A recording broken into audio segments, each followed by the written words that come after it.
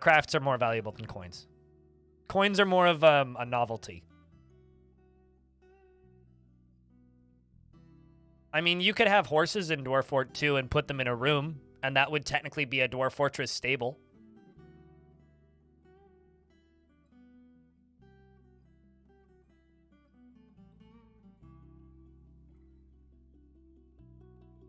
Do animals take up the same amount of processing power as dwarves do? Well, animals don't think, so no. It's the thinking that takes up processing power. It's the memories. But no, Dwarf Fortress is quite stable. And my forts are usually quite stable. I have to forcibly make them unstable because you know. Nor do they have any relationships, really? Yeah. No, they have, like, their feelings charts, which are tracked, but that's about it. Anyway, let's play some Dwarf Fort, chat. You can say hi to YouTube if you like. I don't know why my brain has just, like, renamed this fortress to Dangercaverns. I think I've even, like, named the YouTube series that. But anyway, Danger Caves. You know. If you watched the video I uploaded this morning, when creatures collide, you'll know what happened at the end of the last time we played. So...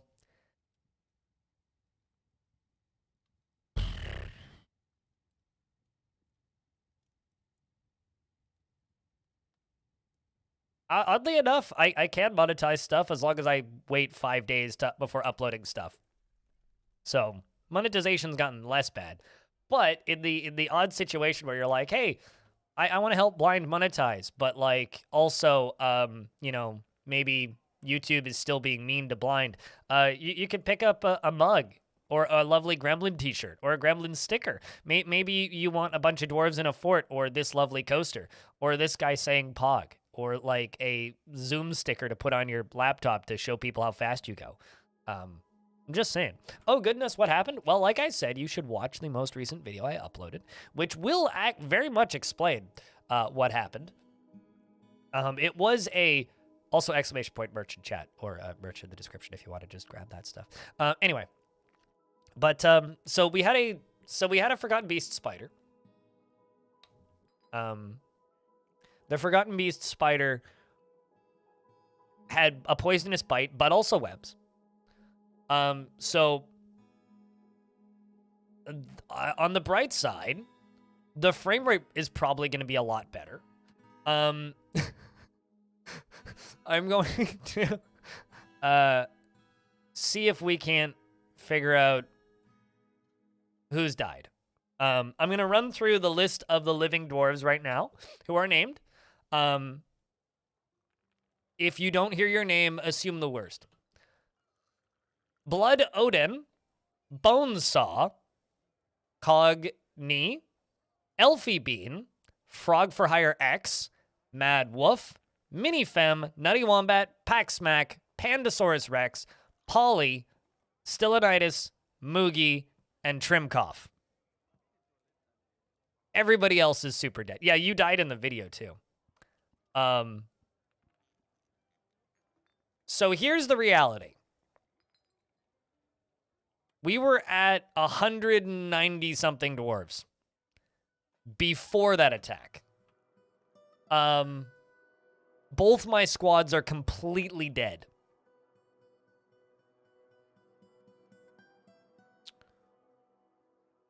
We're still an open cavern fort.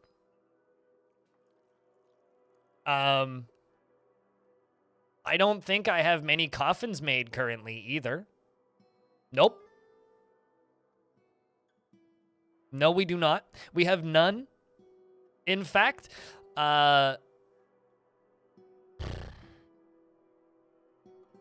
so we need to make a memorial.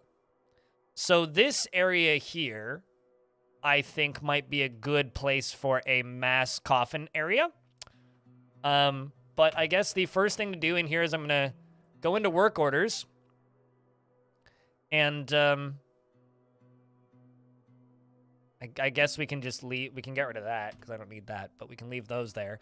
And I am going to assign us a new manager because we don't have one currently. Moogie, congratulations, you're now manager currently. We're also going to need a new captain of the guard. Oh, also, Moogie's a county now, by the way. So Moogie got promoted. Are slabs faster than coffins? Sure, but I got all these bodies here, so while slabs might be faster than coffins, I think we're better off making coffins to properly memorialize these dwarves. So I need coffins. We need about 100, so let's just make 120. We also need... Actually, do I need doors?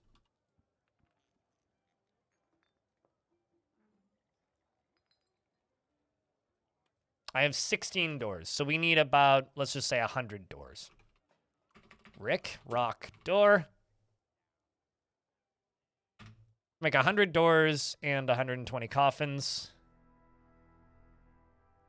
Just make them out of dolomite for the coffins, so at least they're all the same color. One thing missing is a necromancer now. It wouldn't be the same even with necromancers. But yeah, no, just to name some dwarves that I see on here that are dead. Nerev, Flykick, Monticore, Deadly Alwyn, Orange, Aegis, Vervolts, Jungles, Casual Elephant, Bananacint, Suited Giraffe, Gimli, Blue Sandwich, I Ate Your Lobsters, A Devilish Potato, just to name some. So hopefully we don't get hit by a Forgotten Beast anytime soon. There is a dwarf who's just begun a mysterious construction, though, so hopefully it'll be a sign of our fortress rising once again from the ashes. They have grabbed 3 pieces of cloth, steel bars, Forgotten Beast leather, tourmalines, cat bones, silver bars, bloodthorn logs, and amante le dantiles la aquafiva based Forgotten Beast bone. So yeah, that's gonna be what we're gonna have to do now is recover this fort. So it's the first thing I'm gonna do is I'm going to make something I don't actually have in this fort right now, a corpses stockpile, and we're gonna start trying to build this build a memorial way here because frankly we're gonna need it. I'm also really curious to see if the frame rate fixes itself because currently it's pretty bad, and it was pretty bad before all of this happened. And I'm hoping it like recovers a little bit because frankly we're gonna need it. But it's gonna take things a bit, and we're gonna keep finding things dead for a while. So let's follow one of our weavers as they go about their day after this absolute travesty. Can you use coffins as tavern tables? No. No, they are not usable as tables. Geek 2 Games was found dead.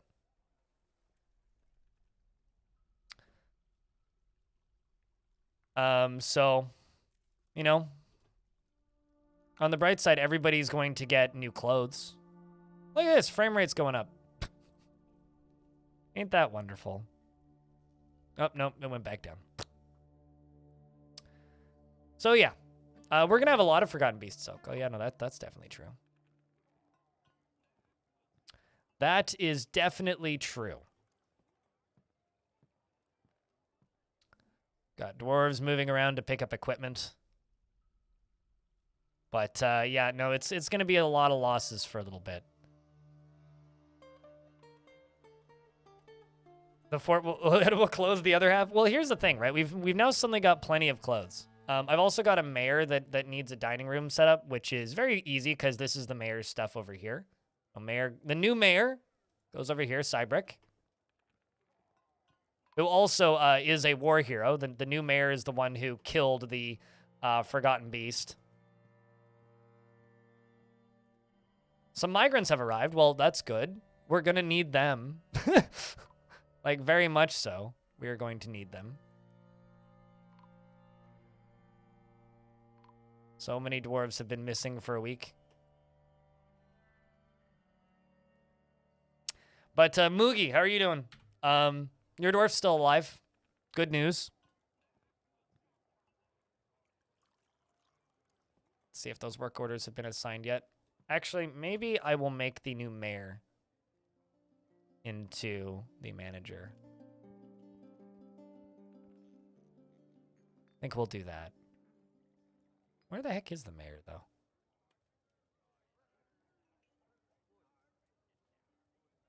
Nah. We'll leave it as Moogie. The question is Moogie actually doing stuff of value right now?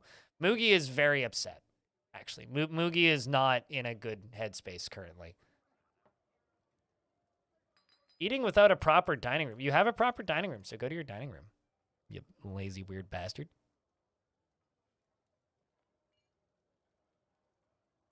Oh, you're dead, Darius Cardin. You are dead. Time to start a new life here? Oh, what the hell happened here? Pretty much. Yeah, no, those poor migrants that are just arriving now have definitely been in a better place. And it looks like these dwarves want to hide from this disaster because Lykot, the glassmaker, has created Stellen Fonoges, a frilly cave spider silk mask, and offers it to the mean, angry abyss of beer. Do we give this to Moogie? I think we give that to Moogie, but let's read what this is. This mask. This is a frilly cave spider silk mask. All craft store ship is of the highest quality. It is encrusted with marquee cut green tourmalines and studded with steel and decorated with cave spider silk and forgotten beast leather and cat bone and bloodthorn. And it is made from cave spider silk cloth. And this object menaces with spikes of silver. On the item is an image of the furnace of inks. A thin, translucent metal halberd in cave spider silk. On the item is an image of dwarves in cave spider silk. The dwarves are traveling. The artwork relates to the foundation of Danger Caves by the mean, angry abyss of beer of the accidental ceiling of the early spring of 281. On the item is an image of a single cut gems in forgotten beast bone. Yeah, same. I can't wait until those sprites get fixed. So I need a new captain of the guard. I need a new captain of the guard. We've got a siege operator that just showed up here who is a proficient swords dwarf. And I think there's at least one novice wrestler here. There you are. Urist, a novice wrestler. I'm going to see Frog for Hire is a novice axe dwarf, or mace dwarf. I don't know if Frog wants me to toss their dwarf in there, but... you're a novice axe dwarf. I'm looking for dwarves with some sort of combat skills. Wrestler. You guys can go train. So we can at the very least get some dwarves training.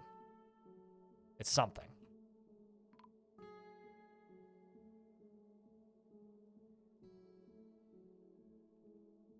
Now here's the question, Moogie. Are you going to go do your paperwork? Because I don't think you are.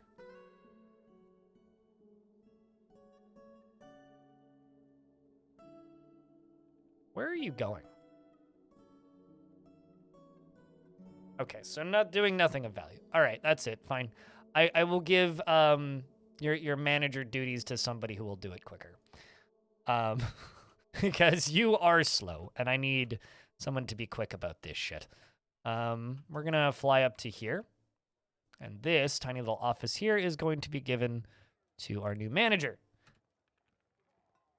And this... We'll give you 2 of these, whatever they are. Your game for anything? Captain is... Everybody's dead. Like, literally everybody's dead, Saber. Like, don't even ask if you're alive. Everybody's dead. Free Old Boreas is one of the most recent named dwarves that was found. But yeah, just everybody's dead, basically. And if you don't know what happened, go watch the most recent video I uploaded to YouTube.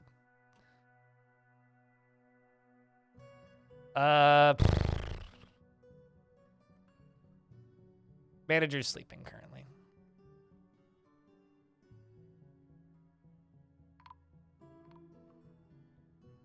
We're finding more dead. They're all out pretty far, too. IR Stupid, hello, how are you? We are going to have a lot of clothes to sell here in a few weeks.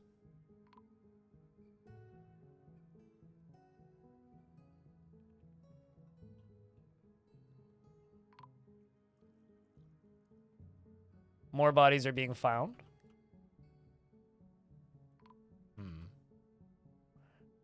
Do I have any miners is also another question. I'm going to need more miners, so I'm just going to assign some dwarves to mining.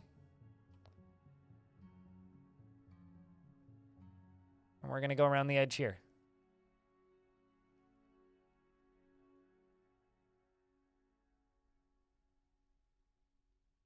Thanks for linking the video, Keyframe. Did you mean to not type in Keepo? Because Keepo worked real well in that. Just saying. All right, we're going to go all the way around the edge here. And then I think what I'm going to do, if I need even more, which I probably will, I will start channeling down in between these, and I will start digging out those. Also, something I need to check. We are currently still set to burrow. That's probably why things aren't getting done. I can turn that off. KEE tab, yes. Good old-fashioned hitting tab and it giving you an emote you didn't expect. Also, hello, Blazeballs. What's up? Also kind of curious. Okay, well, at least they're fully decked out in good gear. Or getting decked out.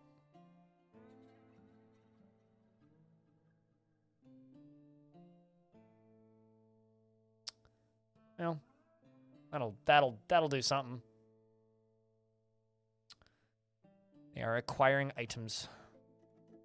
So now that I've turned the burrow off, hopefully stuff can start getting done. And most importantly, we can hopefully start getting bodies put away. Other things I need to do is I need to see, do I have any planters? No, I don't.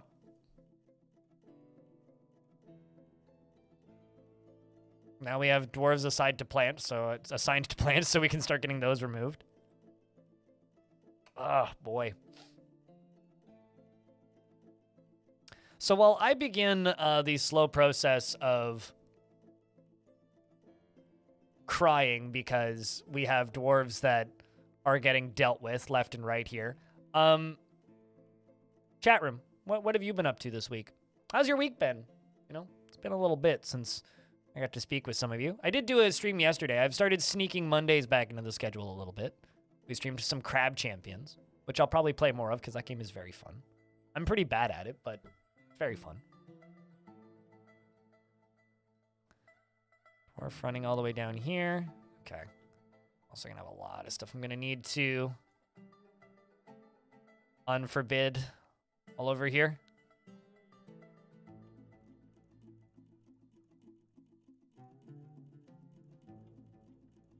Well, it's certainly not the spring. What do you mean, was Crab Champions the fall? No, the fall was this fort lost 100 population. There's Gimli dead.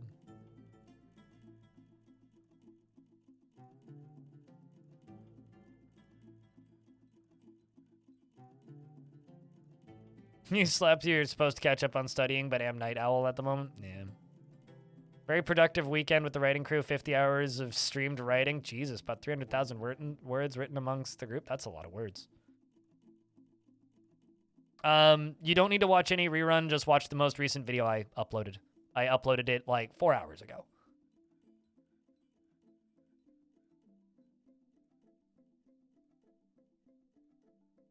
It's like 15 minutes long. Very sad. It's very much a massacre. It's literally just that. That's the fall. Now, playing Crab Champions was wonderful.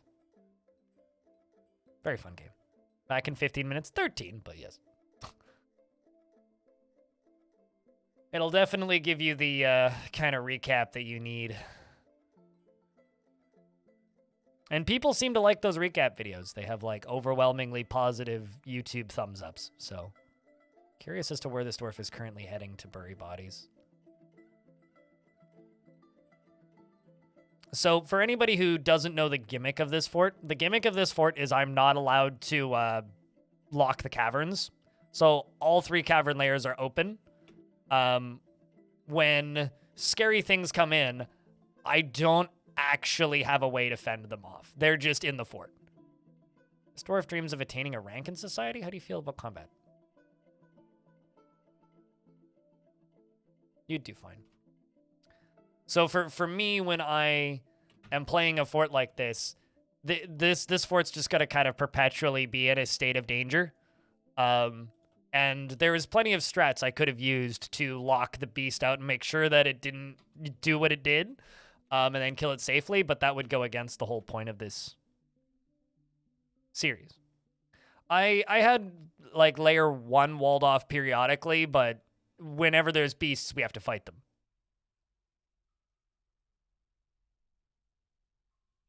When there's beasts, we have to fight them. So that's kind of the rule that I'm going by for current rule sets, is like, when there's creatures, I have to fight them. Would using basic traps to injure the beast be okay? Yeah, sure, but where's the fun in that? Also, that was the first beast that we've run into that was actually a threat. I haven't run into one up until now that's been a threat. The rest have all just been fine. So it's nice to actually have a threat to give me something to build back up from, you know?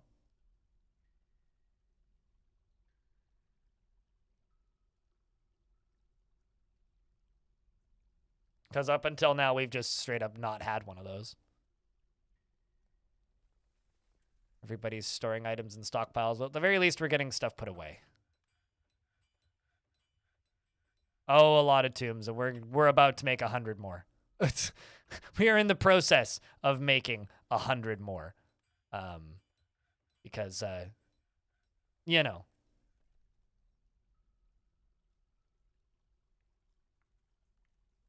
Webs and fire? 2 separate beasts or same beast? Because that's wild if that's the same beast. I don't think I've ever seen that before. Separate beasts make sense, though.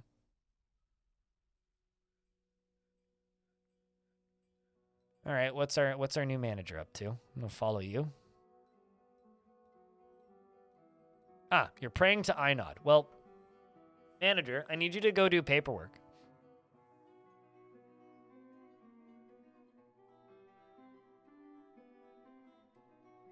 I will link this again. It's easier to just link that than explain it constantly.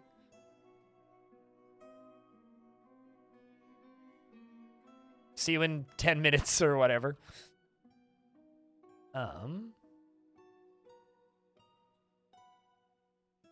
But yeah, I don't know. For just Forgotten Beasts, I don't really want to be setting up traps. I do need to build a better construction to fight them, though, in the upper levels. And I also need to redeck out my military entirely, so.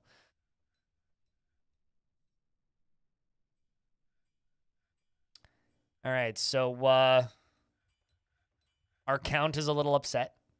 We need to work on our count's mental status. Okay, there is nothing honorable about archery. Any dwarf who wields a bow is barely a dwarf as far as I'm concerned. Crossbows, very dwarfy. Archery, though? Nah. No self-respecting dwarf wields a bow. Very non-dwarfy weapon. Do engravings slow down frames? They shouldn't.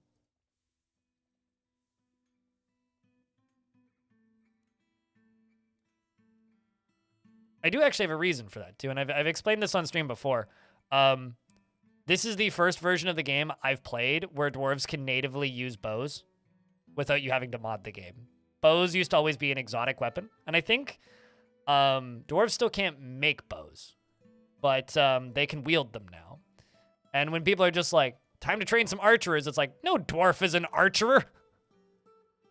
They use crossbows, which is not archery. a different thing.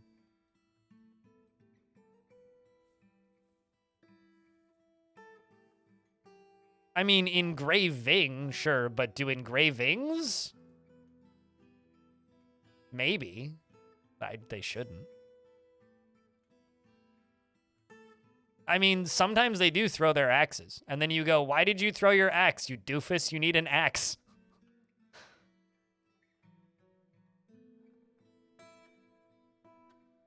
There we go. Coffins and doors are getting started. What's up, Shroom?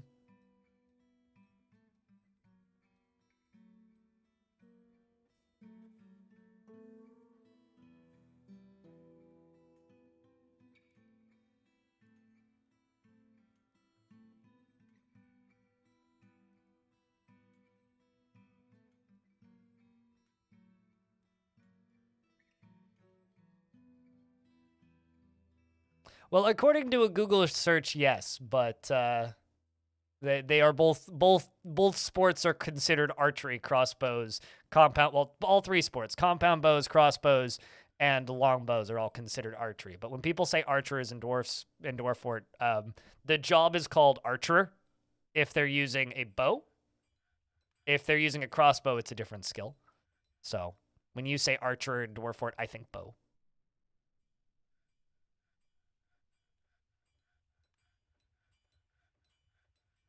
You have your melee dwarves use two weapons. What are your go-to for the dual wields?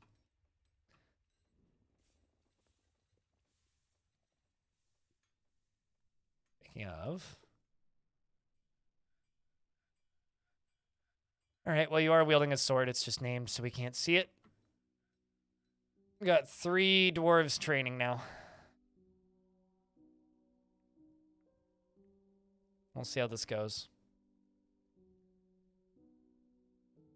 Let's see if I can just add some more in. I'm just looking for dwarves with general fighting skills. This is not a good way to do this, but...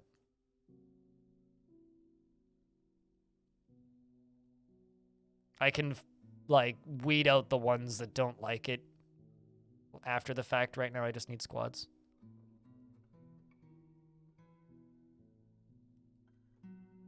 You died typing the archery thing and had to get your corpse back? Wait, in what game? You playing, like, Elden Ring or something? Like, what, are you doing a corpse run? What's going on? Somebody else has... Oh, no, there was one other novice one in there. I mean, that would be a very ineffective whack because elvish bows are made out of wood, meaning they aren't a very good blunt force trauma weapon. So they might be grabbing a bow and whacking an elf with it, but, like, that's only going to do, like, minimal damage. You're playing old school EverQuest. Oh, yeah, okay, that would do it. I remember reading something about them trying to add in pay. Like, I saw, like EverQuest was in the news the other day because, like, something to do with pay to raid and people being mad, understandably so. Oh, it's funny. I wonder how many people are actively playing EverQuest in the world right now. It's got to be, like, a non-trivial number.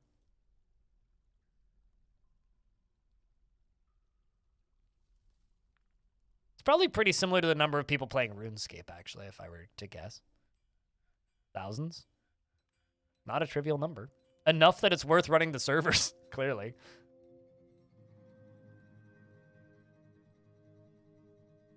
I don't know what Project 99 is, so.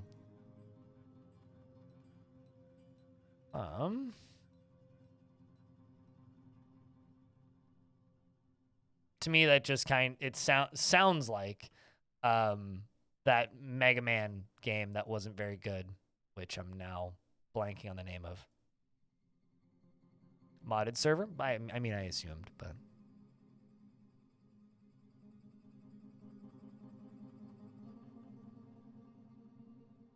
Well, it's because EverQuest 2 was never particularly liked, if I remember correctly.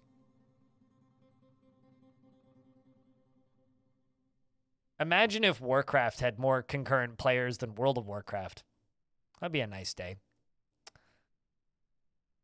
I also do realize and acknowledge that those are very different games.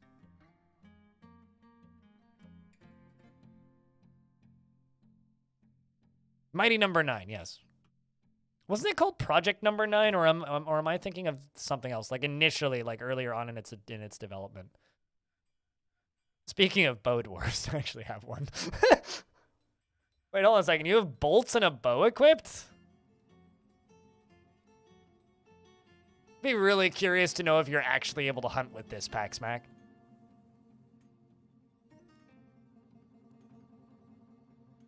Bomberman 99? Yeah, true. Too many numbers in video games. Final Fantasy 7. Tetris 99. Dwarves can use bows. In this version, they can natively, yes. We were just talking about this. But that bow dwarf, or hunter dwarf, I suppose, has a bow equipped and bolts. So I wonder how many people like have bolts and a bow equipped on their ranged marks dwarves in their military squads and then wonder why they don't work. I wonder how often that is happening. Probably pretty often, actually. And if they do that for hunting, I'll betcha they do that for squads too.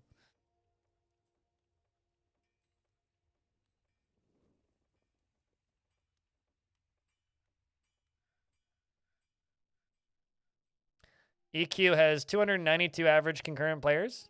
That's about the same as like most. That's about the same as the MUD I play, which is about as old.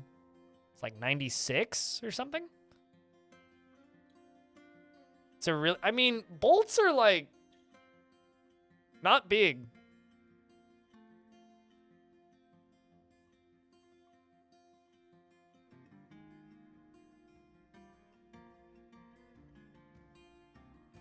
MOBA's killed a lot of things.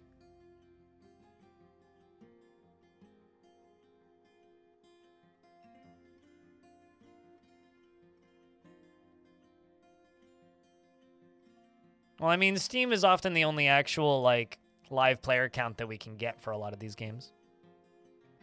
So, and Steam is usually, for games that have their own clients, usually about a quarter to a third of the player base.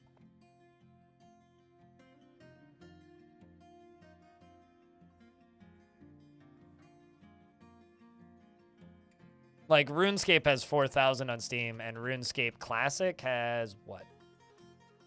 Old school RuneScape has 1,300 on Steam. Nope. I do not want to stream that.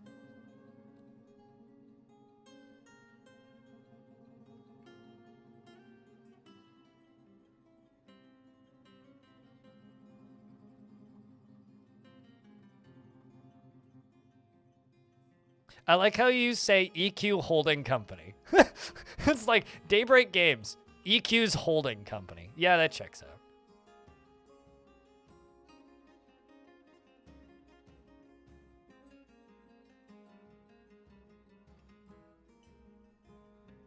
$29,000 active subs.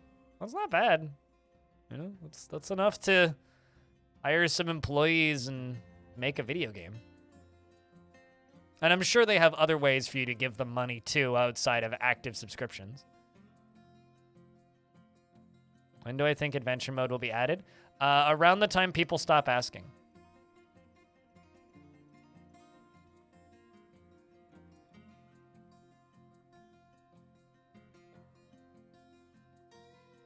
The problem with Steam is that it connects to Daybreak, which just nickels and dime you for everything. I mean, if you want an MMO to continue to exist, they have to pay for it to continue to exist, unfortunately. Half-Life 3 all over again? No, because it'll actually come out. Half-Life 3 will never come out. But here's the thing, right? I answered this question in a video I uploaded the other day, as well as like many times on stream. Time is subjective. It'll take them about a year after they start working on it. They haven't started working on it yet.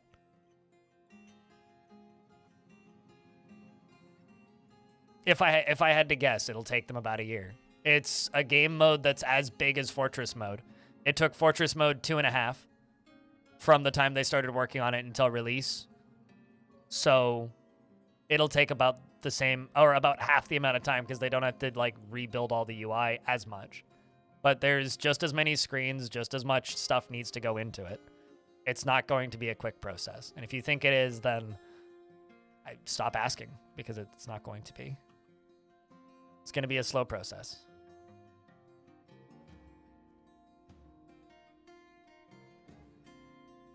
And trust me, you don't want them to just port the current version 1-to-1, because the current version has a lot of issues, which means they're adding in a lot of stuff from a update that was promised before Premium was supposed to be out. Alex's Half-Life 3. No, it's a spinoff. It's not titled Half-Life 3. It's also not the third Half-Life game, so you also can't use that argument that it's the third Half-Life game, because it's not.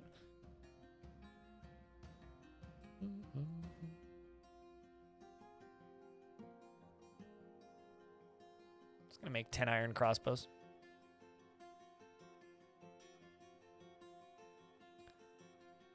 Potato King 773 or 638. Thank you very much for the 31st month of subscription to the channel.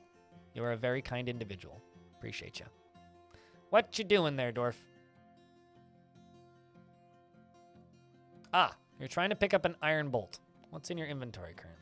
Ah, you were able to pick up the iron bolts. Oh, you were just picking up all of the iron bolts. I get you. Oh, man. This is one of my recruits who got gelded in the process. Hold on a second.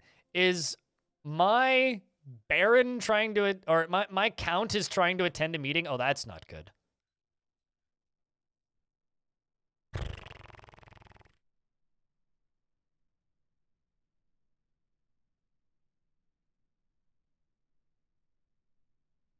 Pistol 3? Yeah, I don't know. I enjoy Half-Life, and I enjoy Half-Life 2, and probably would like Alex if I enjoyed VR games, which they just kind of make me want to throw up, so I don't particularly enjoy them. So for me, it's kind of a... Nah. Yell at the mayor? I think that's what he's going to go do.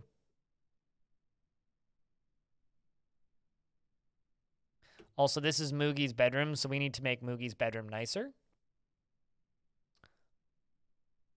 I'm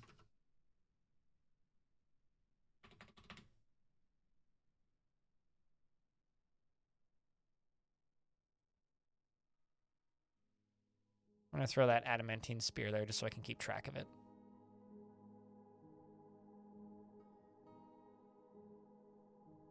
It's the best VR game? I mean, I haven't played it. I'm sure it's great, but... Half-Life Alyx is the 8th? That sounds about right. Like, if we're counting, like, opposing force and whatnot, then yeah.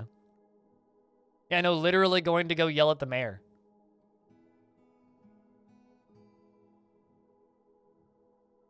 That's a funny concept. Feels satisfied while yelling at somebody in charge. It's good to know that the Baron can take advantage of the dwarven mental health situations. In terms of mastering a skill, and the skill was realized. It's Marcasite and gold. What are your recent memories? Probably terrible. Experienced trauma, embarrassed upon a very poor bedroom. Experiencing trauma. Not having a tune after... Not having a tomb after gaining another year. Become more prone to stress. Well, that didn't help. I love that there's just like a dwarf's head right here. There's just a head right there. I guess that we can truly say that this fortress is ahead of all of the competition, but man, there is just a head right there. There's just a head. Oh boy.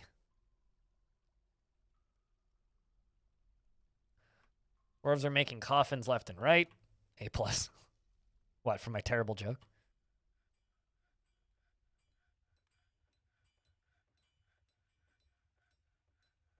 All right, we're going to go all the way along here, all the way along here, and all the way along there. Don't get ahead of myself. I try not to.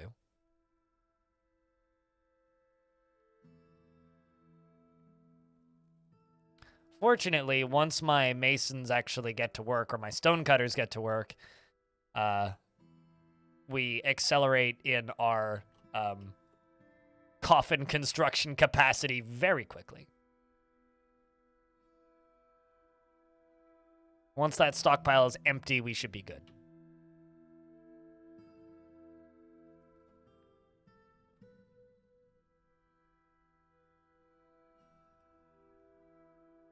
Or do they actually do something different? They do something different. They well, they allow what's it called? Wagons to go up and down them, for one thing. And the stairs are vertical, right? So it's like taking a ladder. Ramps are horizontal, so you move down at an angle, meaning they have certain combat advantages. They are more useful in certain situations. If they're wet, dwarves are more likely to slip. There's all kinds of funky little differences, but they are mechanically quite different in the way that you construct them. And they play quite differently in forts. Goal is probably the command you're looking for, Vixen Rose. I should probably just make it both of those things, but then I'd have to update 2 commands, and I'm lazy. Or actually, no, I could just give it an alias. Nah, I'm still lazy. I could make that work, but eh.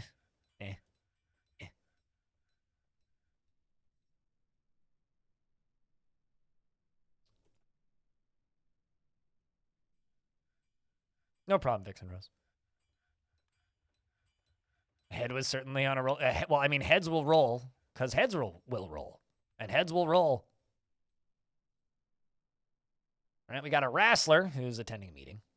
Well, that's good.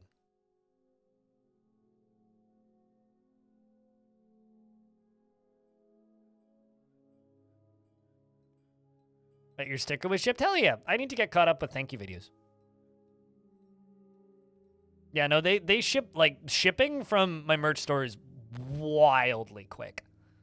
Like, it's freaky how quick it is.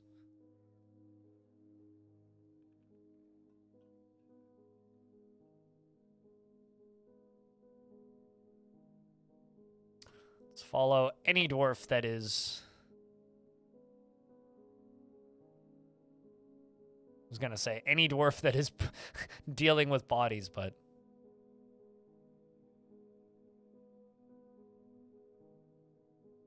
Like, I shipped a bunch of items to one of my mods as a thank you for a thing.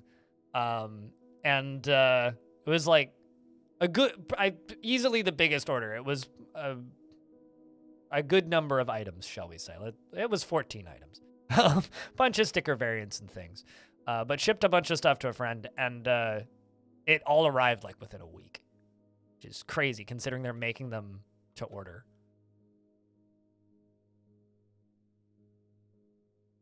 So, I also kind of want to ship mugs to Zach and Tarn, but one thing at a time. All right, so when traders arrive, we're... oh, boy. When traders arrive, I suddenly had to realize what I was actually saying. When traders arrive, we're going to have to stop working on this and then sell a bunch of stuff.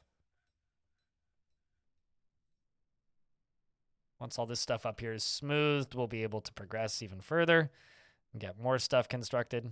Probably throw more coffins into these.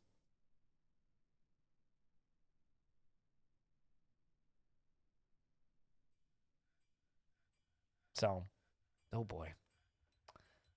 A number of bodies. But yeah, what we're gonna have to do is we're gonna have to make areas like this. Areas where it's easier for the dwarves to fight forgotten beasts.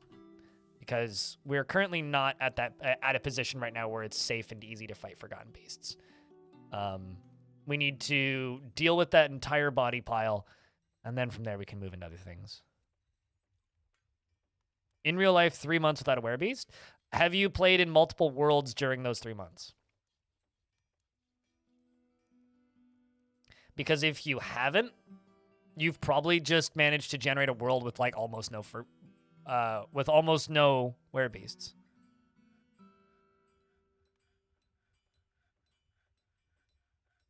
That, or you've kept your population really low. I'm trying to think of different reasons why werebeasts wouldn't show up.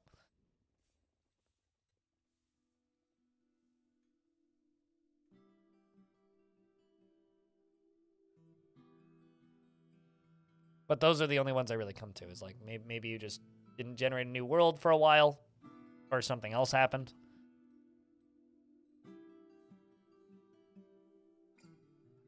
Okay, I've got a question actually that I'm currently thinking out loud with. Okay, yeah, they must have gotten rid of the Forgotten Beast's body. I mean, I do have 422 meat, and it was lower. Today is a fresh world. Okay, that's probably why then. So if you made a new world today and you've had 4 today in the fresh world, that would be why. It's because the fresh world is you know, doing that. You've just got an angry god in this world that's like cursing everybody. A vengeful god. Because that's all it is like worlds with a lot of were creatures or just have a lot of people getting cursed by some gods. So you must have a god that doesn't like your dwarves there.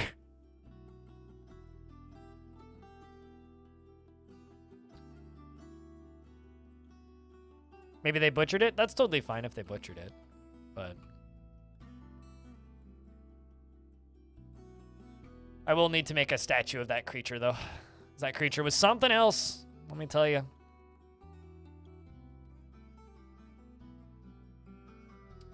Speaking of, we are back to putting dwarves in tombs. And actually getting the coffins put away, which is good. These dwarves are all having to endure the decay of a friend.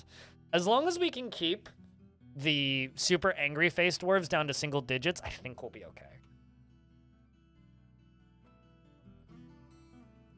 But yeah, no, I mean, like, I've gone months in similar situations where it's like I'll play one world for like 4 or 5 months and like not see a single necromancer and stuff like that, and then swap worlds and play a new faction, and every single fort I start is like full of necromancers and necromancer creatures and were creatures. It really just, it depends on the world. The variance between the different worlds is kind of massive, and it only becomes more obvious the more you play how much variance there actually is from world to world, because it is huge.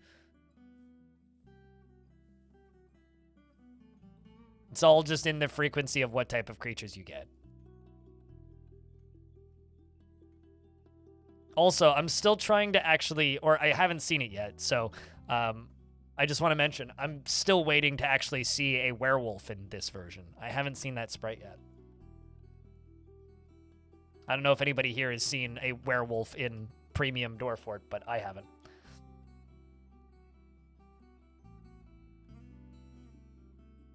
So dwarves are either bringing bodies into these stockpiles, or they are dealing with other... Oh, actually, something that I should do. Let's go to chores. Children don't do chores. I really don't want them hauling bodies right now.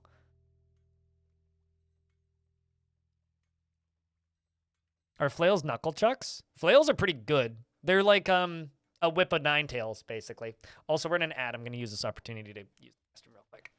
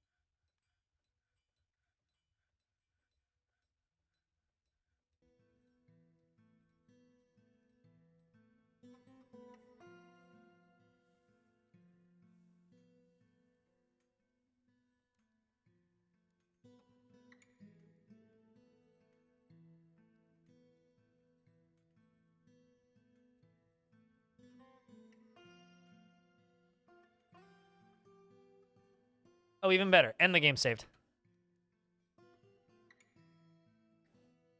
What the fuck happened is not an, like, silly thing to say.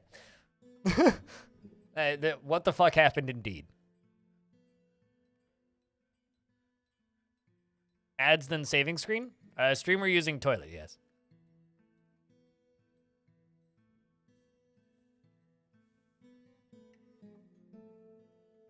But saves in this world are strangely slow for some reason.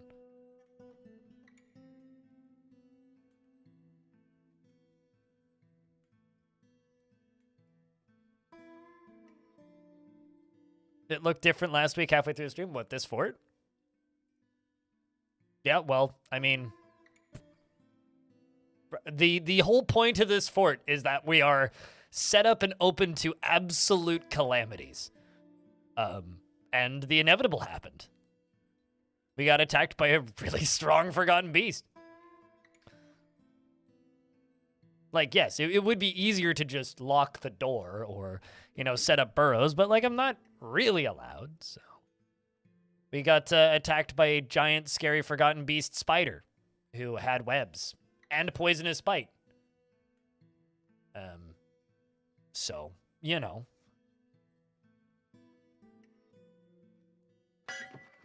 Bring out your dead! Bring out your dead indeed.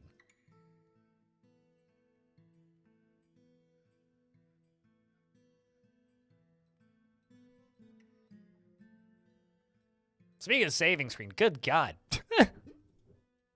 Good God. This is a long one. Need ballistas? Probably. I don't have any... Well, the only material I'd be able to make into ballista arrows, unless... Because the only material this fort has is gold. I'd be able to make wooden ballistas. I don't think I can make obsidian ballistas. And based on my previous experiments in old forts, wooden ballistas are pretty shit.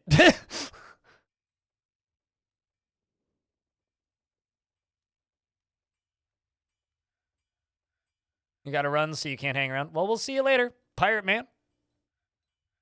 Have a good time being a pirate. Yar.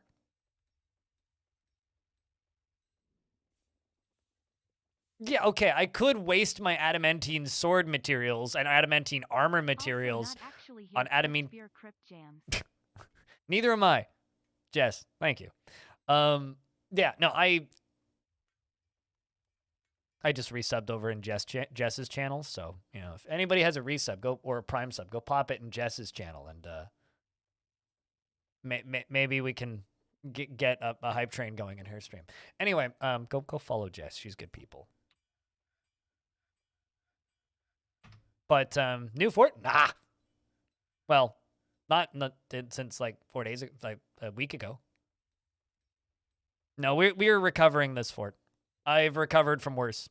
None of you guys remember this fort because I don't think any of you guys are watching me. But the last fort that I built, fuck, what was the name of it?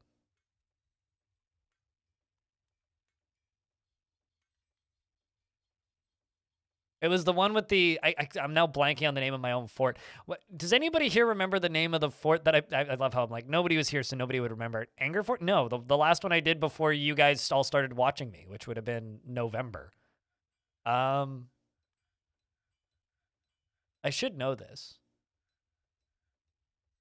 Because it was what I call water, but I'm trying to... It was the one with the glass towers and the lava spewing. It was a good time. Anyway, no, not water lungs. No, not water lungs. No, like I said, none of you watched me then. I'd have to go look at the names of my own VODs. Anyway, that fort went from 190 dwarves down to 16, and I recovered it, so. Stone was there, yep. I think out of fucking Frog for Hire was also there. Okay, go find it. Since this save is taking longer than it normally does. Who knows names? Yeah, I don't know. It was... Stonewater was the name of it. Stonewater. That fort went down to like almost nothing and almost entirely recovered, so.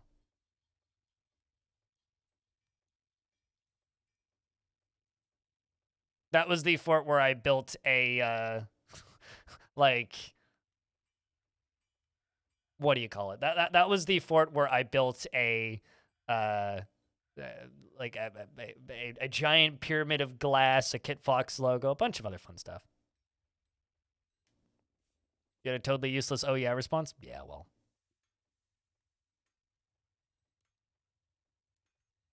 So do I generally. It's so wild looking at my YouTube channel while I'm waiting for this dumb thing to save, because it's just like, you know, Stonewater episodes with the old thumbnail. It's like 400, 700, 400, 230, 300, 200, 9,400, 500, 11K, 400 or ish, 500-ish, 800-ish, almost 2,000 views on that like on the final episode of Long Death, and then just 1,400, then 160,000, 34,000, 40,000, 21,000, 13,000, almost 90. Like, Jesus, fuck. Anyway, we're finally through that that save screen. The first one always takes forever in this world for some reason. No, this particular save file.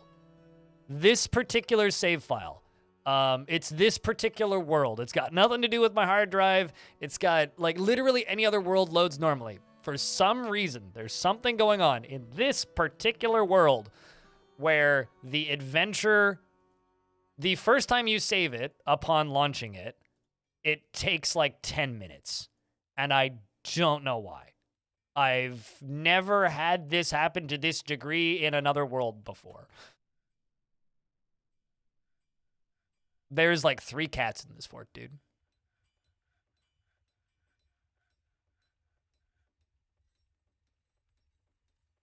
Stonewater was one of the best forts I've ever built. Just straight up. Was one of the best forts I ever made. Placing items in tombs.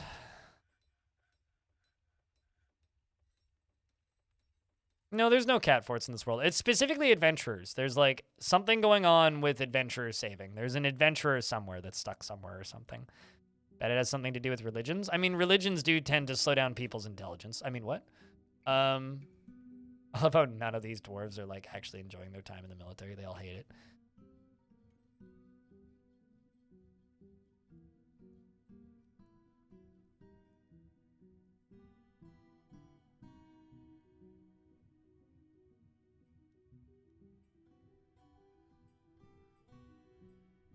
Because of Mothfall? Mothfall was a very memorable fort. What about Hotbeards?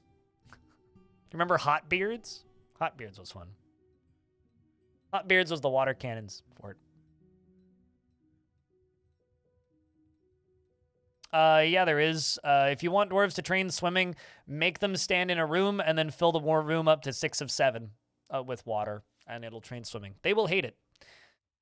It'll wreck their moods, but you can train swimming that way. The stupid lake. That was a pretty fucking stupid lake.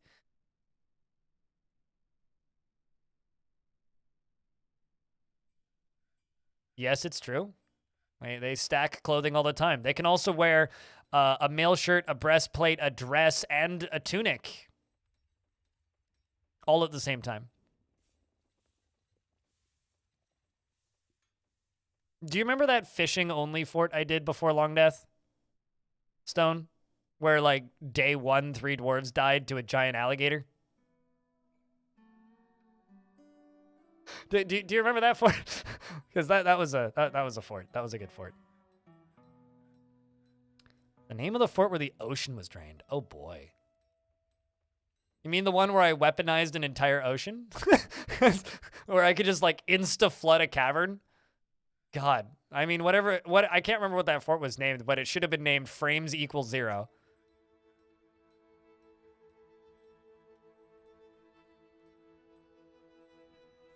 There's multiple ways to make nearly invincible dwarves.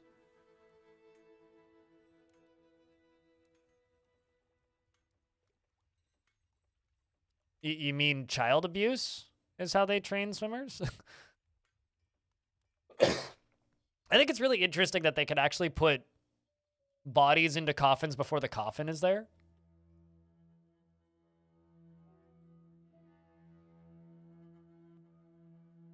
Yeah, even invincible dwarves are not invincible.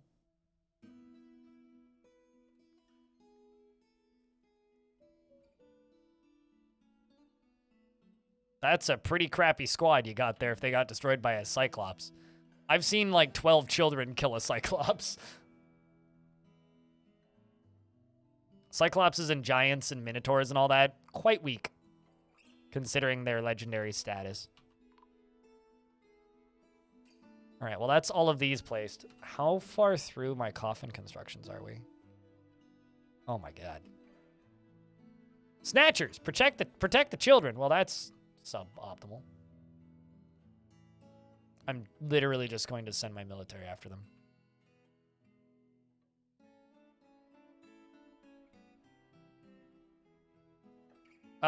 No, actually, not a proven training regimen.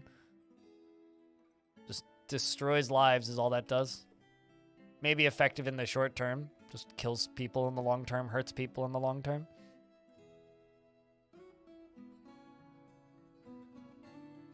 Can be said for many things, too.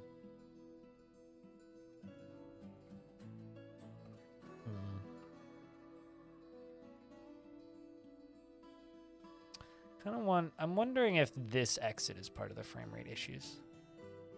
Because the fact that they just path this way. You know, I wonder if I put a wall right here.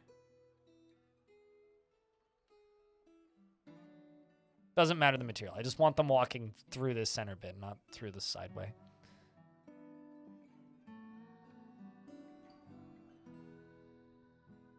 Really? That is a weird way to lose a legendary dwarf.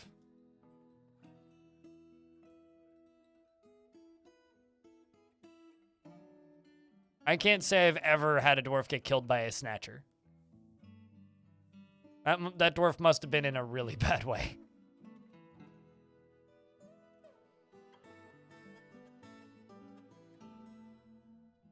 Welcome back, X-Man. How goes the quest to find your wallet? Oh, you need a second weapon rack? I didn't realize you didn't have one.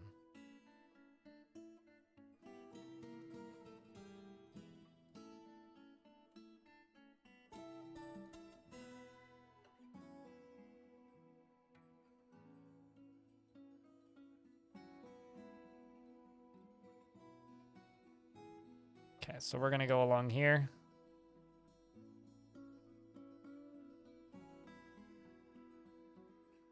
And then after this cleanup is done, we are just going to turtle the fort a little bit and see if we can completely rebuild my military, construct some other defensive stuff, and, you know, maybe we'll look into something like spike traps or something for some of the layers, but geez. Oh no, they ignore traffic zones. Trust me, making this red traffic wouldn't do shit. If it's like their fastest, easiest priority, just walling it off's easier. And also, I don't know if it's an FPS bottleneck. I'm just trying to see if it is. This is easier, in my opinion. Yeah, that definitely was part of it. I'm going to move this pillar and this statue. I'm gonna move the statue up there. Maybe just get rid of the pillar. Actually, we can keep the pillar. We can engrave it or something. But I do need to remove that statue.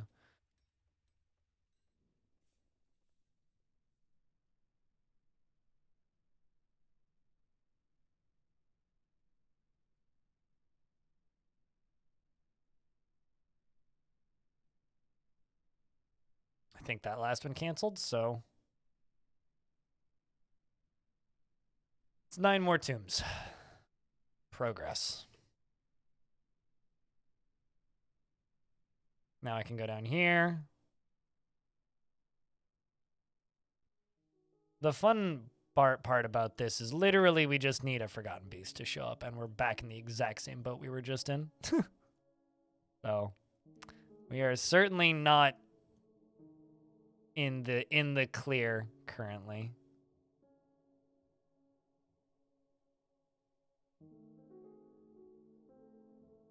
Certainly not in the clear.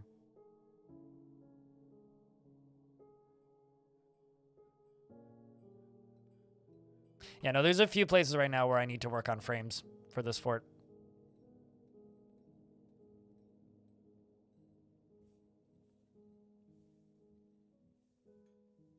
You're gonna tear your room up for it later? How'd you lose it?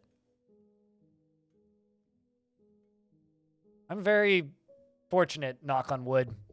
I've never lost my wallet my entire life. I hope I never do.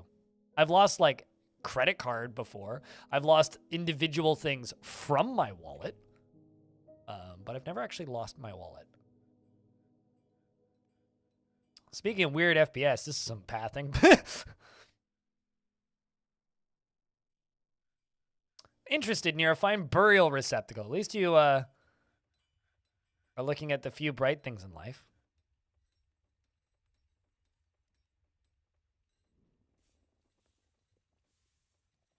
Hatch covers? Yeah, eventually, but I'm more concerned about making coffins currently. And my stonecutters are all pretty busy with said task of making coffins.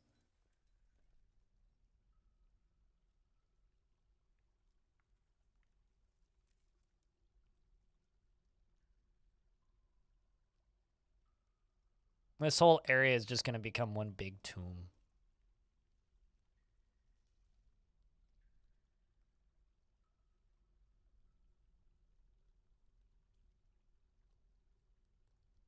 You've had wallets stolen out of your pocket?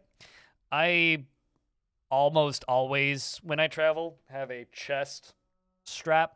So my wallet goes like under my shirt in my chest. So you couldn't do that while I'm traveling. And when I'm just out and about, it's in a secret inner pocket in my jacket usually. And I wear my jacket almost year round. So, never been pickpocketed.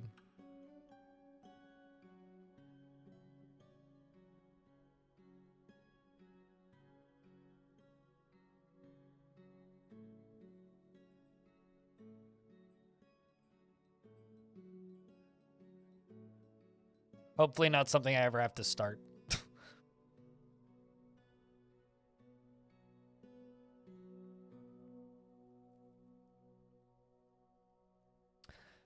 Also, chat. So I've got a little tale for you guys. Speaking of things being lost.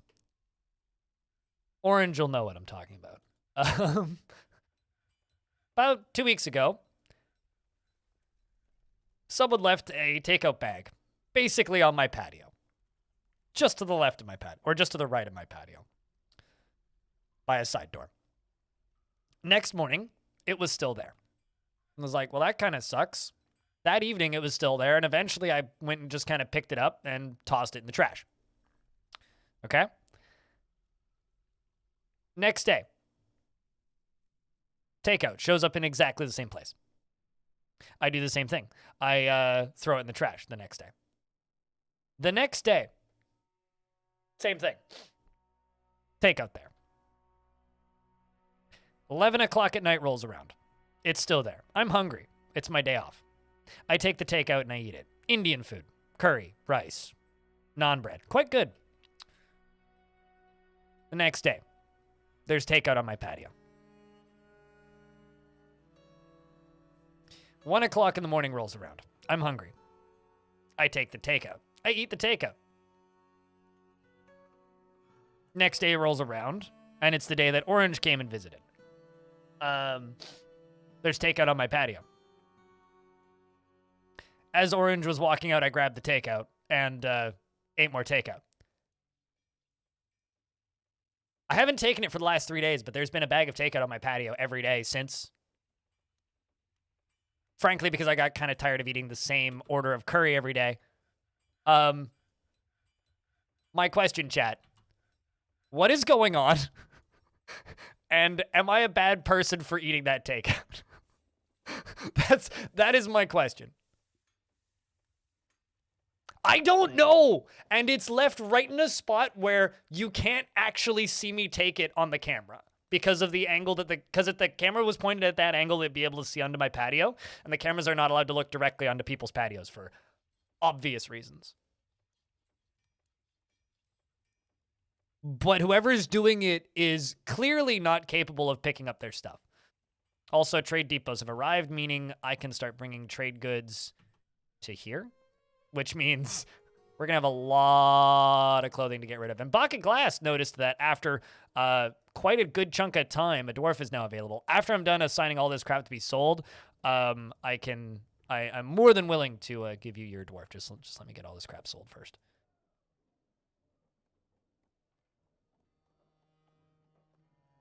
Because we are going to have potentially... There's a lot of false positives on that. Potentially, like, thousands of clothing items sold. Maybe just dresses, even. Okay, so... Okay, Spider Silk has lots of false positives, so we'll skip that one.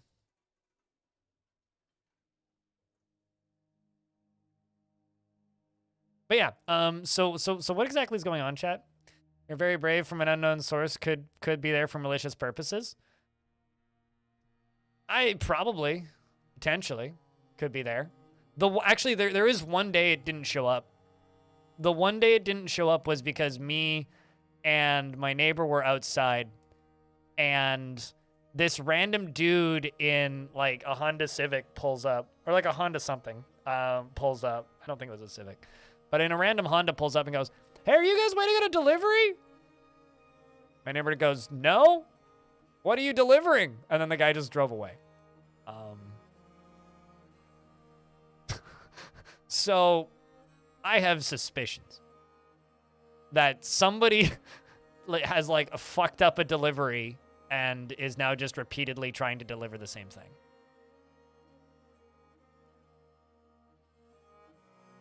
Because it's always the same order.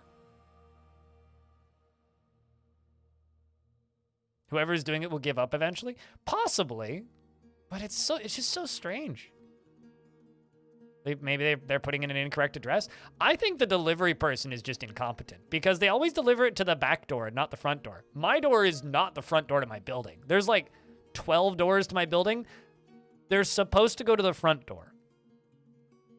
But for some reason, it's being delivered to the like weird alt side door that person ordering it might not even be near.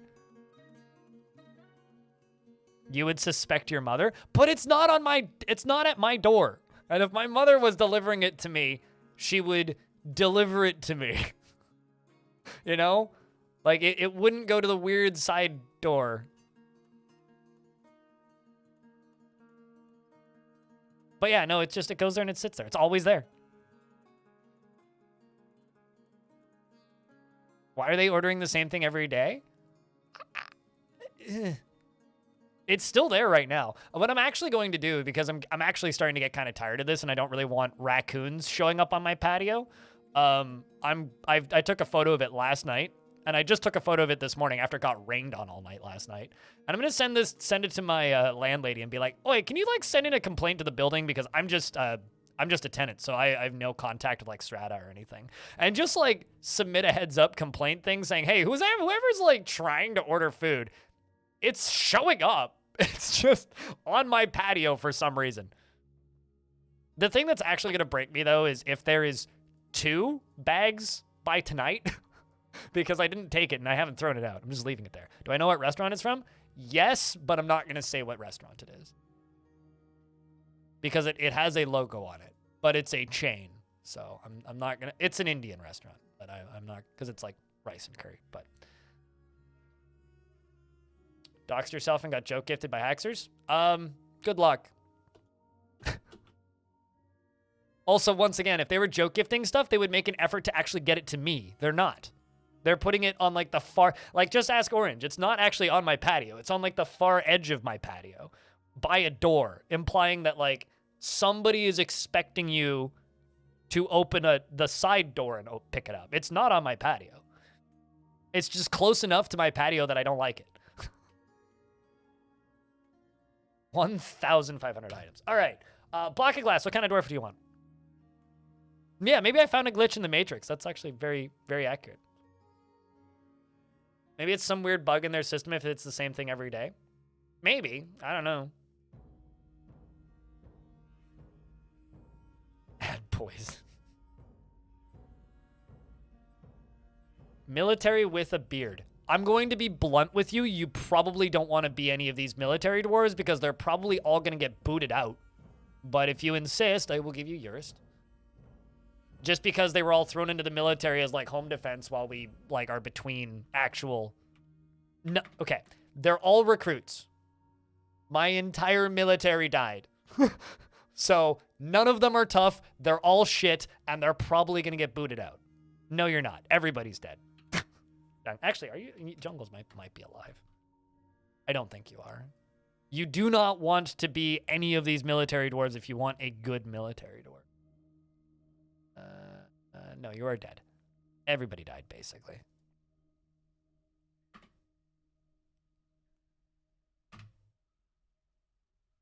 Booted out of the island? No, just removed from the military. Always acts with mercy and forefront at the forefront of his considerations. Only rarely feels strong cravings or urges and tends to avoid any physical confrontations. Works to square his natural tendency with his respect to martial prowess. He has an active imagination and he tends to be passive in discussions. He's not particularly interested in what others think of him, and he tends to form negative views about things.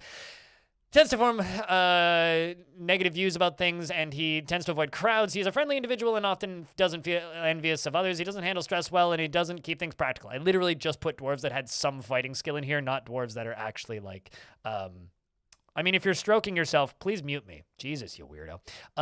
He likes to talk to inanimate objects when he's thinking, and when he's thinking, he clicks his tongue repeatedly. So he clicks his tongue and talks to inanimate objects. All right. Needs alcohol to get through the working day and does not really care about anything anymore. He dreams of raising a family. He likes bauxite, nickel, silver, lavender, jade, coral, and the color cream. The short swords, amulets, and the words of the berries of serenity, and the sound of aquamarine lyric, and the sight of the prim sheen, and when possible prefers to consume creepy crawler and apple cider and fonio, and absolutely hates snails. Yes. I was trying to read that all before we got hit by an ad. What happened in the military fort? I will once again say, watch the video I uploaded this morning to YouTube. But the theme of this fort, basically, is that I can't seal off the caverns. All the cavern layers have active access to the fort at all times. Meaning, when really scary Forgotten Beast shows up, all we can do is fight it. And we got one, which was really unfortunate timing, mostly, followed immediately by a second one that was extraordinarily deadly. And we lost about 100 dwarves. So we are in recovery mode.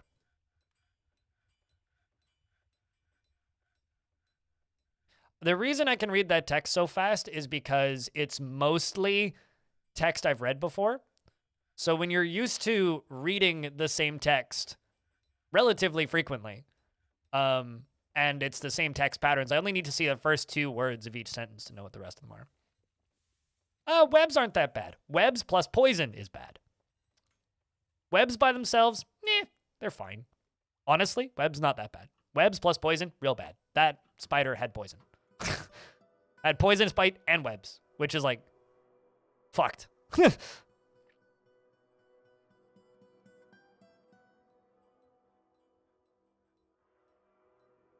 And there are some ways to, like, gimmick webs into not being so bad, but...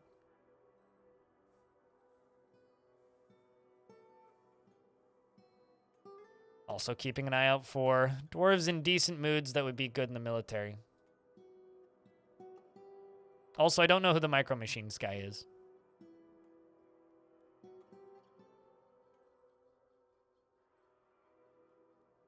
I mean, it's got absolutely nothing to do with how fast I'm reading. It's just about how fast I can talk in general. So because I can talk really quickly, it doesn't actually matter how fast I can read. I just need to know what I have to say. So as long as I know what I have to say, I can say things really, really quickly. The problem is I get to a point when I'm talking like this where I can actually talk faster than I can think, which actually becomes like a genuine problem. So like I just start saying gibberish at a point. So I can actually like read lines of semi-memorized text faster than I can talk. I don't think I saw any of them. I played the Micro Machines games and I had Micro Machines toys, but I don't think I ever actually saw ads for them.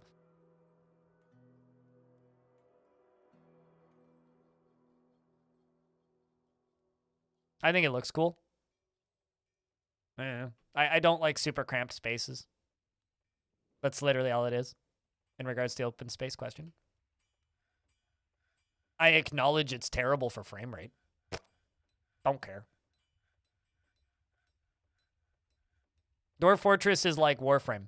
Once you get to endgame Dwarf Fort, it's just about making shit that you think looks cool. So either making your character look as cool as possible in MMO or making your fort look as schwanky as possible. Yeah,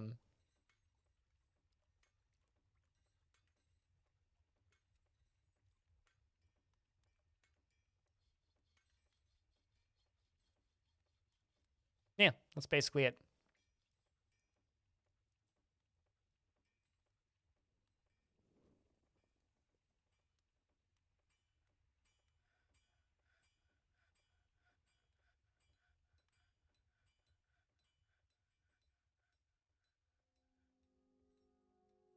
But yeah, no, I can talk really quickly. There was a point in my life where one of my greatest achievements was winning a fast talking competition amongst a bunch of 11-year-olds.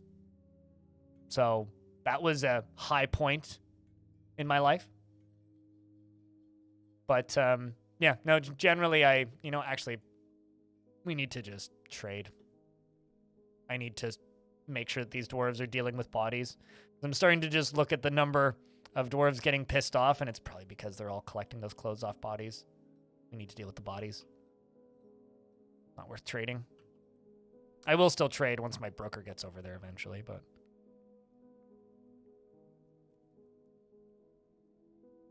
we need to get these dealt with.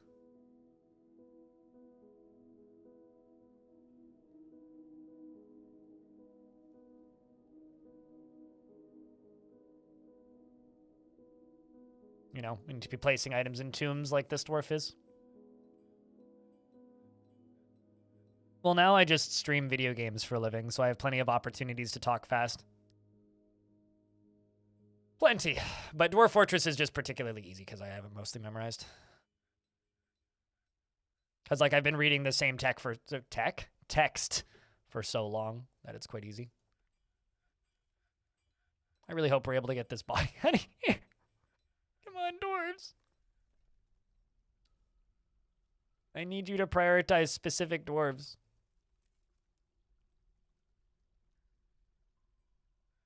I don't know. It's just one of those like completely useless skills that doesn't really benefit you in any way for having them, but is just kind of fun to brag about, I suppose.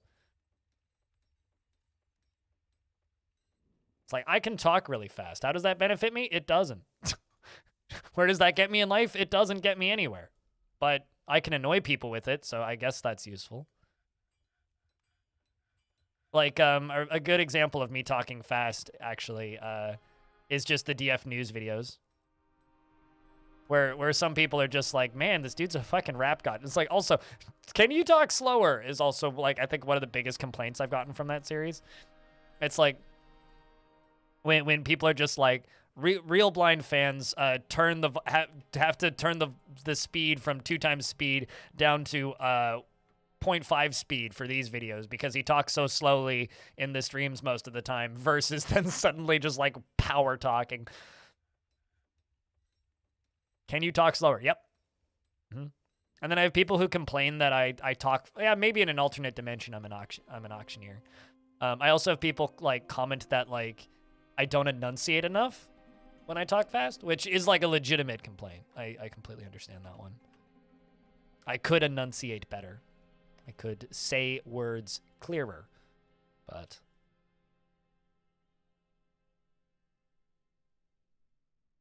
Blind's VODs at 2 times playback is hilarious while high. Why does it like... I'll be honest, I don't watch videos on YouTube at 2 times speed. I just watch them at normal speed. Doesn't matter how long the video is. Does it like distort my voice? because I could see that being hysterical, yes.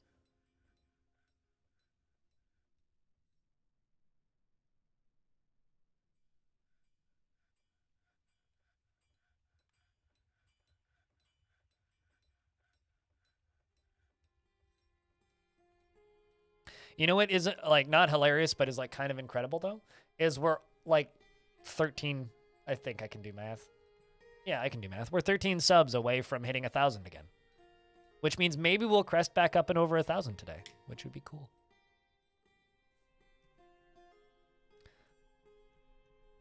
But it makes it super duper fast. So when you're talking fast, it's not quite catch up. So yeah, I believe it. I made an Irish coffee in this mug the other day, and I've washed it since, but it still has this slight taste of like cream and whiskey to it, which is kind of nice. Like it's got a cream and whiskey essence. I wish that you could talk faster, but you just end up tripping over your own tongue and you have to restart your sentence. Yeah.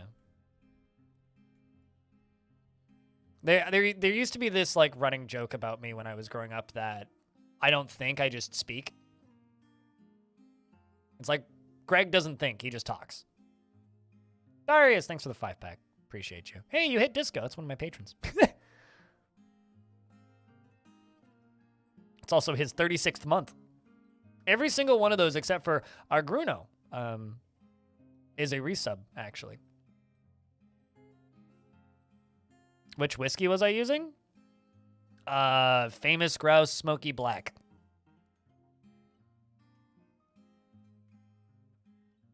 It tastes like a campfire smells. Just tastes very smoky. It's good in coffee.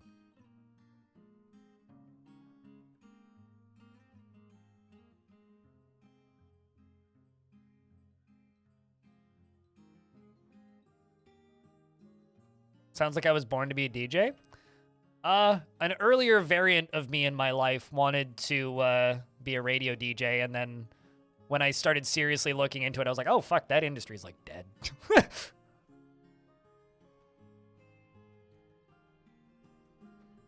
My nickname in high school was Shut the Fuck Up, Greg. I say that like it's a joke, but it's actually true.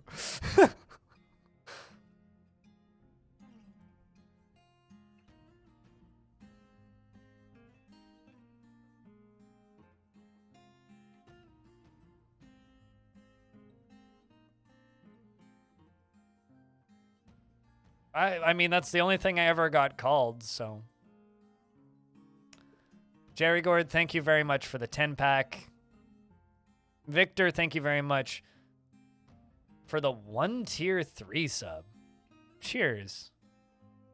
That's a big boy sub. Means a lot. Thanks, chat. We've hit that 1K. You can stop now. We're good.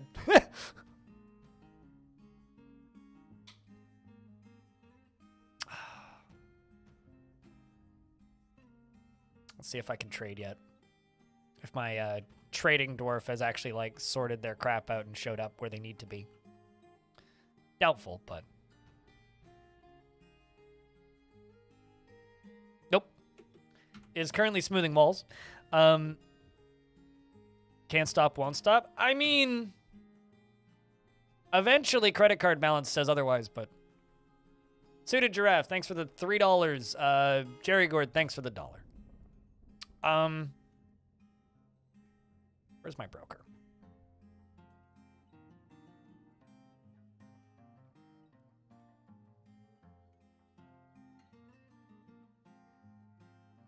Okay, seriously, like, where is my broker? Who is my broker? Avas?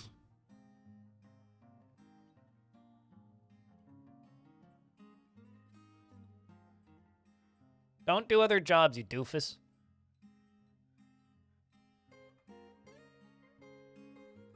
Human god killer. Killed a human god's angel.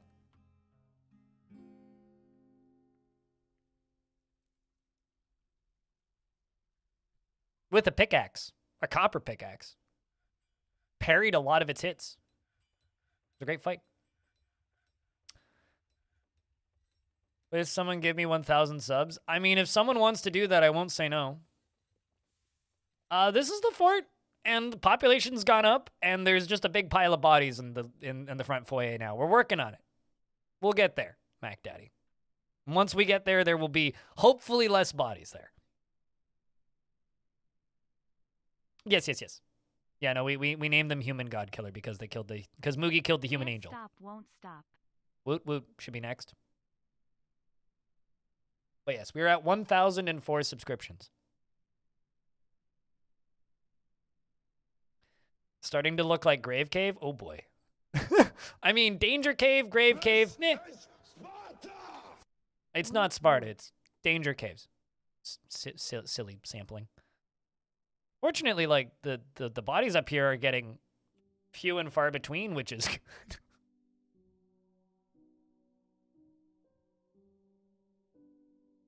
Because they're all pretty consistently down in here now, which is nice.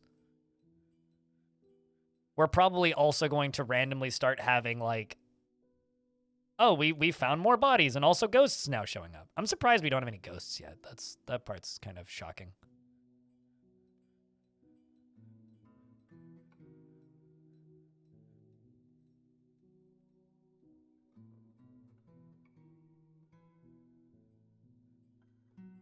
Yeah, I still haven't looked it up.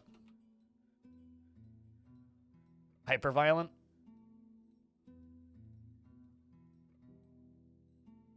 Yeah, not something I would stream. Just at a glance. It actually looks kind of familiar to a game that I played about 5 minutes of where I was like, yeah, this looks really cool, and then, like, never touched again. I should name a squad Ghostbusters? No, because we got Run, Race, Joke already and the Helmed Walks, and those are pretty good names for squads.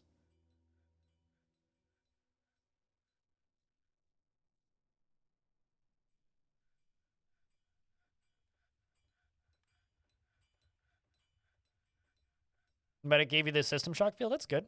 Hello, Jess! You're ending early. What's going on over there? What's up, Cell? Old guy? Mutopen? Alistor? Hello, everybody. There's a pile of bodies on the screen. Do not mind the pile of bodies right there. All right, there's a lot of them. Many of them are missing many important pieces. It's okay. We are putting them into their coffins slowly. Thanks for the shout out to whoever did that. Corpses have to go somewhere. Corpses have to go somewhere? Yeah. Into the bedrooms where they sleep forever. Your connection died the instant you raided everyone over. Are you having internet issues?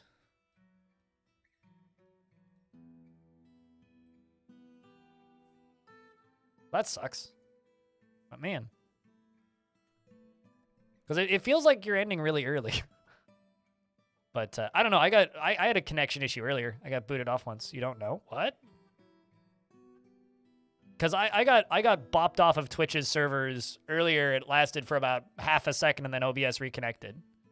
Like, I've actually been live for 3 hours, even though Twitch is claiming it's less.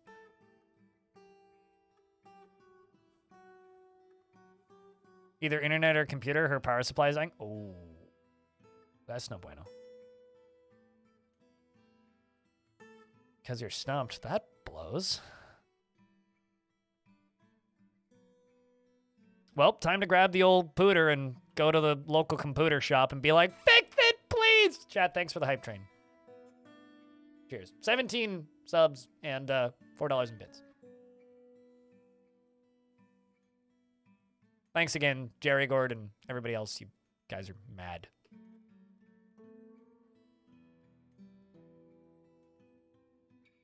Oh, has one? Well, that's good.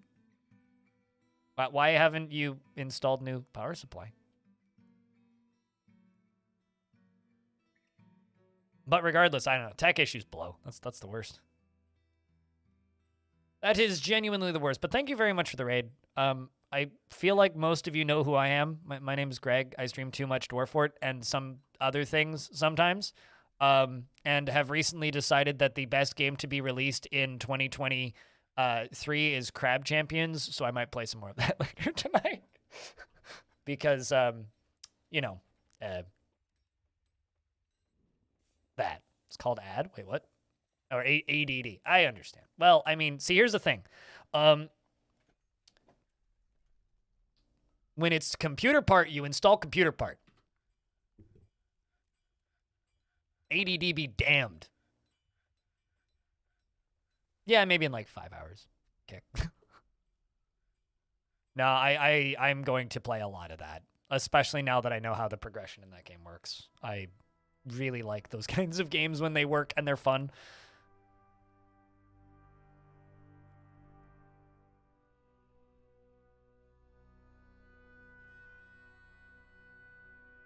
Such lag, much smoothing.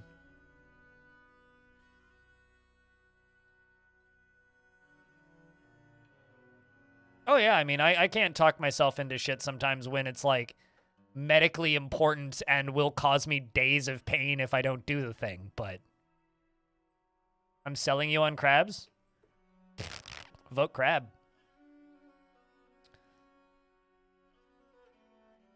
It's also like, it's cheaper than those subs you just bought, so.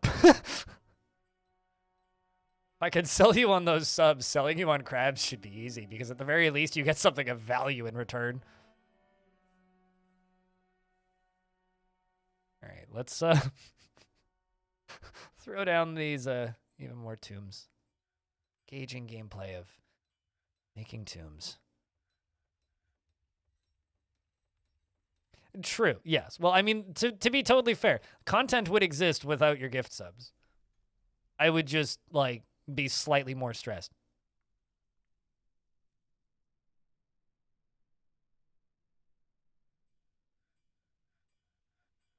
Yay! Some more meat bags have arrived. Yes, you did, Sparkcaster. But no, I very much appreciate the hype trains and whatnot. Self-deprecating humor is just something I'm incapable of existing without. All right. Dwarves are still putting items in tombs.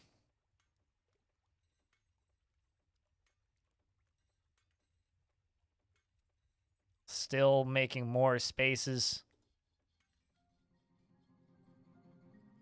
These need to be set as tombs. We're getting there.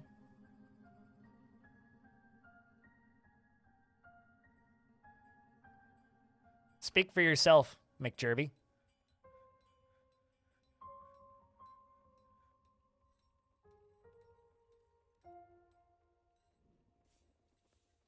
Well, I guess we could say that Logan was a right-hand man. Because that dwarf's hand's in there. How do you feel about this? You don't feel anything after seeing a cave swallow's dead body. Well, it's a cave swallow. It's not even a dwarf. Frequently depressed. Oh. Well, that's good. How about you? How are you holding up over here? Impervious to the effects of stress. A strengthening after experiencing trauma. Well, that's good. Finds the idea of war utterly repellent.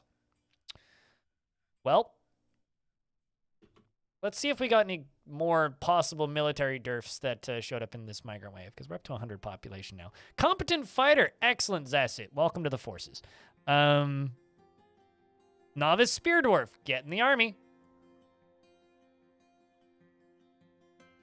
Frog for hire is sort of volunteered too, so I will throw you in as well.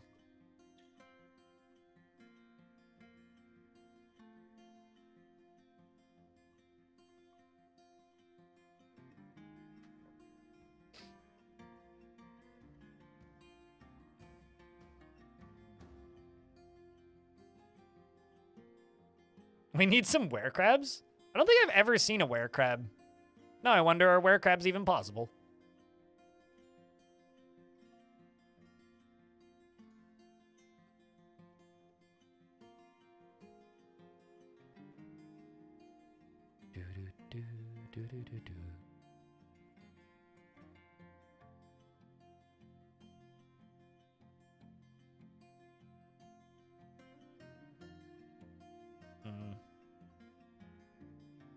When a joke makes you shit yourself? I don't understand how you could say that sentence, but also love in the same sentence. Like, everything about that just sounds dramatic. What's a windlass?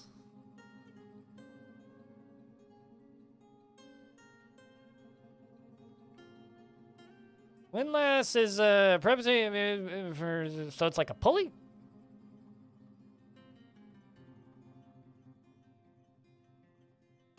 It's a type of pulley.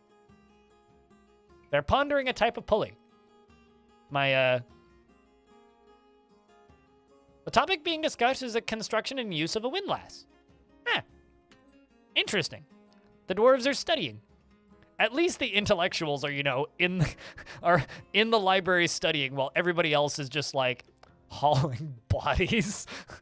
It's just like real life. It's a very accurate depiction of you know, societal splits. It's just like a banana split, except you don't get a delicious dessert with it.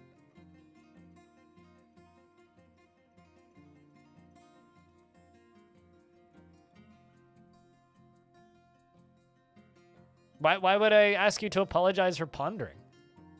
I'm just simply stating that, like, there is a societal difference here between dwarves. The scholars get to study, and everybody else is, like, sad. It's gonna be fun recovering this. We had, like, 52 dwarves with, like, the happiest smile before all this. This is gonna be a journey recovering this.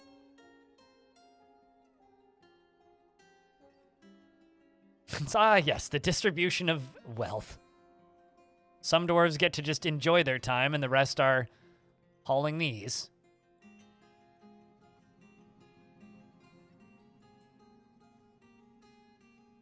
So something I gotta do. Swallow. Swallow. Swallow. Swallow. Swallow. Cave swallow, that's a dwarf. Trying to get rid of these cave swallows.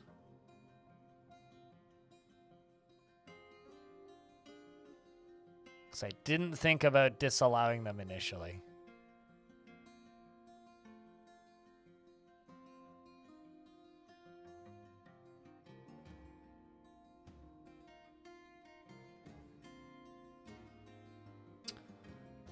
Let's clear up that a little bit. Because eventually, I'm just going to have to, you know, tell them to throw the remainders all away. Are you resting or just hanging out? Oh, you're just hanging out. You're the outpost liaison. Yeah, that's fair.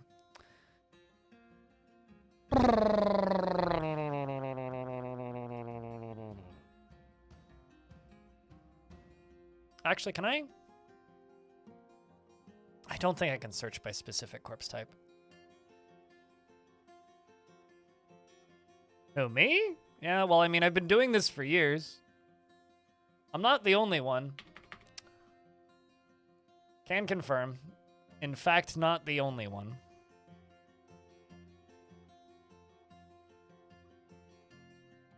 For years, there was, like, maybe half a dozen of us. Now there's more than that.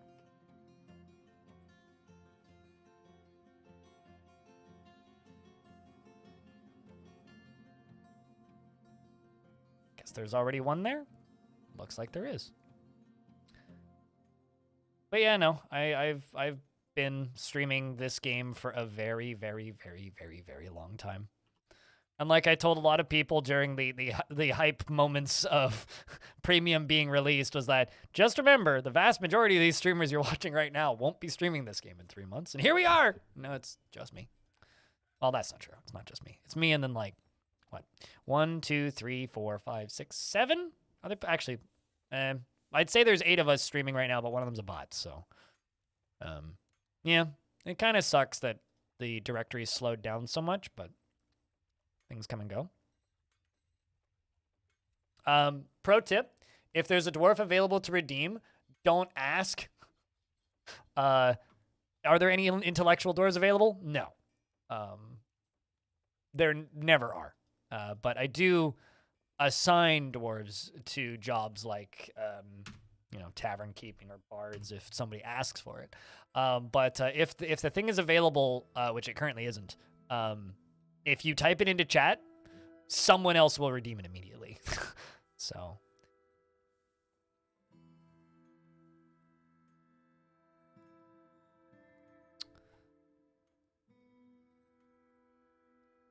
Also, I think I'm going to expel Boo's Hammer. Because I'm tired of having the extra pissed off dwarf. He can live here, but he's insane, so I'm just going to lock him there.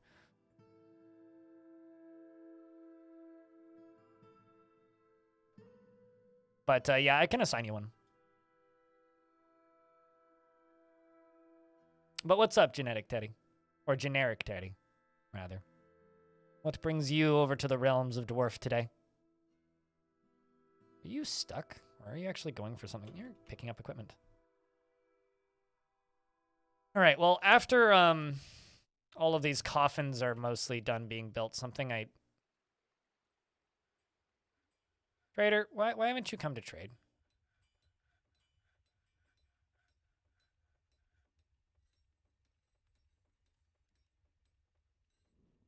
That isn't that common to stream, is that you don't have to worry about the community going away? Oh, common to stream, yes. No, I am very worried about the community going away. It's like a daily concern for me. All right, so we're going to buy all of that metal. We're going to buy that extra meat, the fish. Don't need the plump helmets. Don't need those. Don't need those. We'll buy the fruits. Capers aren't brewable. We'll buy the cheese. And trade. Man, I'm constantly worried about the community going away for Dwarf Fort. Let's discuss your situation. I have become empowered to elevate this land in the eyes of our realm. There's much to share. And I'm going to ask for what I always ask for, which is silver, copper, steel. But no, I mean, the Dwarf Fortress will be like RimWorld, where it dies down, and then when a new expansion pack comes up, it'll bubble up, and then it'll die down. And then when a new expansion or a big patch comes out, it'll bubble up, and it'll slowly grow over time. But right now we're in a down period. Because like if people don't remember, like between patches on RimWorld, especially when RimWorld was in early access, like the view counts on that directory would go down to like single digits. Like nobody would stream that game for chunks of time, except for like Disnoff, basically. And then Disnoff would turn his stream on and he'd have 150, 200 people watching, and that would basically be it. They want figurines next year? That's easy. Do figurines.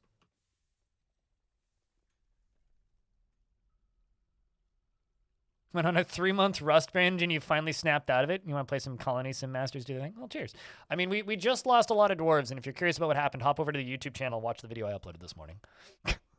Because I put up a little recap of it, I suppose. But yeah, no, there definitely is like constant fears and stressors about the community going away. But you know, it's also always been that way, you know? It's always been that way. So I'm kind of used to it to a degree. What, for this fort? Nah, it's fine. Fun happens. It's part of Dwarf Fort. If you're playing Dwarf Fort and you're not encountering fun, are you even playing Dwarf Fort? Oh man, dwarves are not getting spots assigned immediately. Maybe we're actually starting to get through all of them.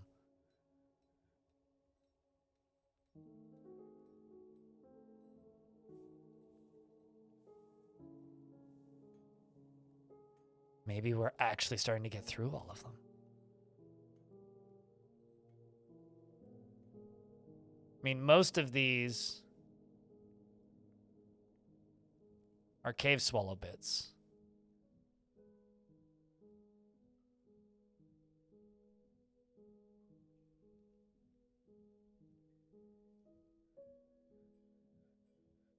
Well, that's fun. I mean, everybody's new at Dwarf Fort. I mean, I still learn stuff. Stuff changes and I learn it. Like now, so. We're through the ad, okay. That game isn't that new, but Beyond All Reason is neat. Although he does that every now and again. I mean, just thinking back, Disnoff, like, will occasionally just binge a different game for like a month. Like he did that with Bannerlord. He does that with Kenshi every so often. He did Kingdom Come, I think. He played There Billions for like 2 months. So it's Project Zomboid, yeah. But Project Zomboid has a lot of crossover. It's just like I'll binge other games every so often.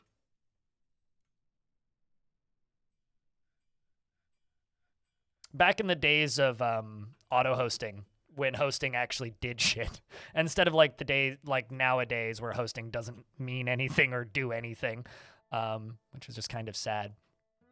This channel used to be the Disnoff waiting room, so he would always have me auto hosted, and so everybody who watched me also watched Disnoff basically, because he used to always turn his stream on at like 2 p.m. my time, and I would turn my stream on at 9 a.m. And I'd almost immediately become like the auto-hosted channel on his channel, and so people would, watch me.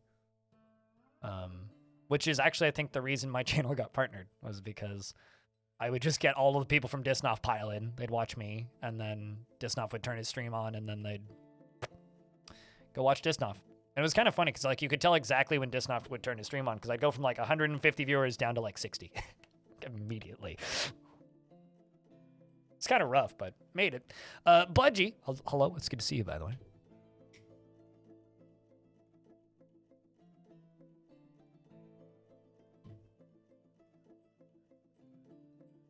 Yeah, well, I mean, there's a lot of overlap between a lot of people on Twitch, right? Not so much these days now that I play Dwarf, because he's more the RimWorld / min-maxing heavy audience, which, not so much me. I do a little bit of that, but...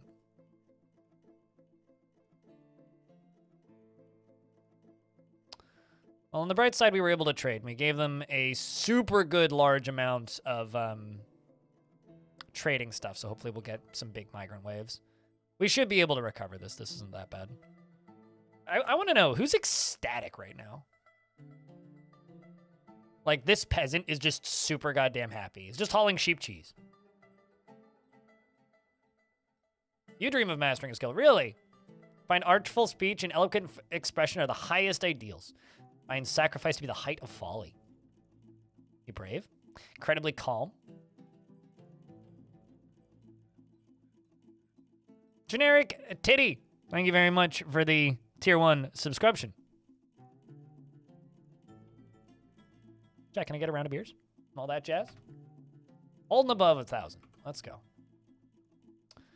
Let's throw this dwarf in there.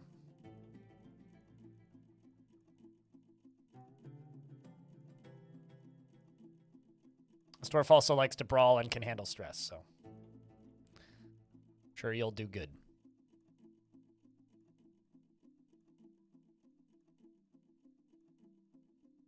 What are you walking in on? Me naming or putting a dwarf in the military and saying thanks for a resub.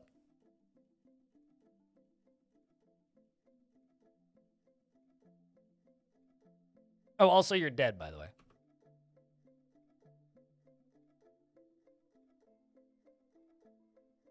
Why? Because I randomly shout things like generic titty? I mean, it's not my fault. Every now and again, somebody will comment on one of my videos and be like, man, why do your dwarves have such weird names? It's like, it's people from chat. I don't do this shit. Okay? Do not accuse me of this. Blame chat. Typical streamer blames chat for his mistakes. I would just go watch the most recent video I uploaded. You actually see yourself die in it, if you would like. Forgotten Beast.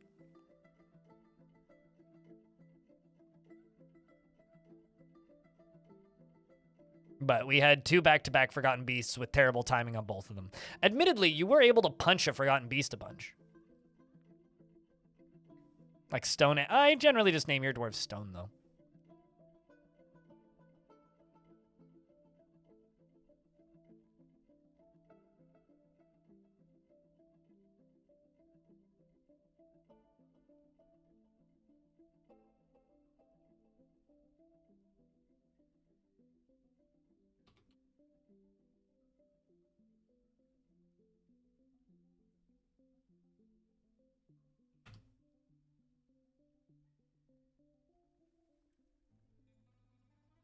You couldn't join yesterday because you were flying back home, and apparently yesterday is when all this shit hit the fan simultaneously. No, yesterday I was streaming Crab Champions.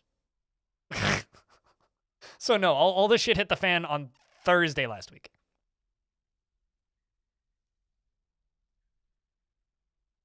So no shit hit any fans yesterday. So you are all good there.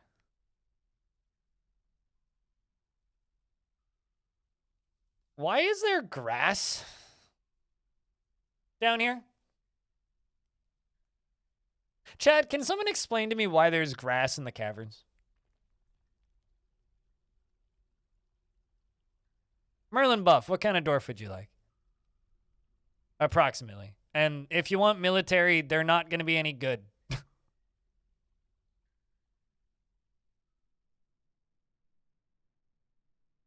There's no hole to the surface. No beard minor.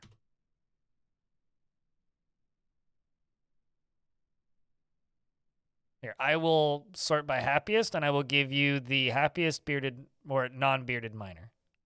Assuming I have one.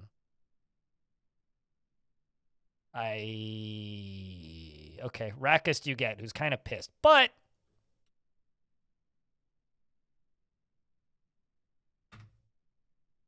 it's what you're getting. She has never... Okay. got to impress the chat with my fast reading, right? She is never moved by the emotions of others, and she becomes completely helpless in stressful situations and presents herself modestly and frowns on any flashy accoutrements. And she easily is moved easily moved to mercy and is very greedy, and she tends to consider what others think of her, and she has a noticeable lack of perseverance, and she likes to keep things practical without delving too deeply into the abstract. She's very humble, and she often feels discouraged, and she tends to be stubborn in changing her mind about things, and she tries to do things correctly each time, and she is quite ambitious, and she tends to hang on to grievances. She blows out her breath when she's annoyed, and she needs alcohol to get through the working day, and does not mind being outdoors, at least for a time. I think I missed a word or two in there. Dreams of mastering a skill. Personally, is a believer in the rule of law and self-control, and finds artwork boring. Values sacrifice.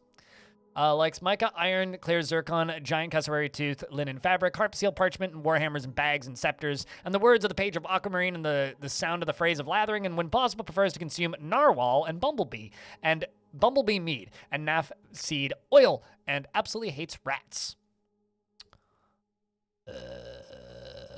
Her nose bridge is very convex. Her slightly rounded cobalt eyes are bulging. Her very short hair is neatly combed. Her tall ears are extremely narrow, and her narrow nose is slightly hooked, and her somewhat tall head is somewhat broad.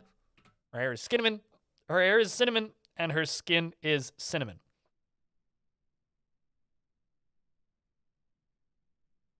It's difficult to do if I'm actually thinking about what I'm going to say. Like, it's actually quite difficult for me to talk that fast generally. But slowly I can sort of like ramp up the speed, and it's like this slow speed up where I will slow down at points and then I will just slowly speed up again.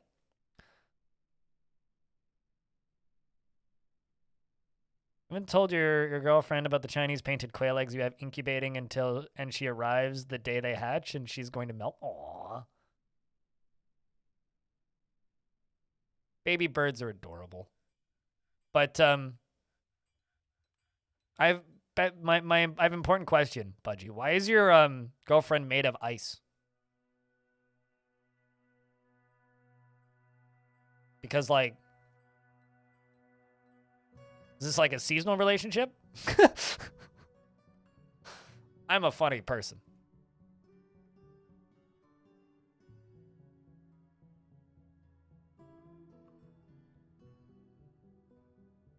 I really wish that I had an easier way to tell how many more coffins I need.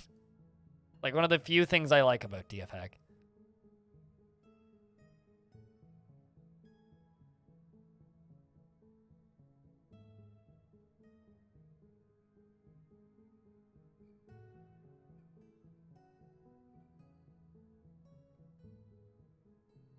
I think I'm going to allow pets in some of these around this corner. Because, hey, it'll make dwarves happier.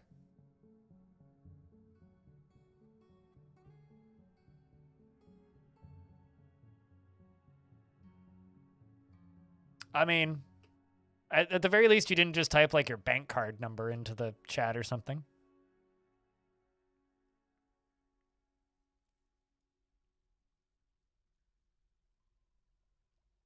Also, hey, Jam Jalopy, what's up?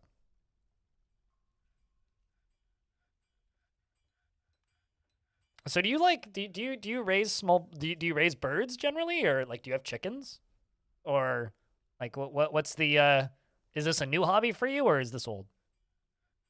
Is this something that you've done for a while, or is this something new for you?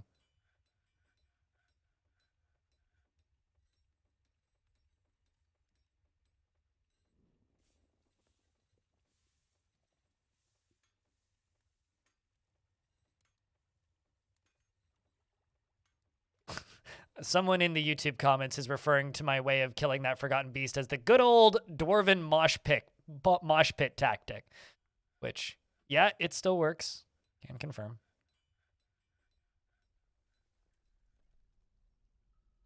Enjoying some FTL? Hell yeah. Requires you to go pretty quick, gotta say.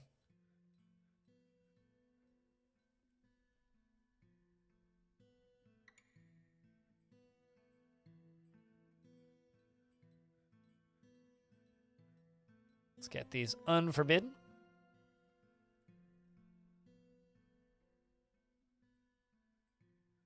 Okay. Still making coffins. Actually starting to dump items too. This has been a lot.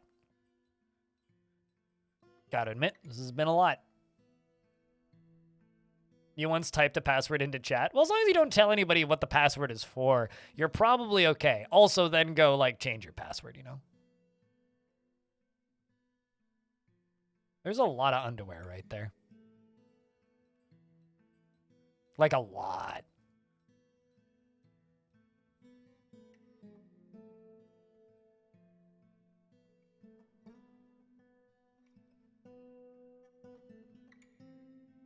You just went and changed it? Yeah.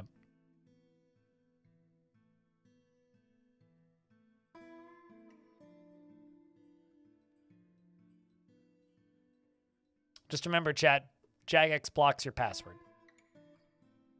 Oh, no. My pumps up there stopped.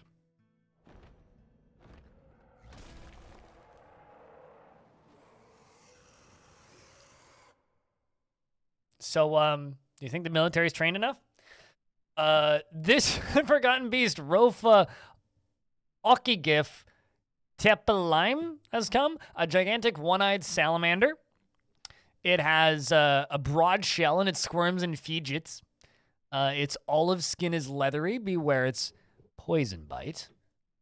Where is it? Okay. Well, that's good. My military is right here.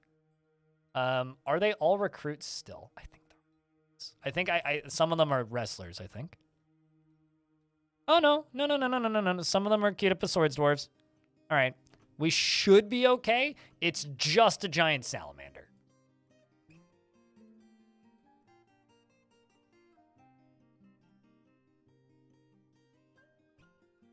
It is just a giant salamander. So we're going to run the dwarves out here and fight with the thing. It's already fighting with a paper maker who was just up there.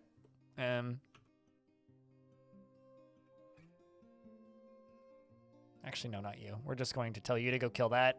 Confirm. So, rest in peace to that paper maker. Yeah, time to go train on the job a little bit. Yep. What did it do? Did it just, like, bite him? He screams, I must withdraw. Well, I must withdraw. Stands up, gets kicked in the left ear. Ooh. Ow. Got ear clapped so hard his head exploded. Well, as for Lemuel, doesn't feel anything while in conflict. Game is unpaused. Creature had to stand over its kill for a little bit. Well, it's running for Dewsum, who's carrying a boulder. Dewsum drops the boulder and runs, and is now also red mist. All right, now the question is, where's the military? Well, here they cometh. Seems like Einod the Spear Dwarf is leading the charge, who's wielding a bronze spear.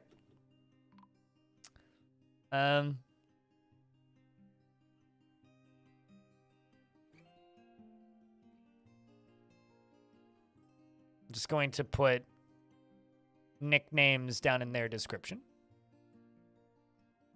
so we don't lose them.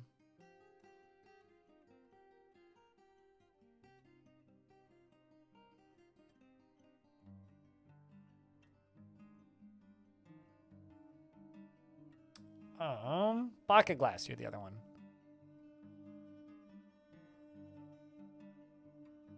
Okay. We're going to follow I nod here. Well, on the bright side, we got plenty of coffins. All right, creatures here.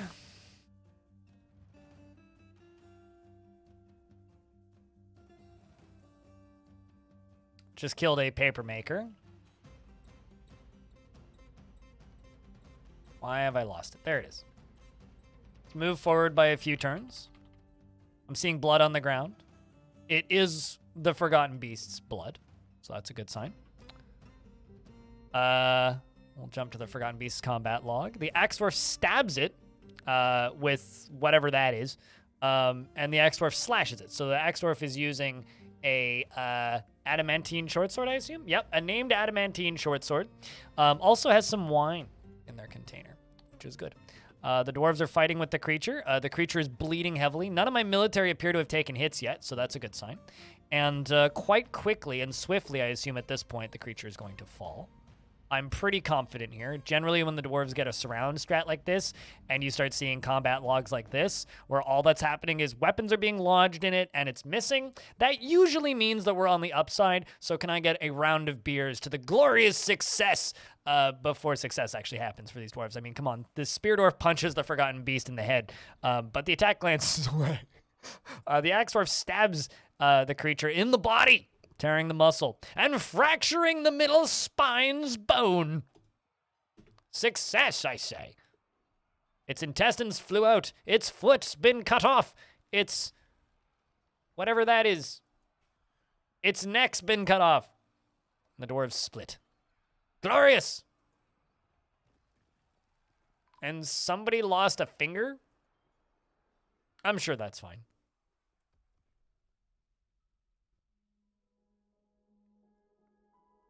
How many spines this thing got? The middle of the spine, I would assume.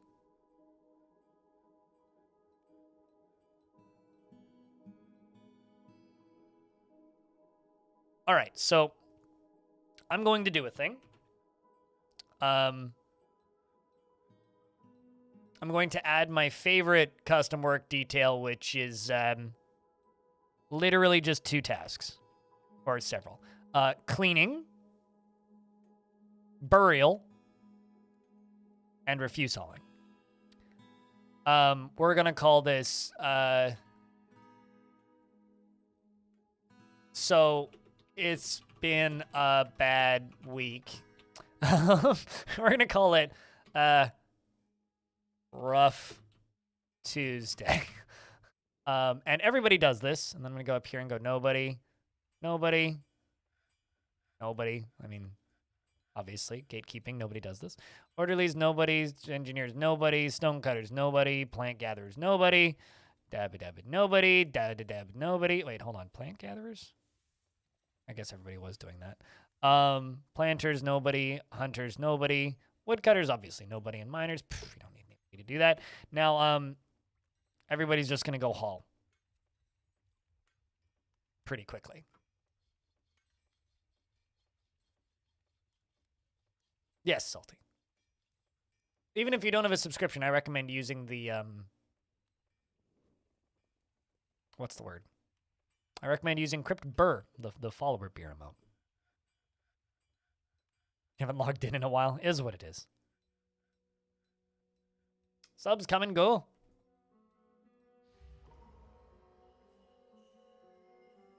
All right, we've got Gem Cutter has been taken by a Fey Mood.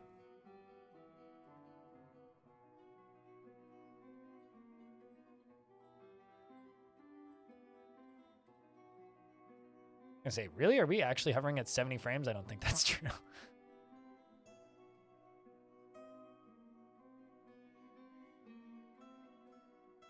Let's see. You grab Rough Bloodstones. Anonymous Gifter. Thank you very much for gifting a sub to Salty Tempest. Welcome back, Salty. Works furiously. Perfect. Bloodstone, maybe?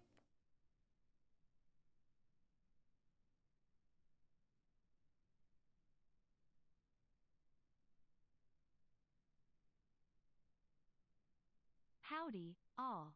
Howdy, Pithica. Thank you very much for the 6th month. Welcome back.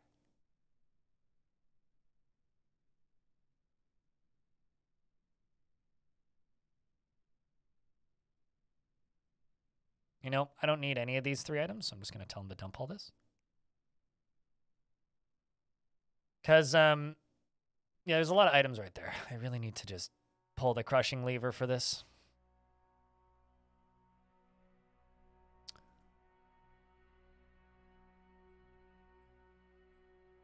I'm throwing plenty of quality items, too.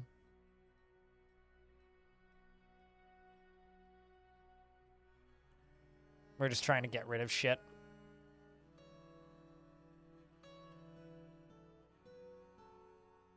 Just like also these.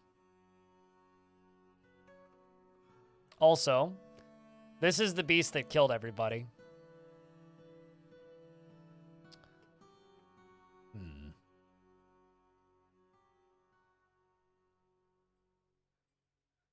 I mean, you just raise the bridge and then lower it. Still works. It's all that you have to do with the Atom Smasher when the bridge is down. Just raise it and then lower it. Just 2 lever pulls instead of 1. The problem is if there isn't a roof on it, it will fling the items everywhere first.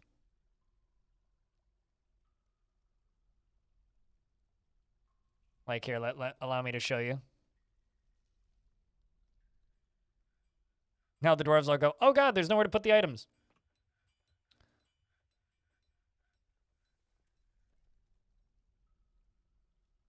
But if I get this pulled, then I can pull it a 2nd time and then pull it a 3rd time.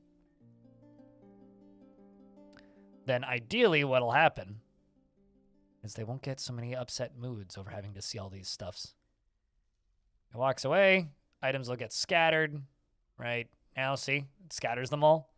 But then when it comes back down, it'll crush them. Yes, it does work.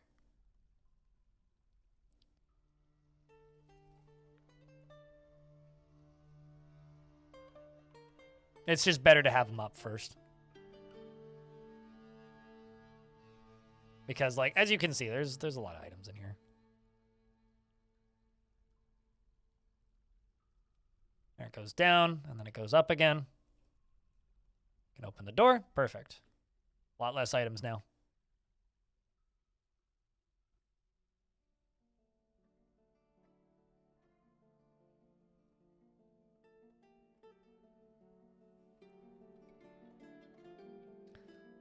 And now we can finally go back to doing stuff. So I kind of want to, this chitin, Io's chitin, that's the creature that killed all the dwarves. I kind of want to put it on a pedestal somewhere. Fortunately, nobody will steal it, right? I'm wondering. What if I put it on the roof out here?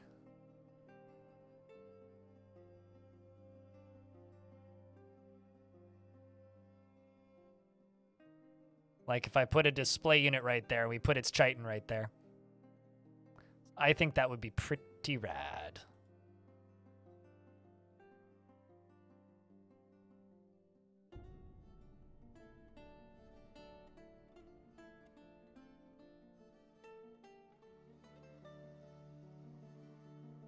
Feel like I've hit my dwarf with flying trash with raising your Atom Smasher. Very fun. Oh, definitely. Or like when you have like an unroofed Atom Smasher on the surface and then it just sprays like horrible items and refuse all over the entire map.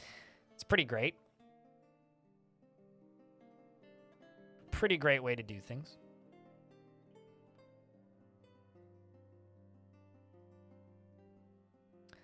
Kind of mildly annoyed that both of my fountains have gone out for some reason. The gem crafter has created Agoslan Thoslastos, a bloodstone armor stand, and offers it to the mean, angry abyss of beer. That is pretty awesome. Actually, This is a bloodstone armor stand. All craft store ship is of the highest quality. It is encrusted with octagon cut bloodstones. It's a pretty nice artifact. Not super expensive or anything. What's up? Zoan? Halb? How thing? We are dwarfing today. And the frame rate in this fort is terrible. Which is funny because, like, not too long ago, it was, like, in the 70s, so. Today, I think I'm going to mostly be doing frame rate fixing stuff.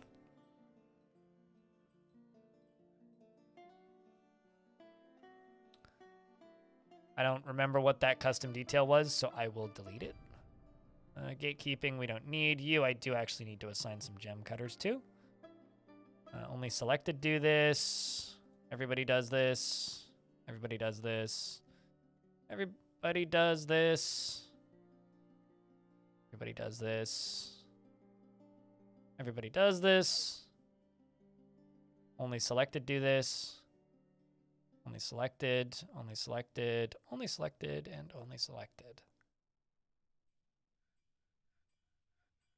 Yeah, it's usually because there's something fucked up on the map, so I need to find the fucked up thing on the map.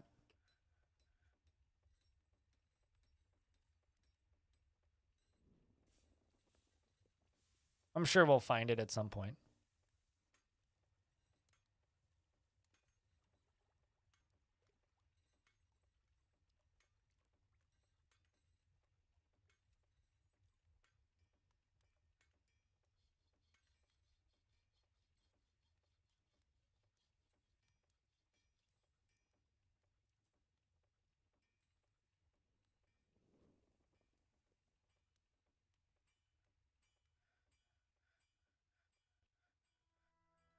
It's only like 60 at the beginning.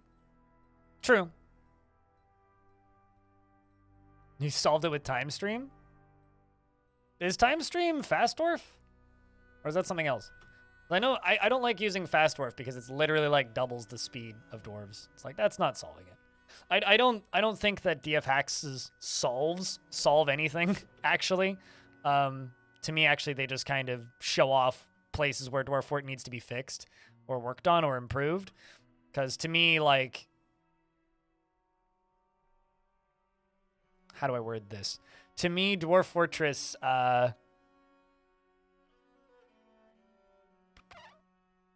speeding the speed up of dwarves doesn't really fix it, but doubling the speed the dwarves move at is not really a fix to me.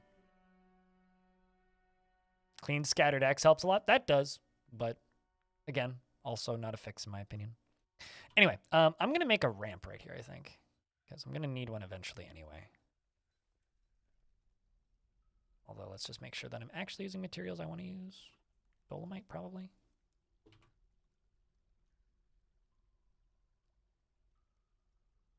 Although I also am one of those crazy people where I kind of actually do enjoy the process of, like, sussing out and figuring out what the frame rate hic up is and then fixing it. I find that oddly satisfying. So, part of the reason I don't like DF.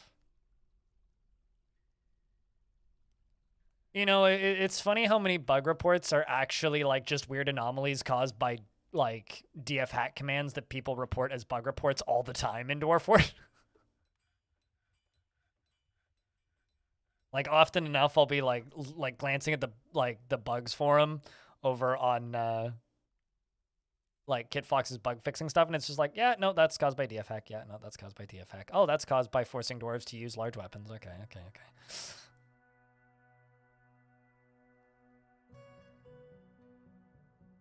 You kind of get used to the anomalies if you are aware of what's causing them, but like, I don't know. It's not worth the instability for me. Although on the bright side, DF hack is coming to Steam, so you'll be able to get automatic updates for your DF hack soon, which is kind of cool.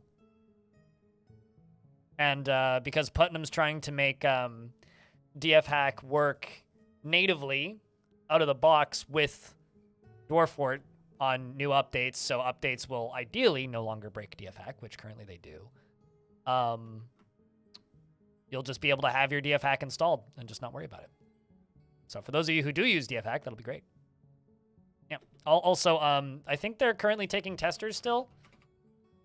Yeah, here's a link to the Steam page. Or alternatively, like, you know, just go wishlist it. But they were taking what's it called? Looking for private testers over on the subreddit. So I don't know if they still are. But I am not the person to ask. Well, chat might be able to help. I don't know. I know that Dwarf Fortress has benefited with CPU clock speed. But I also don't know what's good because I don't pay any attention whatsoever to tech stuff until I need to build a computer, and I never build computers. I build a computer once every 4 or 5 years and then immediately forget. Also, apparently swapping this out with a ramp right here seems to have increased my frame rate by 100%. As we were at, what, like 16, 17 frames? Putting a ramp there seems to have really helped. I think it's that little walkway there that they don't like. Cool.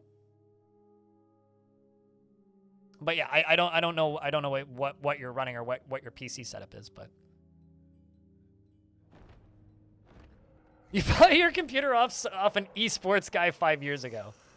Can I ask what I'm assuming it was a pre-built PC. Can I ask what brand? Out of curiosity. The Forgotten Beast Euthrili has come. A gigantic stonefly composed of crystal glass. Beware its deadly spittle, it squirms and fidgets. Ugh. Well, it's shiny. Stone, you're flying in to get me, I think. Crystal glass, yep. Fortunately, it's just a bug, which means we just need to crack it. Can I butcher him? We will not get the crystal glass from him. So just most creatures like this are just straight up unbutcherable as well. Doesn't seem to be able to fly. Crystal glass isn't that bad, he says.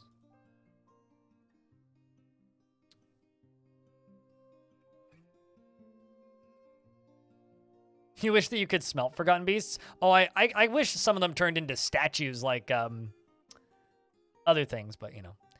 Cutest! Last grew for my sub gift. Shoutouts to Last Grew. Thank you very much for keeping the sub alive, though. For, like, you know, plopping that notification. So it's in conflict now. It seems like Rakus the Swords Dwarf is up first. Seems to have just blocked it. It fired off some extract. The fact that it's not flying is good for us. Why are you using a mace? An Iron Morning Star of all things. Apparently I need to make a rose gold statue for Moogie. At least that's doable. I don't actually think I have any rose gold, though. Did you just get thrown backwards? Oh my god. Did you see that, chat? That dwarf just got punted. Are we even damaging it? Walrus, thank you very much for the 5 tier 1 subscriptions. Okay, so they are fracturing it. Rakus got punted against the wall and died on impact. Forgotten Beast attacks Frog for higher, but he jumps away. Strikes at the Spear Dwarf.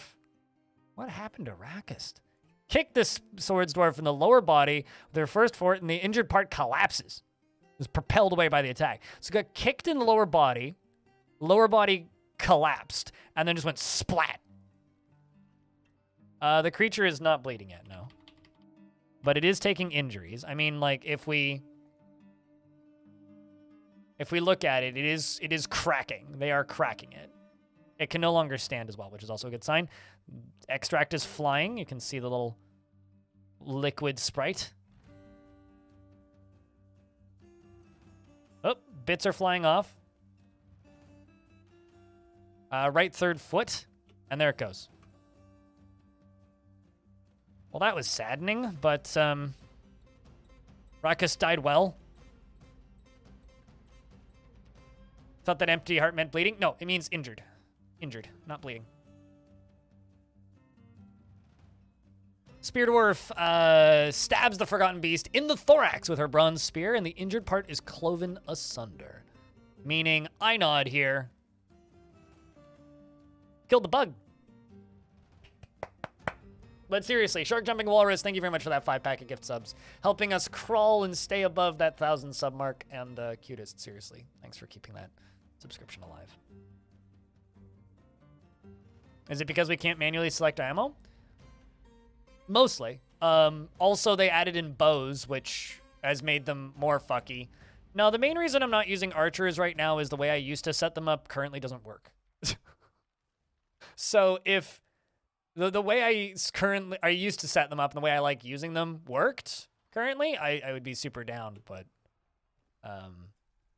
mostly the reason I'm not using them right now and the reason I haven't used them in ages or like in this version at all is because there was a comment made by Tarn in a Future of the Fortress like 3 months ago where he says that he's aware that the crossbow dwarves need improvements right now and that they're just planning to redo the whole AI. And I kind of just haven't used crossbow dwarves at all because I've been like, well, they're going to redo the AI. Well, they haven't redone it yet, obviously. I'll just wait until they've redone that. And I probably won't. I will eventually start using them again.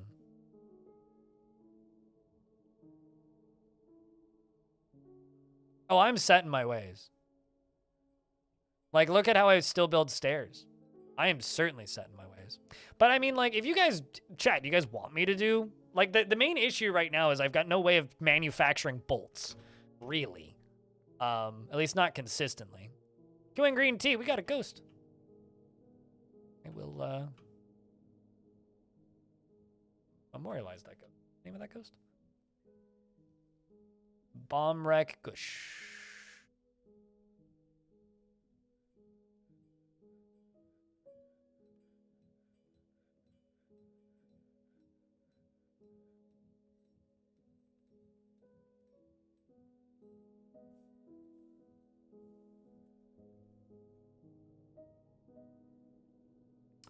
But I don't know. We could totally set up ranged dwarves. They're just ranged dwarves are not great at fighting against forgotten beasts anyway. They're best at dealing with large armies of squishy targets.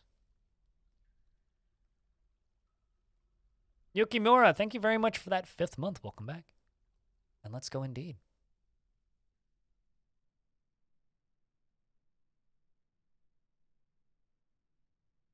Also, do not want to throw out that copper pick. I do want to keep that. We are finally getting through all of these bodies, though.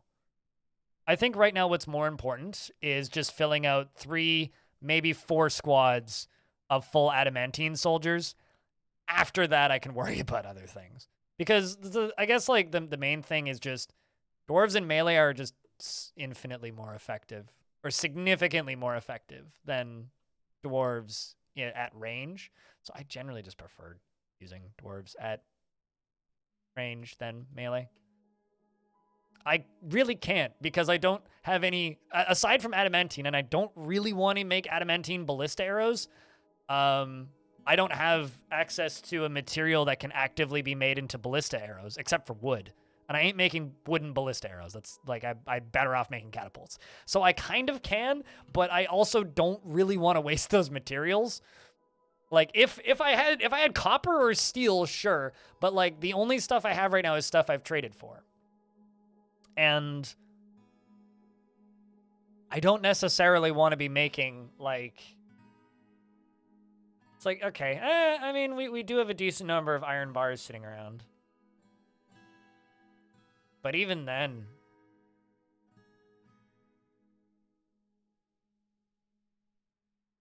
I mean, like, that, I might as well be shooting, like, foam construction paper at them. Can I ask why? The map embark told me I was going to have iron and silver. I only have gold. That's all I have. Like, I literally have no materials. So, like, I could train the dwarves to fire ballista, but, like, what's the fucking point if, like, I need to be making that, using that material for my armor?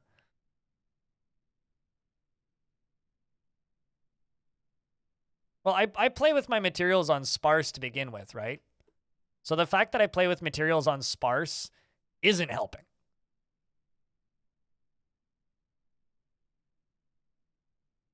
There's no ore on this map. Unless it's in the middle of an aquifer, in which case I ain't digging through it. It's got nothing to do with like, oh, it's like in just this tiny little corner. No, I've explored every single cavern layer. And everything else is an aquifer, and I ain't digging through those aquifers. In fact, most of the first cavern layer is also an aquifer. So, yeah, no. Anyway, melee dwarves is all that we really need.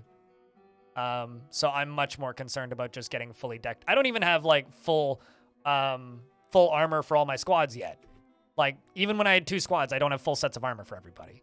So that's the priority, is full sets of armor, which we were getting towards, and then the whole military died, and now I'm rebuilding it. Oh, perfect. We need more dwarves like you.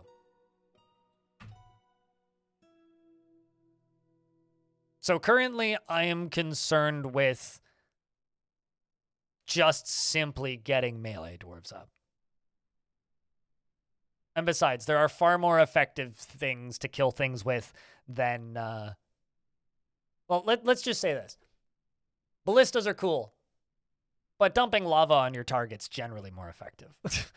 Ballistas are cool, but using a repeating minecart mechanism to have a repeating spike trap is far more effective.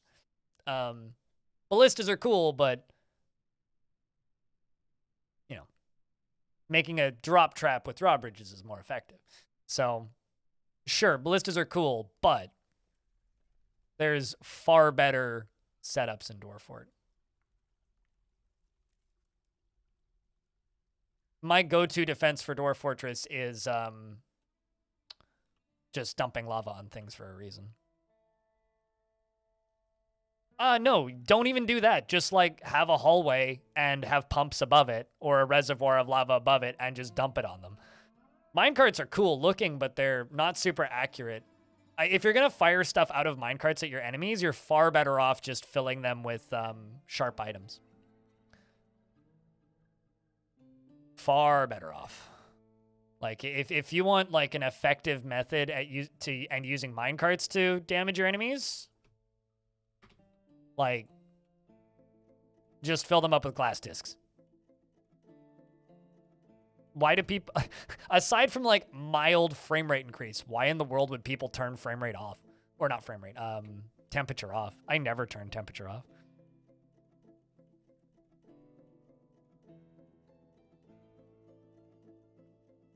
You noticed if it's off, stuff just kind of swims with lava? Yeah, because lava has no temperature.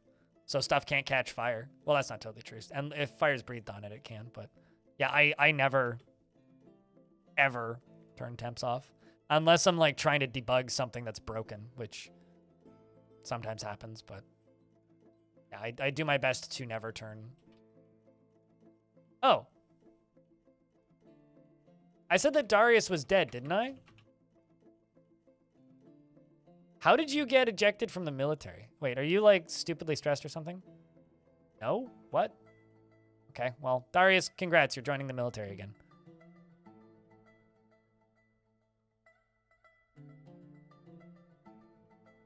Also a novice spear dwarf in there.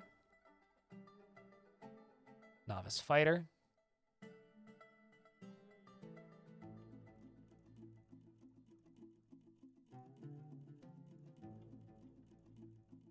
Were you injured?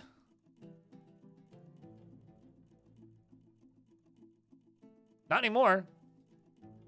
I wonder if you had a separate dwarf from a previous playthrough that migrated over here. Nope, you definitely killed things in Endangered Cave. Yeah, you must have been injured or something, but we'll get you back in there.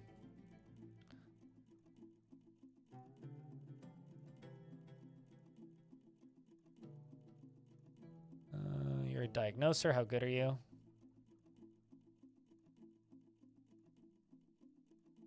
They all died? All right, well, your dwarf survived somehow, and you're going to go get a new weapon. So, good for you.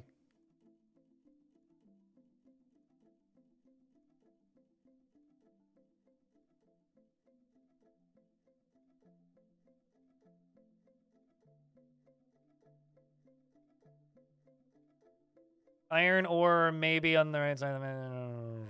But yeah, no, I don't generally turn temperature or weather off. I basically never do. The only time I will turn weather off is if I'm on the surface and I'm running into issues with water contamination causing lag, then I'll do it sometimes, but generally I literally never do that. Right, I have to turn off marketing emails for my second Twitch account.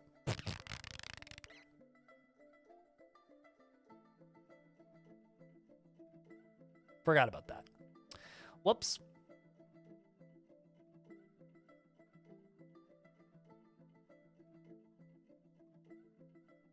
Are you trying to write miracle?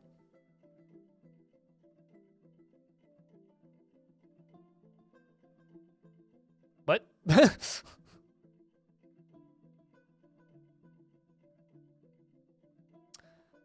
But yeah, chat. I've been trying to figure out how to balance the YouTube channel, with a way that I can, keep it sustainable for me, as in like creative output, with also without burning out and without like completely increasing my workload to a point where I'm just working all the time, because I end up streaming about a normal week's worth of work just streaming. Not including like making YouTube videos and shit. I'm thinking that those little highlight reels might just be the way I go.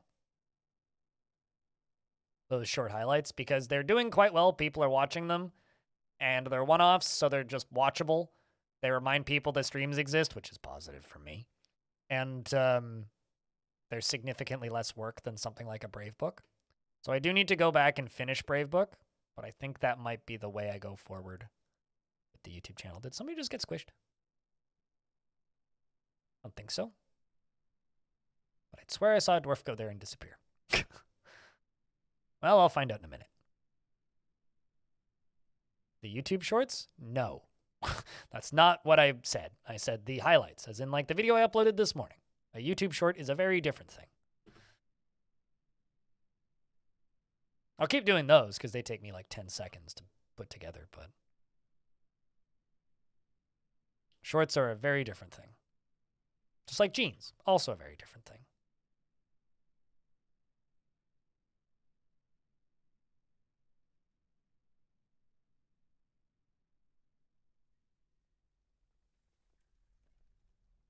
Oh, I don't care about it being a sustainable income source. Like, YouTube is never will be a sustainable income source for me. Unless I start making super mainstreamy videos that, like, normal people watch. It won't ever be. Your browser locked up? That seems suboptimal. The browser locking up part, not the miswriting of the word.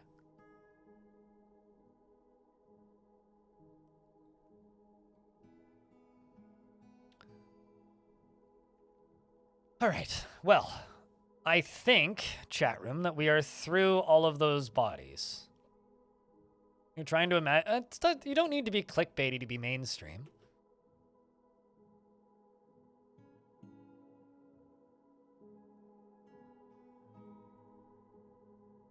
Okay, so we'll get that pouring. And then down here. When I say, like, mainstream content, I mean just, like, the stuff that Splattercat does. Like, that's mainstream content. Or, like, the stuff that Retromation, or whatever the heck that guy... Retronominated something or another. That guy that calls everything a roguelike for some reason and gets 100,000 views. That guy. I always want to call him Retronomics, but I don't think that's actually right. Y'all know who I'm talking about. I put another sprinkler right there. That'll probably solve us.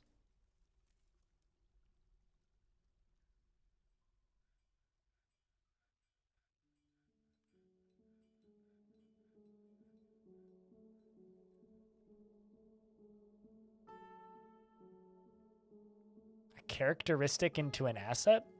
What, calling everything a roguelike?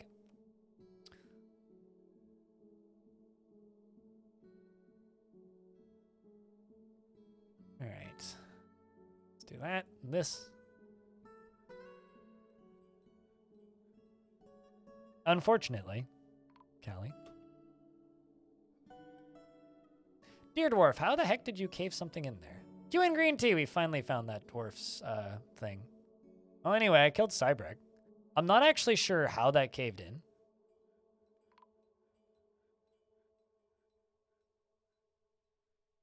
I'm sure you guys saw it coming. I certainly didn't. I'm sure there was something there that caused it to cave in, but I can now go place that slab for Q and green tea, probably. Assuming I have them. I do. Then that dwarf will just be put into a coffin because, surprise, we got tons of those.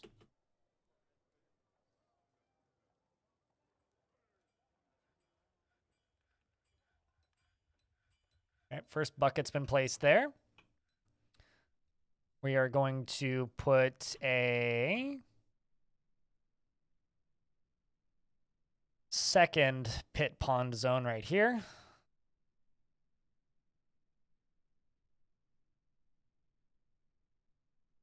Just waiting on some Dwarfus with a bucket. Probably you. There we go. Get rid of that zone. That's going to start spraying. We just got to get this one.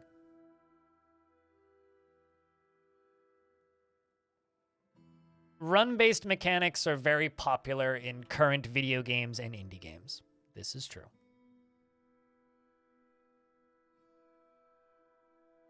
And I'm just the old man that insists this not my roguelike. I acknowledge that. I also acknowledge it's the hill that I die on, and it just is what it is.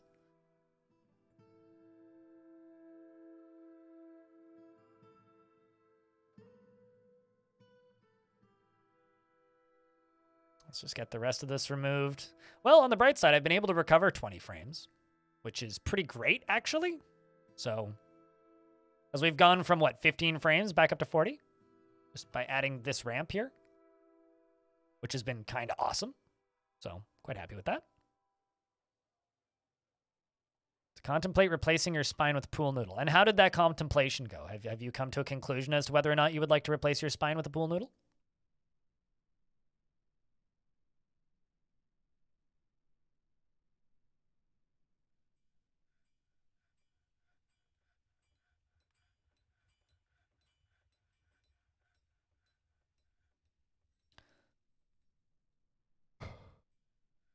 Besides, I personally just want to replace my knees with something that doesn't hurt all the time.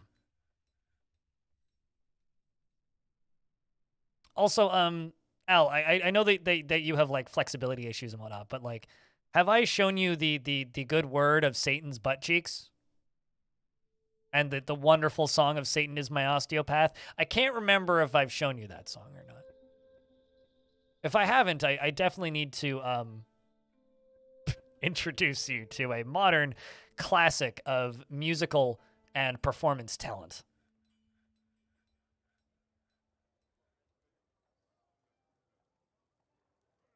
You don't... I mean, okay, so in the documentary South Park, they once replaced Kenny's heart with a baked potato. I'm sure you can convince a doctor somewhere to replace your spine with a pool noodle.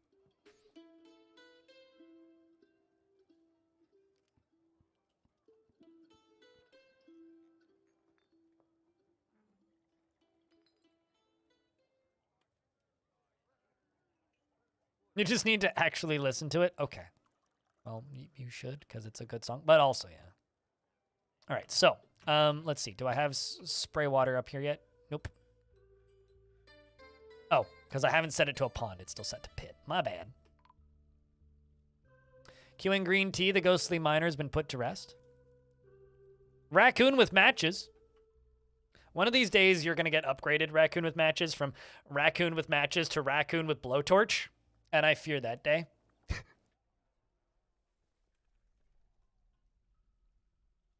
That's okay, there's someone convinced a surgeon too, and then there's someone paid a surgeon a lot of money. I think this is the latter. Orange.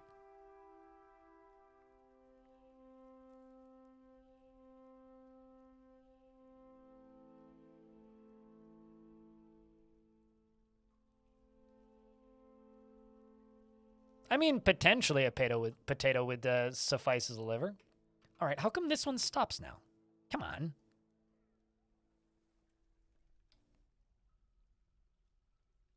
I'm very disappointed with the ineffectiveness of these.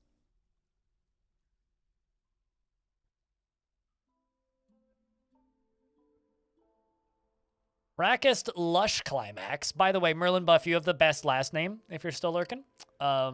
Lush Climax is your last name.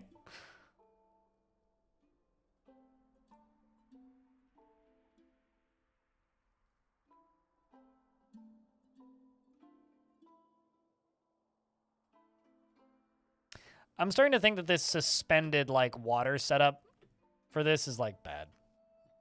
Mend back. Yes, it's very good.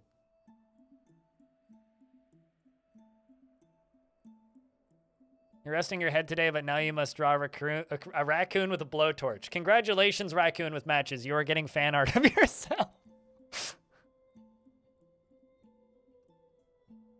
I hope you find this satisfying.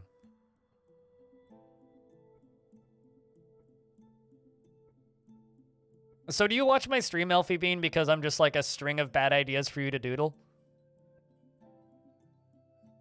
MB Audio, what kind of Dwarf would you like?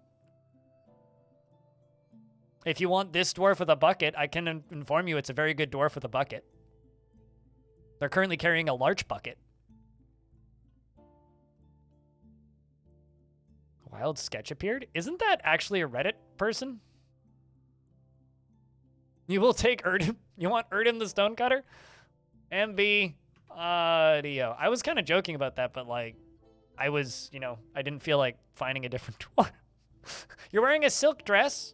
You have a robe, a cloak, and 2 socks, a loincloth, a giant cave spider silk trousers, 2 leather gloves, and a frosty metal pick. Dogs, one up. What's up? Just skipping the raccoon with lighter? Dat naturally. He has little time for forgiveness and generally would seek retribution. He is generally pleased by his own looks and accomplishments, and he tends to think before acting, and he finds helping others to be emotionally rewarding. He could be considered rude. He has a tendency to consider ideas and abstractions over practical applications, and he is curious and eager to learn, and he is somewhat uncomfortable around those that appear unusual or live differently from himself, and he can occasionally overindulge, and he needs alcohol to get through the working day, and he does not mind being outdoors at least for a time. He doesn't really care about anything anymore. He dreams of creating a great work of art and personally finds the acquisition and use of power abhorrent and would have all masters toppled. He finds the idea of war utterly repellent and would have peace at all costs. He values sacrifice and firmly values cunning. And he dreams of crafting a great work of art, and this dream was realized. They like Skeletta, bismuth bronze, flesh opal, battle axes, earrings, guinea fowls, and for their social nature and the sound of the phrase of lathering and when possible prefers to consume cave fish and pearl mullet beer and feather tree eggs and bone saw. Yes, Danger Caves lives, and you're not dead. Your child is still alive somehow. And he is thin and weak, and his very long beard is braided, his sideburns are clean shaven, and his very long mustache is neatly combed. His very long hair is arranged in double braids, and he has his very narrow eyes are protruding, and his nose is narrow, and his eyes are slightly rounded, and his small lobed ears are somewhat tall, and his hair is light brown, and his skin is brown.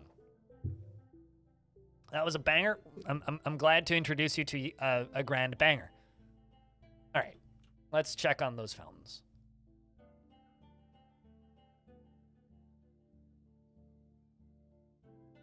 Okay, well, that one I can remove. So that just works. So now we just kind of need to let the dwarves take a break.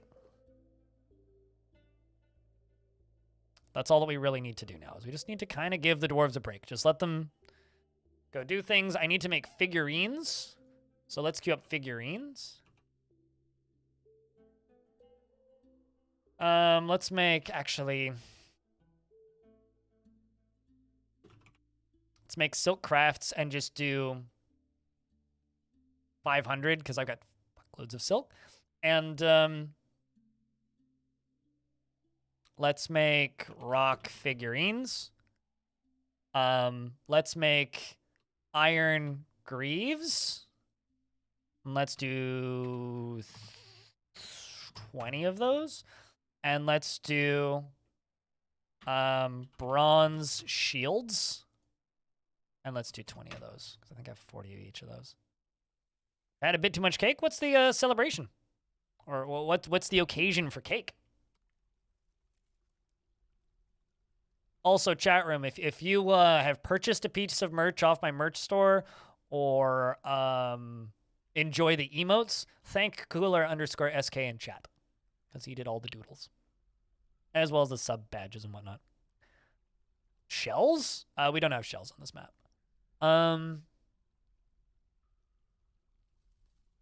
Automatically collect webs. Yeah, I basically never have shells in any forts. I do my best to make sure that those are not used for anything, because they are awful. Hey, today's your birthday? Hot damn. Well, happy birthday, man. Cheers, dude.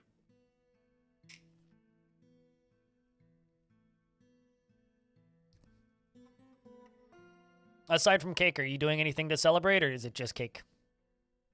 Because cake is a good way to celebrate, I would admit.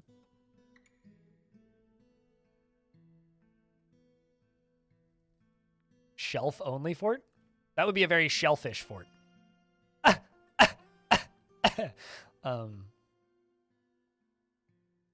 made a joke. What are you wielding? Iron shield. Aimed spear. Aimed bronze spear. Don't really have anything special planned? Well. Happy birthday all the same. Yeah, I know. Sounds fishy. I mean, we are on a pretty big river. So, that wouldn't be out of character. All right, so I started working on a thing up here as well. But then the calamity happened. So I'm going to go onto one side here. And build a wall. I go onto this side here, and I'm going to build a wall. I go up to here, and I'm also going to build a wall. I go over here, and I'm also going to build a wall. And I'm going to go here, and I'm going to unsuspend that. Although, actually, what I'm going to do is I'm going to go to either side of this. I'm going to do 2 of that, 2 of that, 2 of that, and 2 of that. And then those are going to be floors.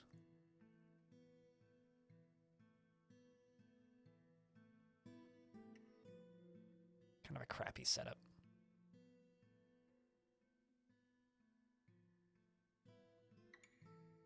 Actually, you know what I'm going to do? I'm going to go down here, and I'm going to just put floors. It's going to leave an open space, though.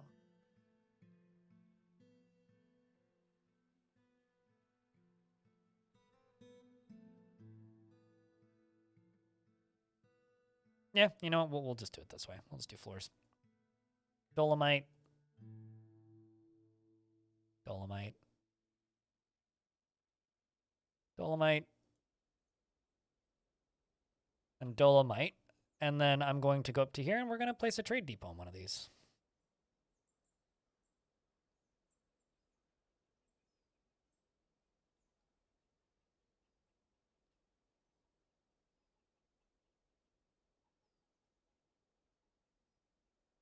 Just trying to decide where. Maybe like right there.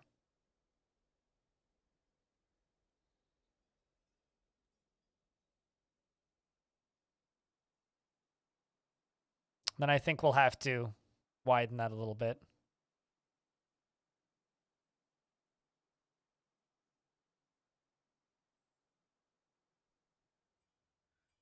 It's interesting you turn them into gem-crusted crafts. When I realize that I've accumulated a lot of shells, I throw them into a big hole and crush them with a drawbridge.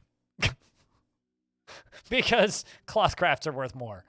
Yeah, I don't know. I hate shells. Shells have no business in a proper dwarven fort as far as I'm concerned.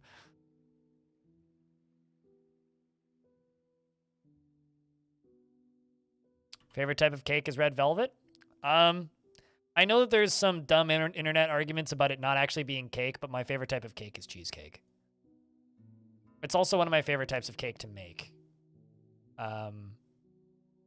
Second favorite would just be a plain chocolate.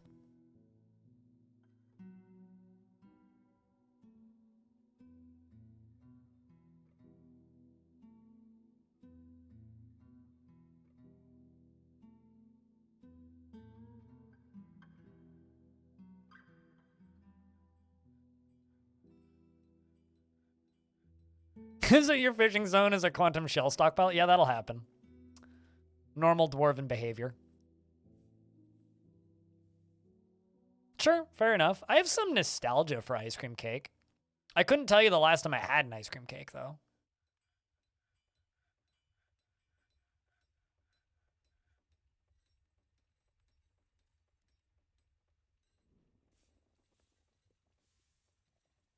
But actually, like, the cake that I eat the most frequently is, and the ones I like to make, are, like, less sweet cakes. Like, a lot of cakes, like birthday cake and whatnot, is, like, very sugar heavy and icing heavy.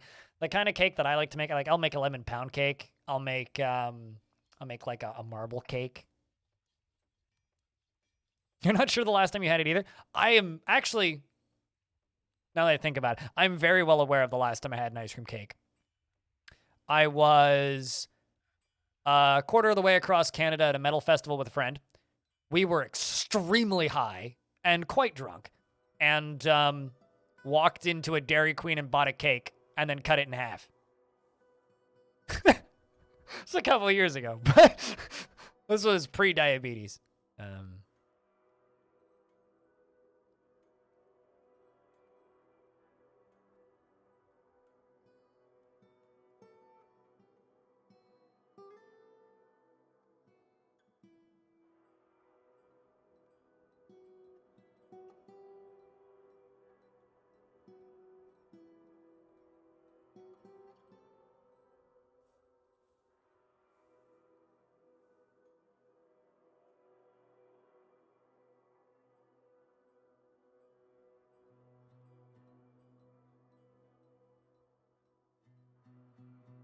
Is this piglet a bait? No, it's a ham radio.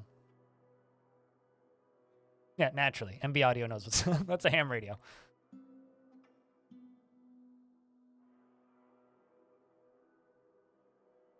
It's almost too silly for me to say out loud sometimes. But no, that is very much a ham radio. Thinking we do a ring of obsidian floor at the end here and then windows around the edges. I kind of like that idea. Do a little bit of obsidian and then windows.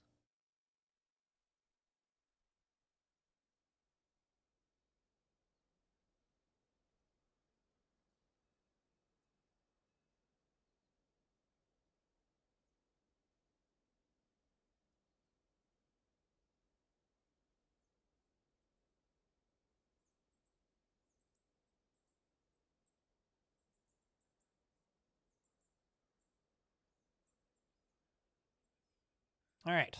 So now we should be able to trade up here, meaning I can fly all the way down to here, and we can just get rid of this. There's going to be a big pile of crap there. Well, we are leveling out moods, so that's good.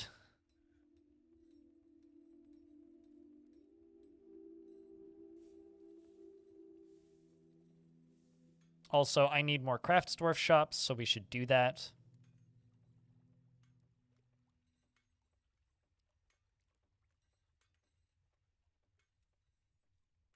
Yeah, I don't know if this is a positive personality trait or anything. In fact, to the point where actually I'm pretty sure it's a negative personality trait.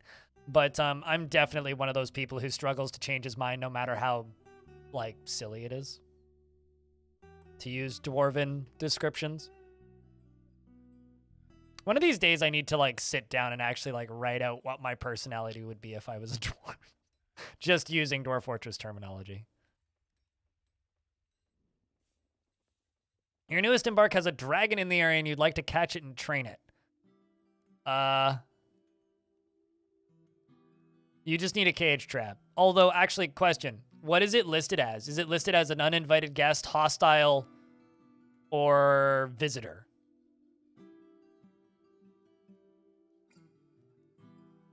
Well, the thing is, like, you just need a wooden cage trap to catch it. Is it hiding in a cave? Go to the entrance of the cave and, like, put a wooden cage trap on it. Resident? You might not be able to trap it. It might just be a completely neutral entity. Embarking on dragons and stuff, because the game doesn't really expect you to do that, can sometimes have weird results. But, like, I don't know, even if you catch it, I don't know if you'd be able to cage trap it. Or train it, rather. That's the word I was looking for.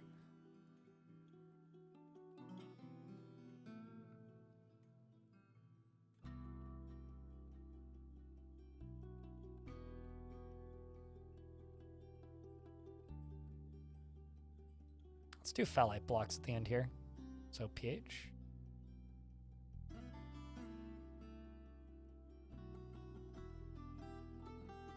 Be a fun different color.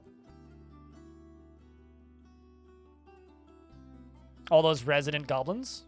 Yes. Well, no, they were all listed as hostile, which was even funnier. But yeah, they were all just neutral entities. And the thing is, like, they still have thoughts and needs, but because they're just neutral entities, they'll just slowly go insane. But yes, that is absolutely what happened with Brave Book, is they were all just neutral entities. And then once they start going insane, they'll just randomly start dying, and like you'll start getting notices of like them falling into distress and stuff. Fun fact, if you have enemy soldiers on your map for long enough, they'll start doing that too. You'll start getting notices about them going insane. There was one time, actually, I had a siege, and I locked them in a room and just kind of ignored them, and eventually they started having children.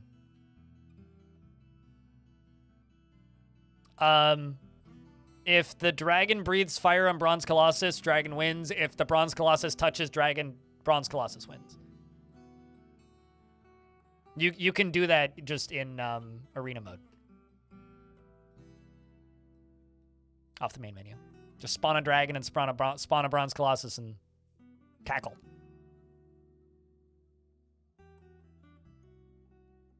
It's a pretty simple process, really.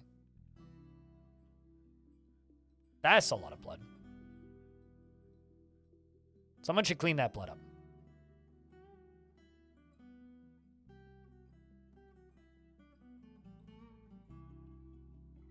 Well, on the bright side, making progress. I got a lot of chests and coffers lying around, so. Also, actually, do I have rose gold? Second question is, can I make rose gold? Because Moogie wants a rose gold statue. I don't think I have any rose gold statue, but I do have gold, so maybe. Might just happen to have this stuff. I do have black metal. Hey, chat, you want some black metal? All right, rose gold. Rose gold, rose gold. Can I make rose? Nope. Wait, what? Requires gold bars. I guess I just need to smelt some gold then.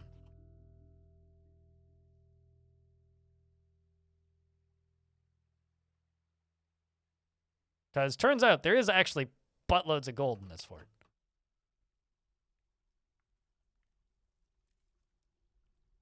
That is one benefit of this fort. How did I manage to do that?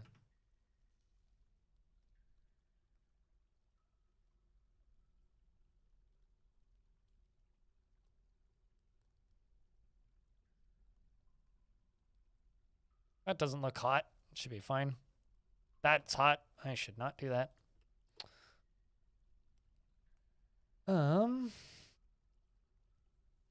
Looking for more spotch with gold.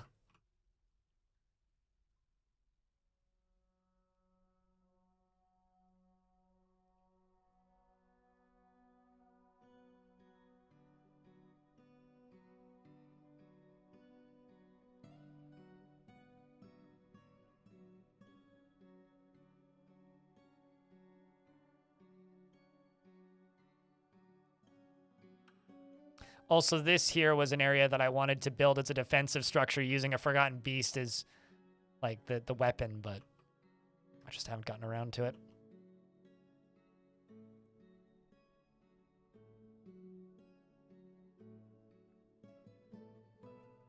Got to find more gold. There's some. thing is this is all aquifer, so it's not even going to be completable.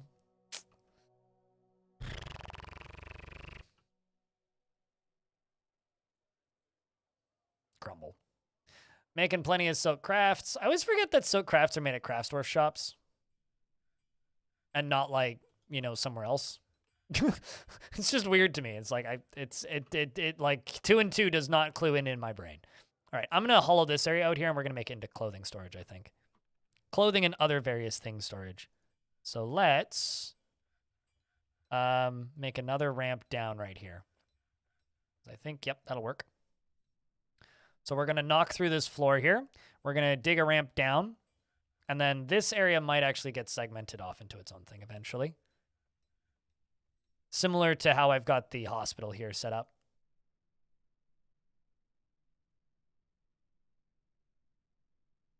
Put some doors there.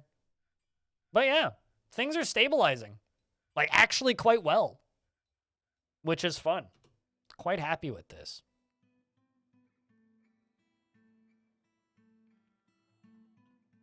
Oh, I set up bismuth bronze shields. Want regular bronze shields. We got almost all of the iron greaves ready to go. Oh, apparently I have a new mayor.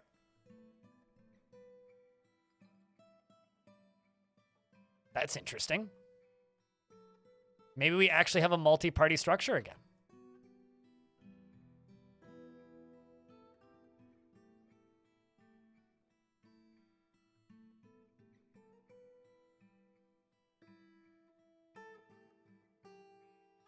Because he definitely didn't just die. That's fun. What, Gremlin for mayor? Always vote Gremlin.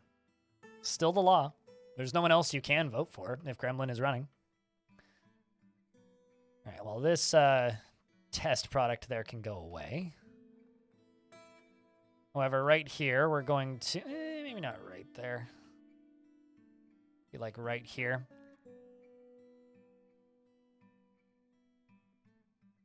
Man, how much I would give right now to just have, like, copper. Or literally anything.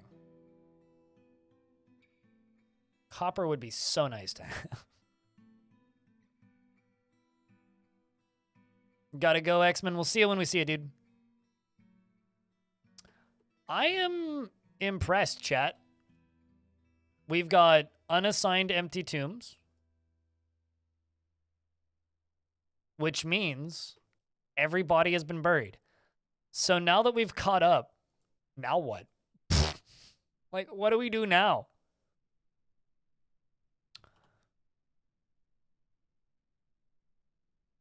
I guess, like, we just finished filling out those squads.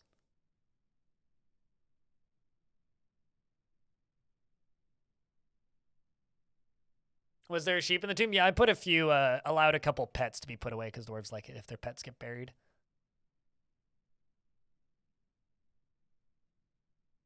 I guess we just keep up with the dwarven cleanup stuff.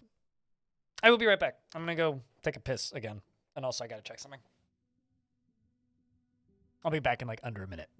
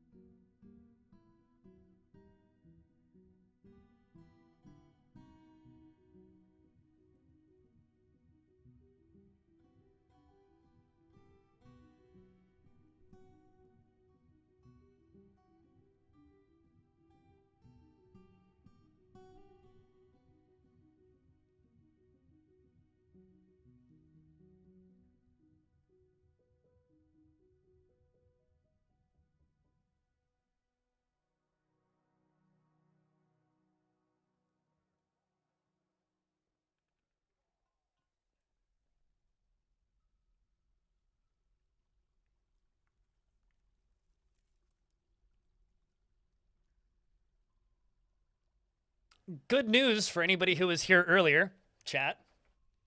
The takeout is still there. For those of you who were here earlier, Take. Actually, that's something we could do. We could set up a. We could set up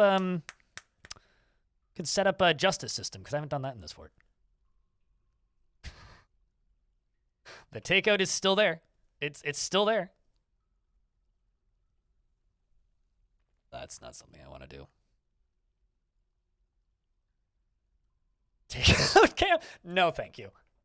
But funny idea. All right, so prison for this fort obviously needs to be on the edge of this, right? It needs to be like up here.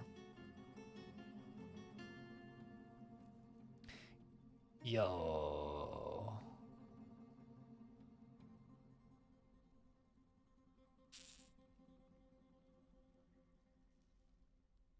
It's going well, Pax Mac, and yourself?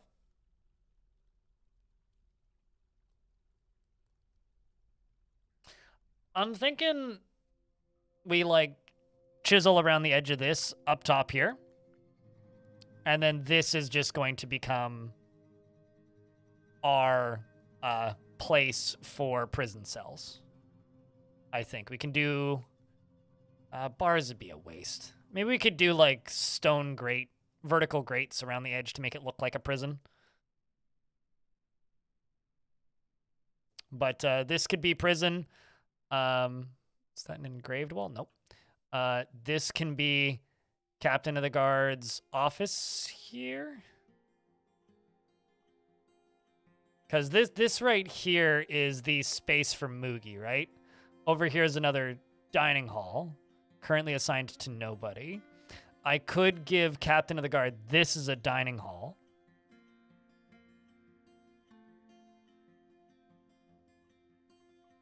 Chad, do you guys think it's proper or improper that you'd have to go through the office of Moogie in order to get into the...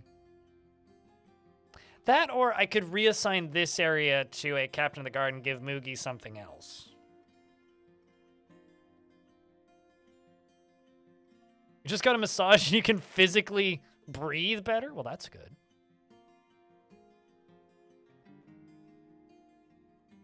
You know, that or we could just make this area into the prison.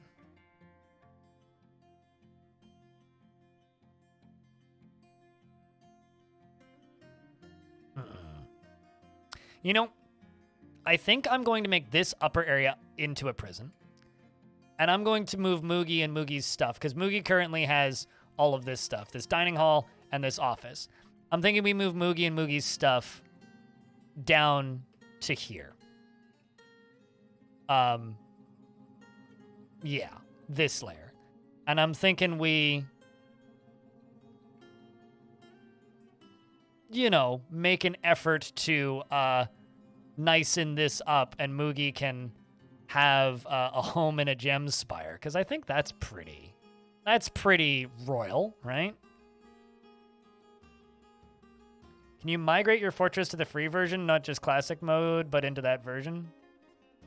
So version 50 is what Fortress mode currently is on, right? So you're playing Dwarf Fortress on Steam, correct? Meaning you're playing on version 50. Saves with version 50 are not compatible with version 47, which is the last version of the game that had adventure mode in it. So if you're asking if you can migrate your game over to an older version to play adventure mode, no.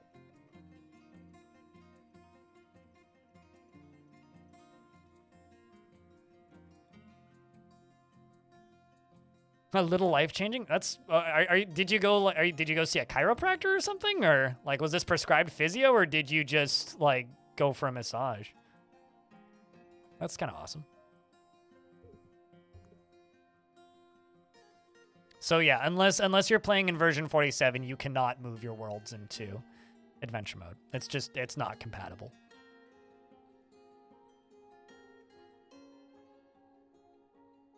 A home in a spire of gems. Wouldn't it just be absolutely hysterical if we just got like another angel spawning out of this? As I'm chiseling through this kind of erratically. I mean, there could very well be stuff in like here as an example.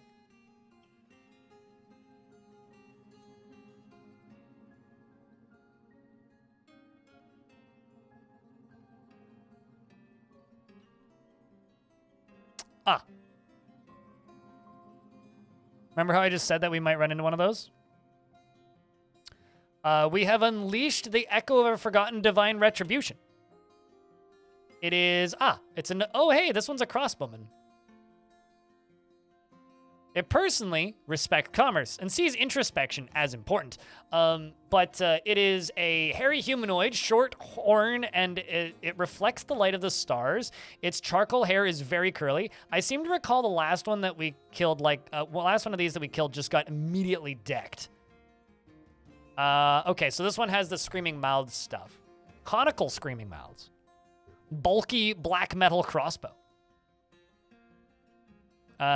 This is Zunter the farmer who just dodged and now is running away.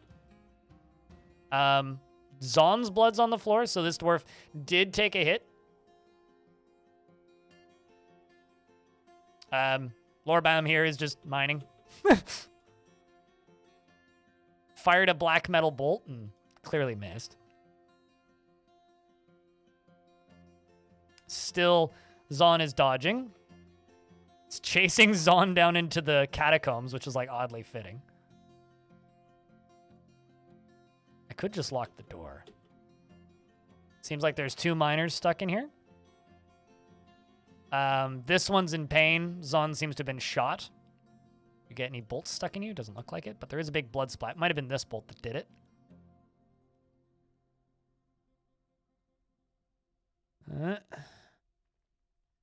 Just re-up that order. Melville runs past. Atir comes flying in, fighting with the creature. More dwarves come flying in. There's Holy Ichor on the ground, where they're pushing it back into the catacombs. Blood is spewing everywhere. The creature is faint, heavy bleeding. Pooball the Swordsdwarf is getting hits in and says, in the midst of conflict, I feel no terror. Spear dwarves in the front. Wow, this thing's got a lot of blood in it. But the dwarves were able to take it out. Pretty heroic fight, if you ask me. Soldiers are going to go back to training. And who got the kill? That's the question. Stukos. Swordsdwarf got the kill. How do you feel about this? Doesn't feel anything after seeing Galka's dead body. Well, you made it dead, so good for you. We've killed several of these soldiers now, so quite proud.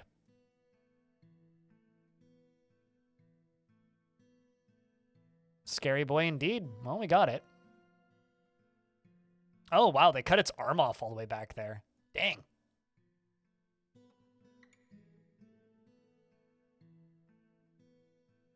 We do have some injured dwarves, though. Lorbam here specifically is seriously injured. Sup, Rolf? How's your day been?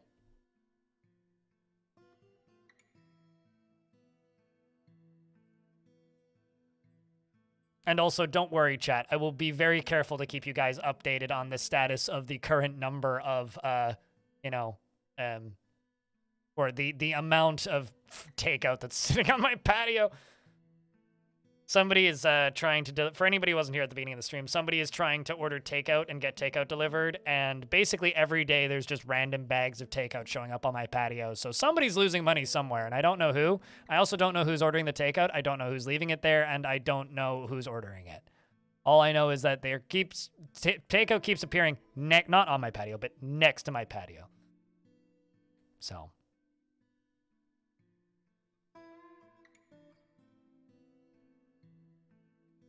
Mystery for the ages. Yeah, no, it's a perplexing thing, that's for sure. How does it taste? It's always Indian food.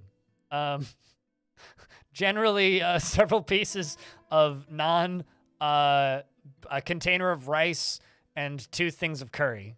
It's fine, but like, I stole it once or twice. But it's just living out there now, and it's kind of frustrating, frankly.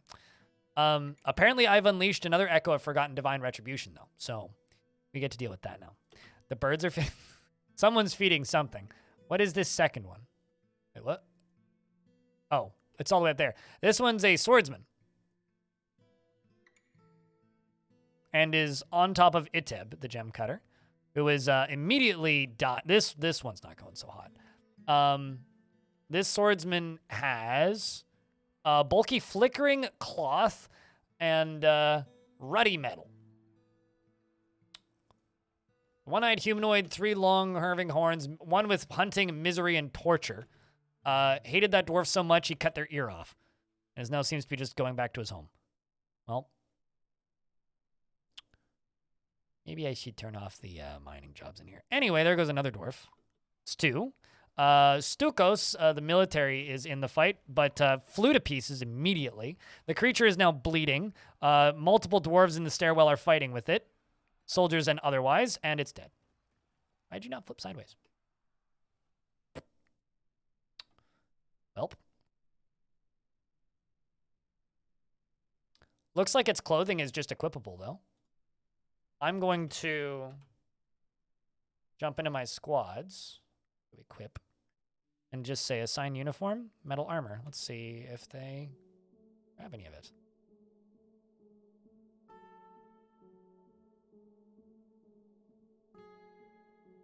Let's see if it ends up on one of my soldiers.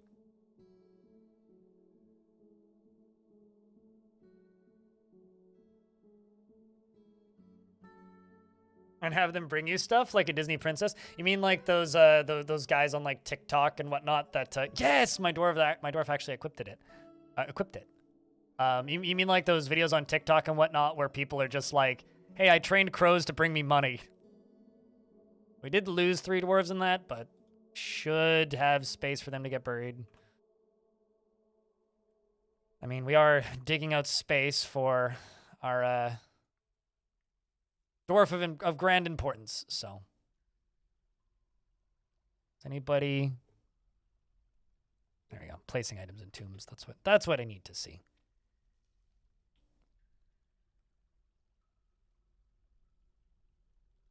I mean, yeah, sometimes you just need the divine retribution, you know?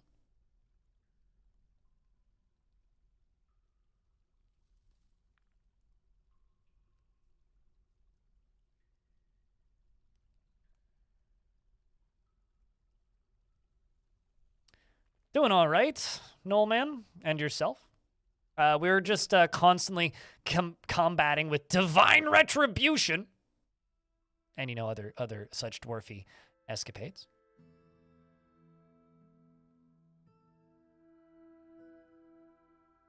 I like how his guts got separated entirely. Not only did they cut his intestines out, they then just left them on the ground. It's still a bloodbath, but you know, hey, it's still going. We got a Fey mood happening now, which is a diagnoser. Let's see what they claim. Stoneworkers Workshop. Ooh.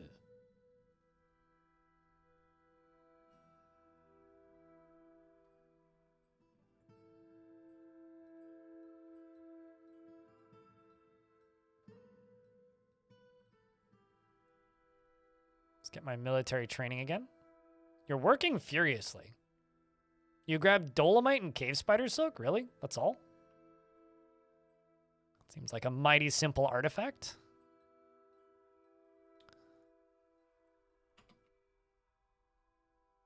Why not? Let's smelt native gold, please. But yes, Danger Caves is still a bloodbath and still quite successful, frankly.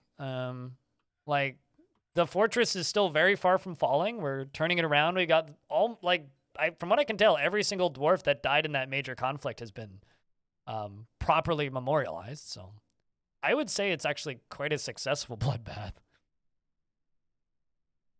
It may admittedly be a bloodbath, but hey, you know, like, we are recovering. Danger Caves will stand strong.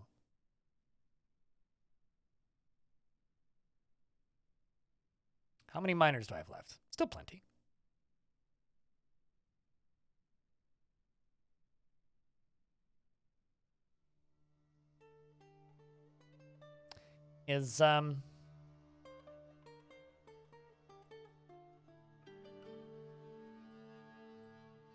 Are we putting item in tomb? Probably, I assume, right? Ah, there you go. Go and grabs Asob's arm. Oh, no, totally. I mean, like somebody said in the comment of the highlight of this fort getting, like, wrecked. Dwarves, there's always like, 200 more migrants where that one came from, right? And because we don't have that the soft cap anymore, which got fixed in the last patch, hallelujah, literally. Like as long as you have a mountain home or a faction that you are trading with that's sending you migrants, and as long as you keep trading, you are good.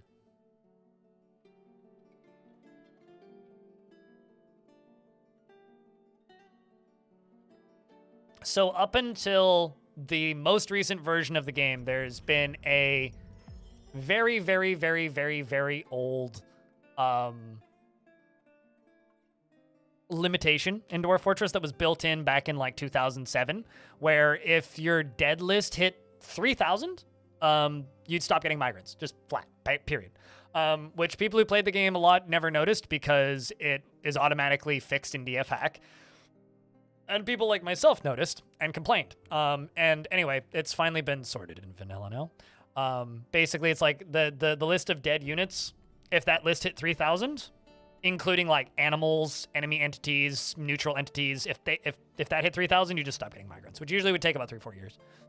But that's gone now. You used to have to clear it with DF hack by clear death list, I think. Can't remember what the command was. It was like clean up something, but yeah. Diagnoser has created Matul Letmos, a dolomite earring, and offers it to the mean angry abyss of beer. It only has 2 material pieces, so I don't care too much about that one.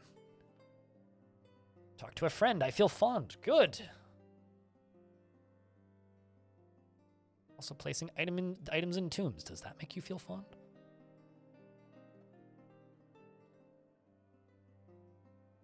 So, yes, there used to be a like limit to the number of dwarves you could theoretically have in a fort. Because you would hit that number and dwarves would just stop showing up. But like I said, fortunately, no longer a thing. Not something you even need to worry about. Let's see, are we going to find more for Divine Retribution down here? Or are we just going to be able to renovate out this space and... Well, it's another Warrior of Treachery. Well, we've killed several of these now, so let's kill another one. This Warrior of Treachery is wearing bulky frosty metal. And it appears that Zul'Ban has now run away from a third warrior. Lycott comes walking in and goes, ah! And runs away. There is suddenly heavy bleeding, which means Lycott took a hit and is now running away. It appears that Lycott has lost a foot. Also, sorry to Zon, your lover, because I don't think your partner here is going to live much longer. Yeah, about that.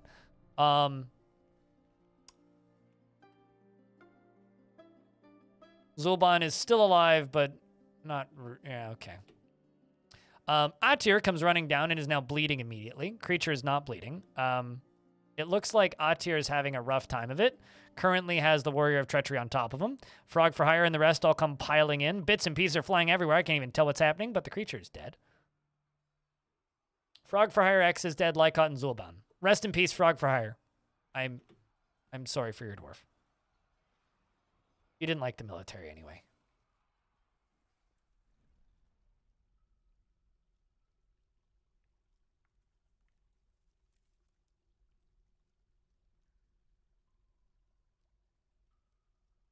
It's weird that, like, they don't flip sideways.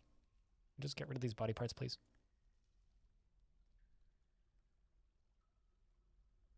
He lived, he died. He was a dwarf. We'll have to turn on gifting dwarves pretty soon. All right. Well, can we stop finding more Divine Retribution, please? Like 10 minutes.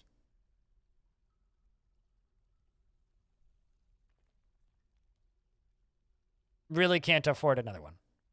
Although we are getting all kinds of fun metal to melt down, so that's good, I suppose.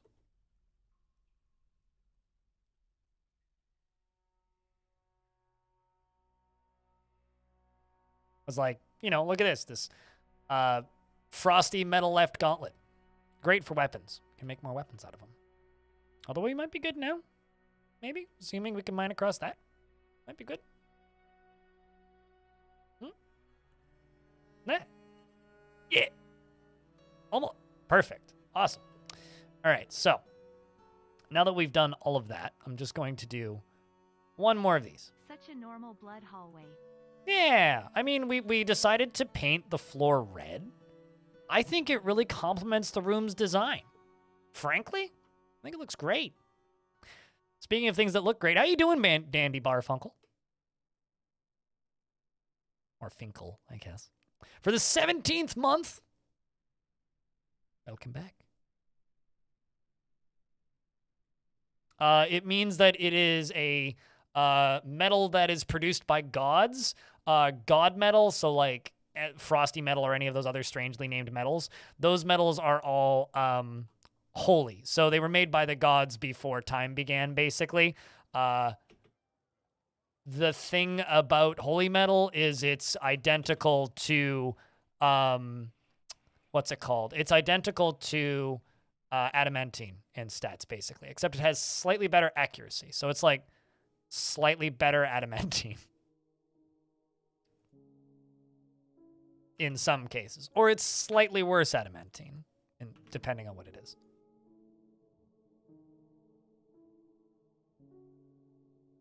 And the only like god metal stuff that you can melt down is the ones that come off of the holy retribution entities that you find down here. Spoilers.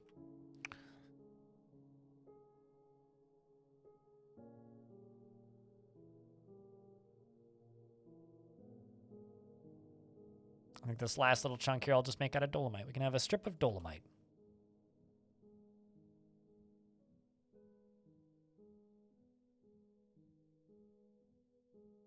It's denser, yeah. So it's like slightly better for hammers, and it gets a built-in accuracy upgrade or something.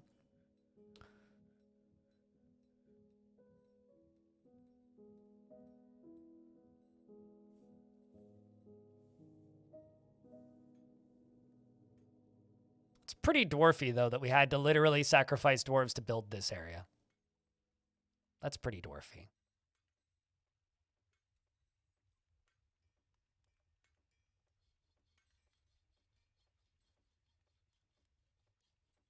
But yeah, the stats are on the wiki if you want to go look it up,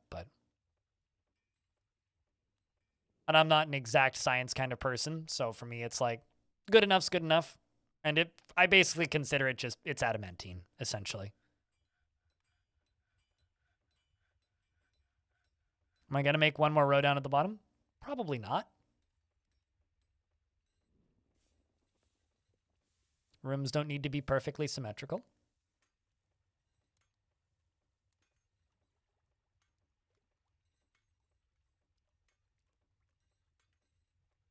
I'm going to go and engrave all of the gems and just smooth everything else.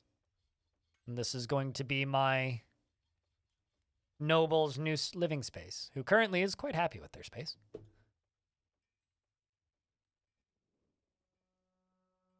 But this is going to be their new office. We're going to give them a new dining hall elsewhere. Also, totally forgot to turn my camera back on.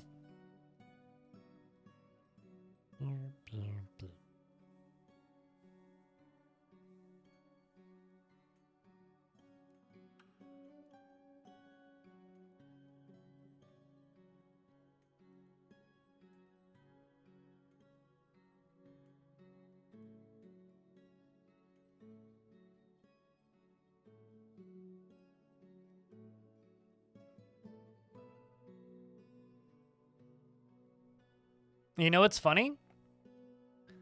Can't even remember what you're talking about, Andy, because the vast majority of my tutorials were made in a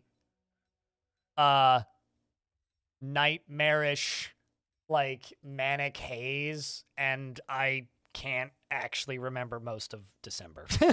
Like, I remember Christmas vaguely, but I mean, I was working 18, 19-hour days. So when people are like, yeah, you said this great thing in your tutorial, or like, yeah, I love this one, I'm like, cool, I don't even remember making it. It's actually like the case.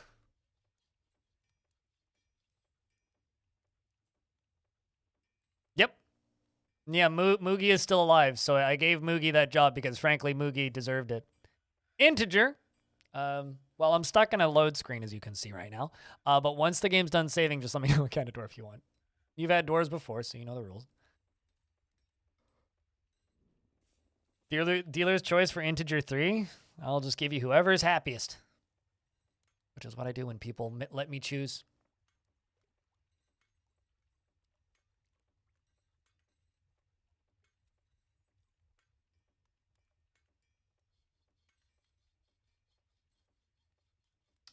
Doop doop doop doop doop doop doop doop. Ba-da ba-da ba-da ba. Load screen. Yay, there we go. All right. So I said happiest dwarf currently is missing a sprite. She is a spear dwarf. Integer. 1, 2, 3. Integer. Integer wants to spend some time with family. She's lonely. Well, that's mighty difficult because you have no family. Speaking of spears, you're using a bronze spear. Yeah. How much? You know what? Let's just make adamantine spear. Let's just make 10 of those. You, though, as a dwarf, rarely gets jealous, is generally very happy and optimistic, is often nervous and often feels lustful, tends to hang on to grievances, and is not particularly interested in what others think of her. She rarely feels discouraged, and she is brave in the face of imminent danger. She tends to be a little tight with resources when working on projects, and she doesn't often seek out excitement. She can handle stress, and she tends to only form tenuous emotional bonds with others. Easily is distracted during conversations. When she's bored, she clicks her tongue repeatedly when she's annoyed, and she needs alcohol to get through the working day. Dreams of mastering a skill, and personally values romance, and doesn't respect a society that is settled into harmony without debate and strife. She likes lemonite, silver, red tourmaline, the color maroon, short swords and bucklers and backpacks and cats for their aloofness, and one-humped camels for their hump, and the words of the page of aquamarine, and the sound of the lacy phrases and the sight of the adoration of butterflies. When possible, prefers to consume duck, flounder, and beet plants and banana beer, and soft wheat flour, and absolutely hates mussels. She has a scratchy voice, and she has rounded brows, protruding eyes, and her head is somewhat broad, and her long hair is tied in a ponytail, and her hair is amber, and her skin is peach. She killed a forgotten beast.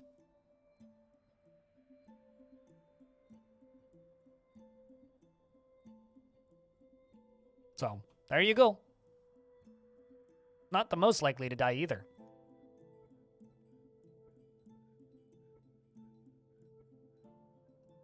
I'm gonna jump over 2 tasks. We're gonna unsuspend a bunch of gerbs.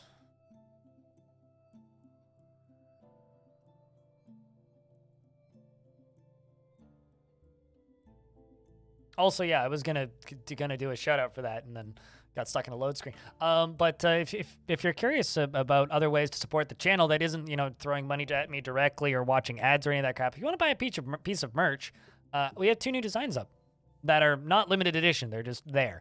We got this Gremlin Master shirt, kind of like a Dungeon Master kind of idea, and then there's also a sticker if you would like to, I don't know, stick it on a computer or something, or your forehead and run around screaming I'm a gremlin.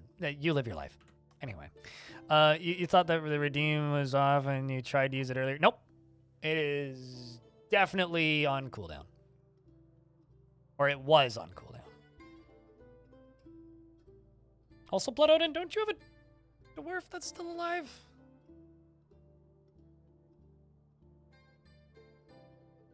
Yeah, your dwarf is still alive. You're pissed, but you're still alive. This is a really crappy fountain. It just doesn't work.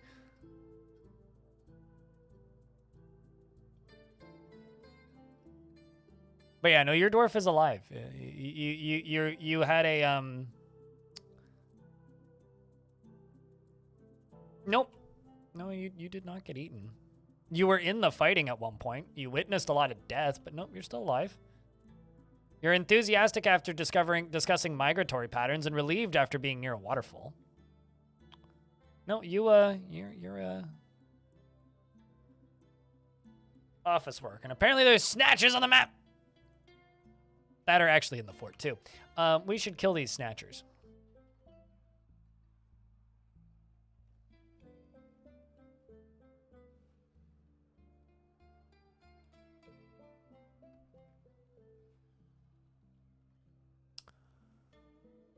Terrified while experiencing trauma? Well, trauma these nuts.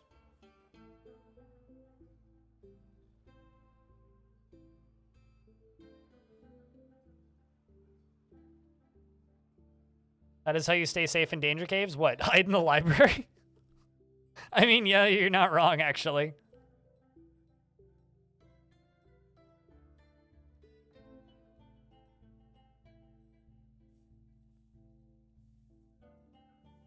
I'm sorry, what? The elites don't want you to know this, but the dwarven children in the mines are free. You take them home. I have 138 dwarven children. Do you actually have 138 dwarven children, or are you just memeing? Because that is a lot of kids to have in your fort. Holy shit.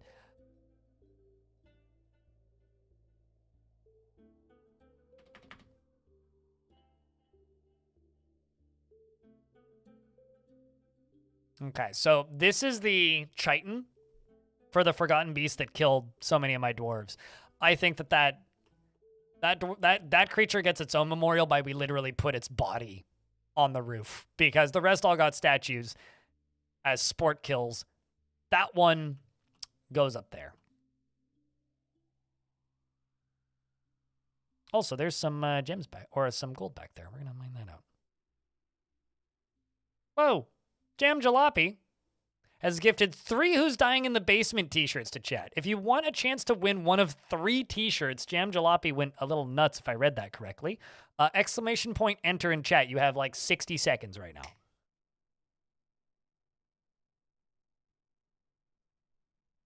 I feel like I should make the time to enter those quicker.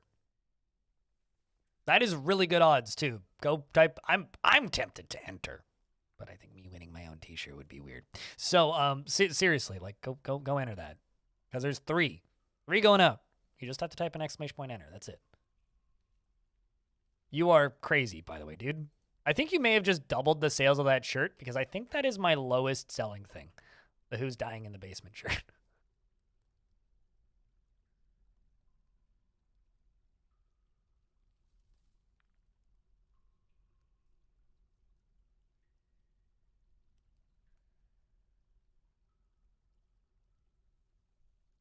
Okay. But thank you. Yeah. Cheers, dude.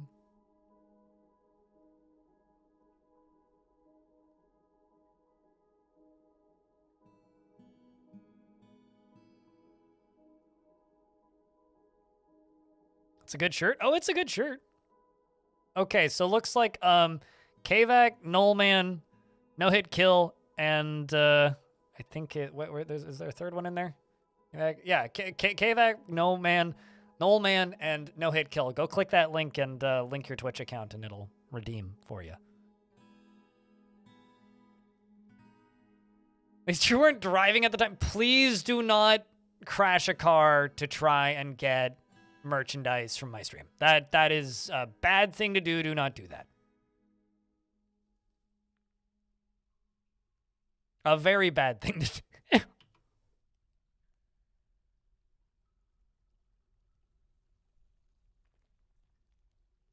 Speaking of merch, chat, my merchandise site has a beer glass, a pint glass. Like, I can sell pint glasses. The thing is, an elven caravan has arrived. Really? Oh, are they gonna tell me off again? For the silk crafts would be okay, right? Like, they'd be okay with silk crafts. Anyway, so they sell pint glasses. The problem is, there is a problem with it. And there's a reason I don't have one for sale yet. The problem is they only ship from the EU.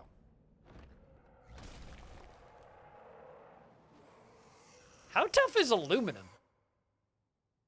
I don't think I've ever seen an aluminum Forgotten Beast. So I really want to make that as merch. But the fact that they only ship from the EU is a pretty hefty stopping point. Anyway, Forgotten Beast, Ognul, what's up, Mark? has come, a gigantic humanoid composed of aluminum or aluminium, depending on what side of the planet you happen to reside. It has large mandibles, and it undulates rhythmically, which is definitely the correct way to pronounce that word. Beware its spittle, which be deadly.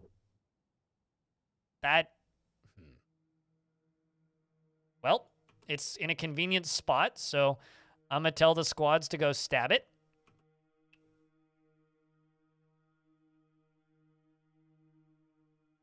Yeah, a vile force of light contortable metal. It's moving at a very reasonable speed so far. It's kind of slow, actually.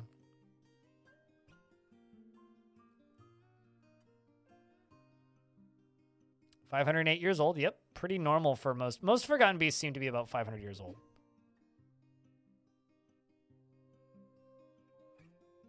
I mean, I might just start doing that, actually, Integer. Or the ones we can't butcher, anyways. The ones we can't butcher, yeah, I would butcher them.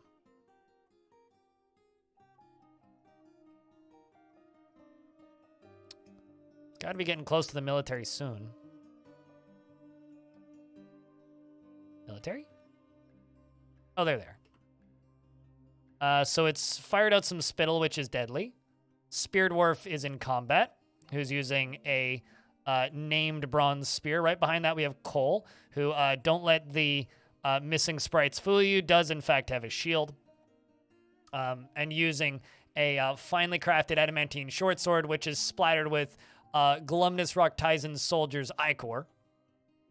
And the creature is pushing back Nil up here.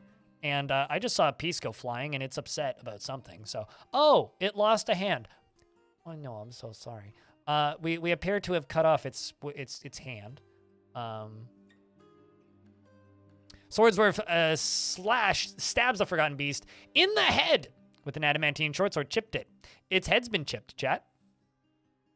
It seems to be breathing globs of Ognul pus beat. Its last name translates to pus beach. I hate it. The Forgotten Beast extract, so it's globbing it. It doesn't, it literally fires globs. Well, this dwarf dodged it by falling down into this trench, so shout outs to this trench. Yeah, it's dead. Wasn't super threatening. It appears that Spear Dwarf stabbed the Forgotten Beast in the head with Thorich Vomshar, and the severed part is cloven asunder. So because it's made out of aluminum, maybe we give it to this. That's a steel spear.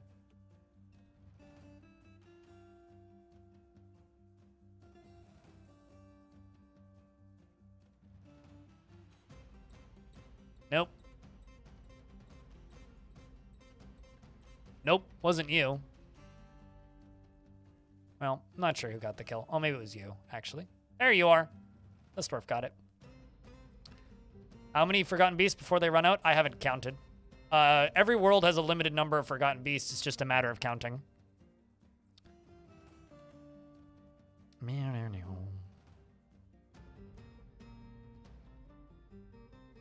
You'd have to go into Legends and check, which I haven't done.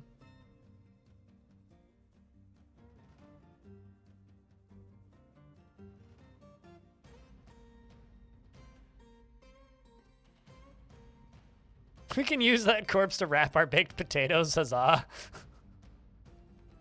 That's a way of thinking about it.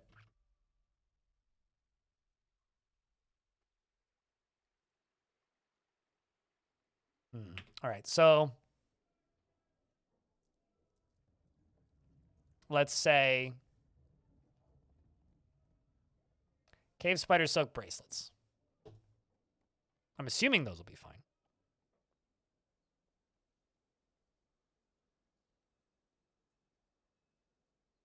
I mean, it's different for every world. I mean, it varies wildly. So I have no idea how many are in this world. Nor do I know how many exist in this world overall, but it varies from world to world. You generate your world, and it generates your Forgotten Beasts along with that world. And the number of Forgotten Beasts you have depends on how long you run World Gen, how many were there initially, the savage amount. So it could be anywhere from like 15 to 250 to 1,000. I don't know. Go if you go to any of your generated worlds and click on legends and go to historical figures, it'll give you the full printout of the number of forgotten beasts in your world.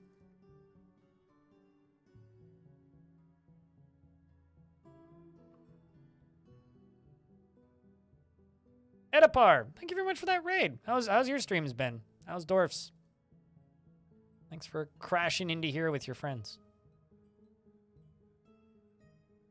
If I have any mods around, could I get a shout out for the lovely raiders?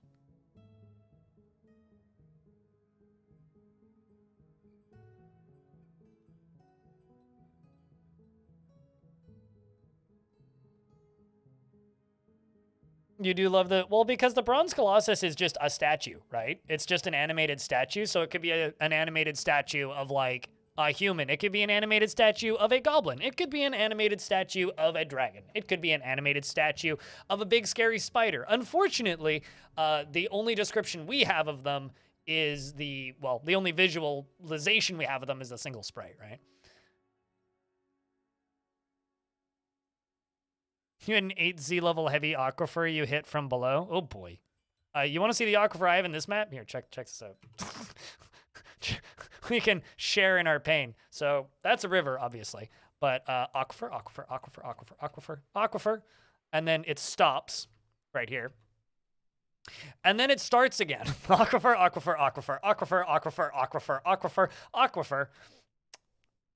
And then there's some aquifer in this layer. And then that's the lava sea. It could be an animated statue of a dwarf, certainly. Or a god or anything else. So that's been fun. But, you know. What's up, Punching Kirby?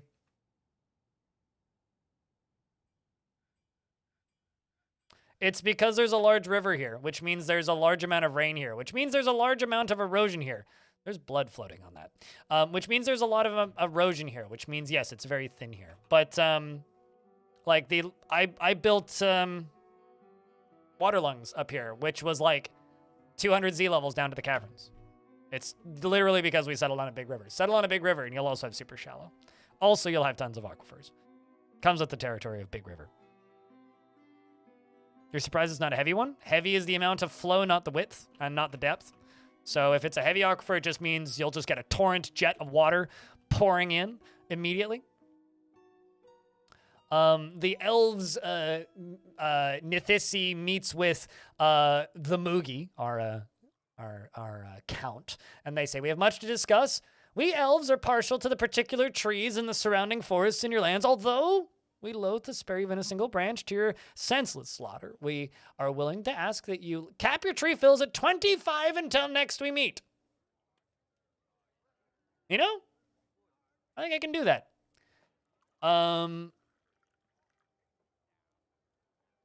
We can part with at least 48 trees, Butcher. That's fine. 48's plenty. Like, actually, like, that's just plenty. Do not need much wood in this fort. I'm wondering if the water is just evaporating because, like, stuff's going away real quick. Do they count the shrooms? Oh, absolutely. Bloodthorn absolutely counts. Bloodthorn is wood.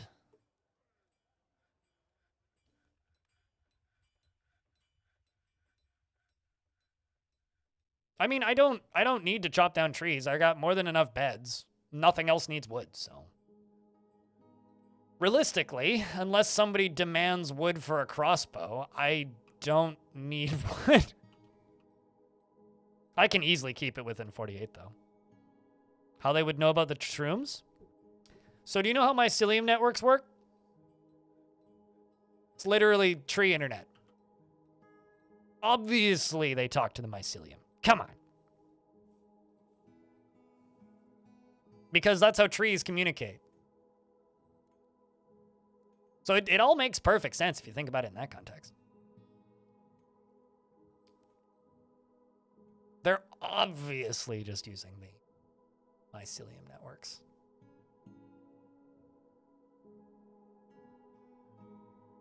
The force is with them. Mushrooms are fucking cool though. Like dwarves and jokes aside, mushrooms are fucking cool. Okay. All silver or all gold, so they should just be Gucci. What did they bring us? Chad, have you ever like imported grown wood logs from the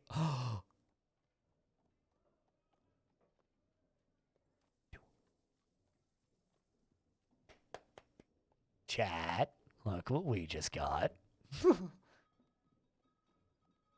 They also brought a normal jaguar. Boring. They brought a giant red squirrel and a giant chipmunk. Okay. we just got a breeding pair of tame giant jaguars. I am excited.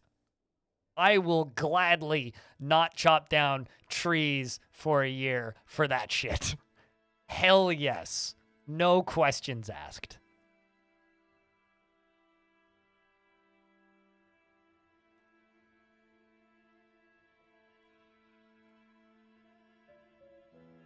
Are you asking me if I read books? I generally read books that people would consider to be really boring. I've read 3 books this year. Most recent of which was this.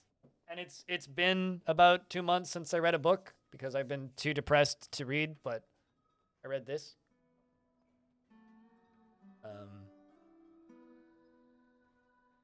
Yeah.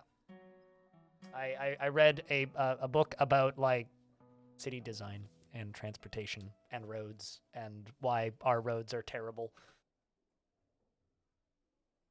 I prefer like technical manuals and like educational shit over like what most people consider to be engaging reading. I don't read fiction, basically.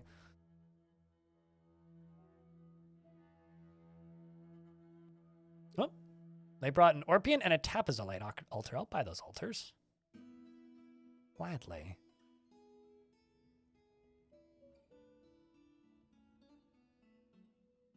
You know, I know that a lassie is obviously a piece of musical instrument. Lassie bodies is really funny to me. It's like, why'd you eat Lassie? It's like a dog's name. All right. They get lots of profit. I'm sure they'll be fine. Boom. Done. Take our silk crafts.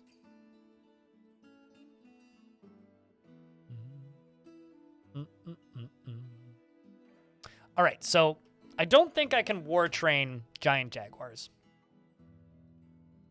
No, I can. Ooh. Okay, hold on. Motherfucker, I can. Ooh, baby. Okay. Well, in that case, I don't even want to like assign them to my military. You know what I want to do? I just want to like put them here. Just have like a pen of giant jaguars. I mean, they're just cats, right? Or rather, not a meeting area. I clicked the wrong thing. Animal training can just go right here. And pen and pasture can just go here. I also have a giant squirrel because comedy. And a chipmunk because comedy. I'm not sure where Maybe I'll just put the giant squirrel and the chipmunk up here for right now. Nice kitty, warm kitty, little ball of fur.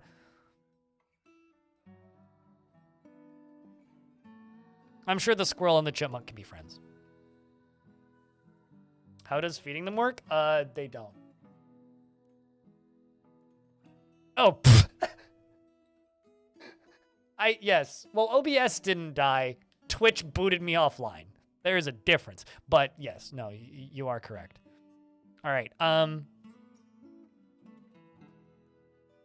We're going to war train those 2 jaguars. And hope that we didn't get in some terrific bad luck or something where like one of them is where the male one is gay.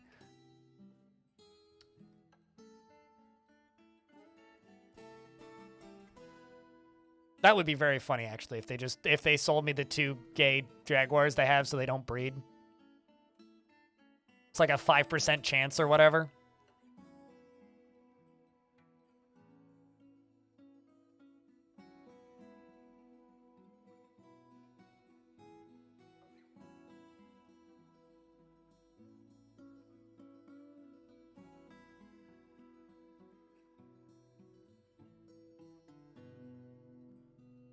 It's happened with every set of ducks you've bought? What, that the males are gay or that, like, they don't breed? You gave them a nest box, right? And made sure that the dwarves don't, like, take the eggs, right? Are you using DF hack to check? Or is that just, like, a suspicion? You can just have the rest of these as gifts. Thank you, elves.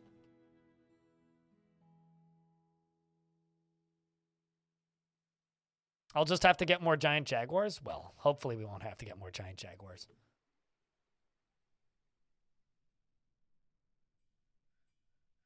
Butcher an animal? What am I butchering? Better not be butchering my giant jaguars. So I have a dwarf with a butcher and animal tag? What are we butchering? Literally nothing is set to be... Oh, okay, it must be dead.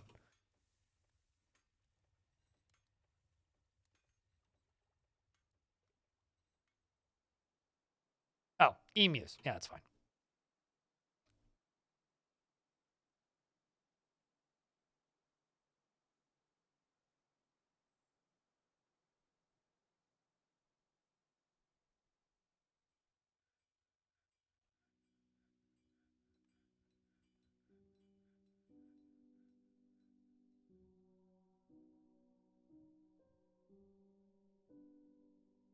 You just buy turkeys now, they do fine. Weird.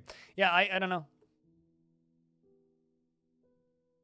Every time they do not breed, I guarantee you there's just something weird going on. Because it's only a 5% chance, and that's just, like, not mathematically impossible or anything, but, like, I don't know. That's like getting a miss on a 95% hit chance repeatedly in XCOM. I mean, like, it happens, but not that common.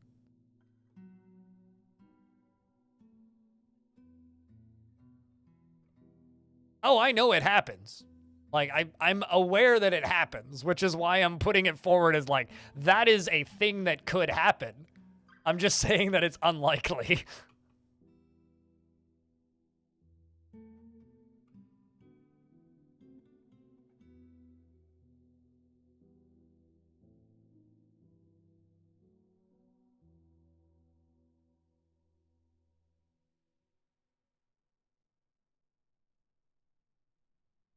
There we go. I want to see these giant jaguars. Yes. Yes, my pretties. Yes.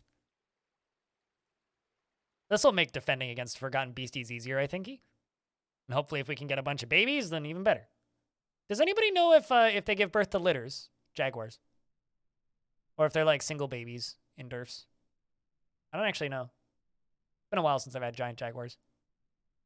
Big murder floofs? Yeah! Big purring murder puffs. Fluff balls. I'm gonna find out clearly.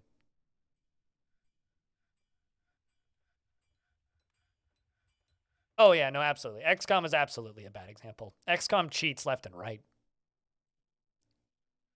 The more recent versions are significantly worse for that shit too.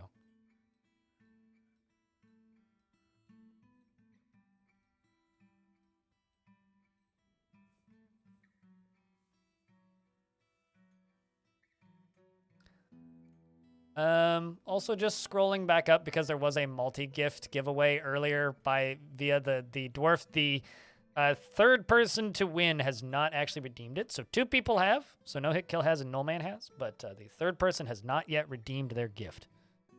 Just a heads up. If you got added by a weird bot earlier, you might want to go check. But thank you very much for all of the merch sales today, guys. You guys are very kind.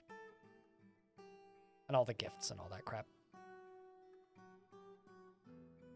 Also, I'm starting to think, because I always set the sub goal so ridiculous, instead of me gifting a sub when we hit the sub goal, maybe I should gift out merch. What do you guys think about that? Keep, like, the sub goals a little bit farther off and harder to hit, but it costs me more and I get less for it. But maybe I should do that.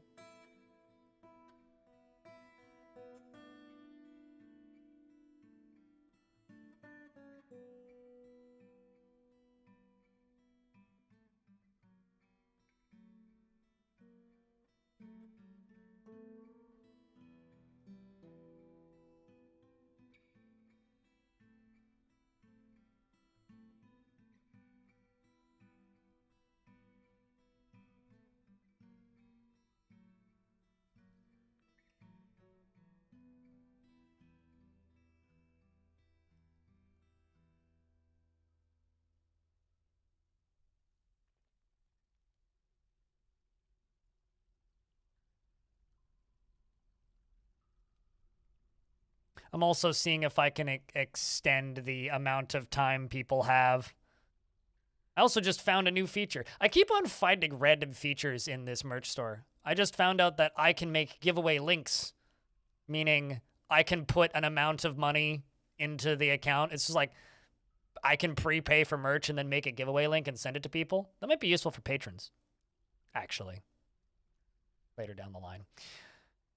So that's a thing that just happened, by the way.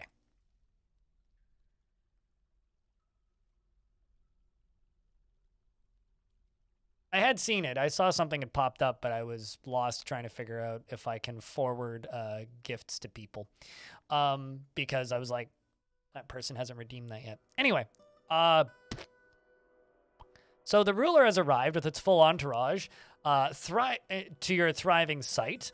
Your thriving site is now the capital, which has continued fortune and toil. The legend of a true mountain home may yet be written. So, some migrants have decided to brave this terrifying place, knowing it may be their tomb. Well, that's honest. So we got Asstrong. Finally.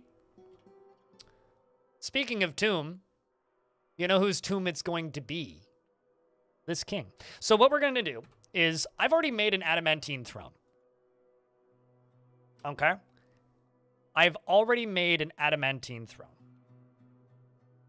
What I'm going to do is this creature, once it shows up and wanders into the fort, I wonder what they think. What an apt thing to say. We checked out this character. This character has taken this throne from our faction via a coup, and is not exactly the nicest character in the world, and is currently trying to take over multiple other portions, multiple other factions. Yes, Goblin King.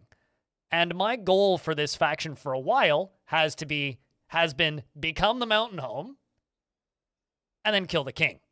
But first we have to become the mountain home. I have everything ready. I have an adamantine throne. We just need to satisfy this character with a throne room. And that is it. What about the baby? Do they have any kids? Yeah, they do have several kids. I don't know necessarily if they will get the throne, though. So, Asstrong open hexes, as well as a bunch of dwarves, are now wandering into the fort. Well, change of plans time. Let's read about this character, shall we? Also, we have several captive demons. Just remember that. He is unable to make decisions without a great deal of input from others. Often finds himself changing his mind to agree with somebody else. He is very comfortable around others who are. He's very comfortable around others that are different from himself, and he is very greedy. He feels strong urges and seeks short-term rewards, and is sometimes cruel. Dislikes helping others and prefers that everyone live as harmoniously as possible. Though he is troubled by this by his own nature, as he prefers discord and debate. Also, if another goblin king takes over, cycle continues. I want dwarves to be in charge of this faction again. He has little interest in joking around and tends to not be swayed by emotional appeals, likes to brawl, and tends to consider what others think of him. He is moved by art and natural beauty, and he is troubled by this, since he dislikes the natural world. He likes a little excitement now and again, and is quick to form negative views about things, and is quick to anger, and likes to keep things practical without delving too deeply into the abstract. Because frankly, if we don't do anything, this dwarf, or this goblin, will be in charge forever. He dreams of attaining a rank in society, and this dream was realized. He personally finds the idea of fair dealing and foolish and cheats when he finds it profitable. Finds the idea of fair dealing, foolish, and cheats when he finds it possible, like taking the throne. He is offended by leisure time and leisurely living, finds eloquence and artful speech off-putting. What a guy. Apparently he has a beard, though. His very long beard is arranged in double braids, his sideburns are clean-shaven, his long mustache is incredibly close set, and he has a very round chin. His ears are extremely narrow, and his nose is somewhat narrow. His hair is amethyst, and his skin is fern green. But yeah, came from the Dread of Moons. He's also the former warlord of the Evils of Naughtiness, which is the group that he was in charge of before he became king of the Accidental Ceiling. And now he's just a member of the Evils of Naughtiness. So, another giant murder floof. Duh. So, yeah, not a big fan of the Evils of Naughtiness. So, with all that being said, I guess this is going to go from being Count's quarters to King's quarters. So it's time to fully satisfy the king with their quarters. And tomb. And all that. He dresses the part. Oh, he grew the beard. I mean, it was a successful coup. Like, I'm not denying the fact that, like, he did a good job taking over the fort or the faction, but simply can't have that. Now can we?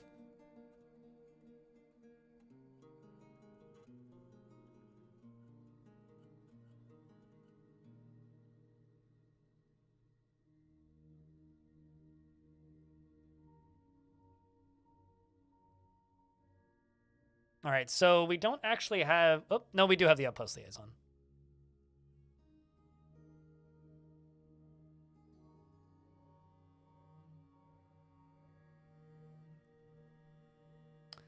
Try to steal Sevastopol, something lying to say. Forgotten Beast flames still melted. Oh, no.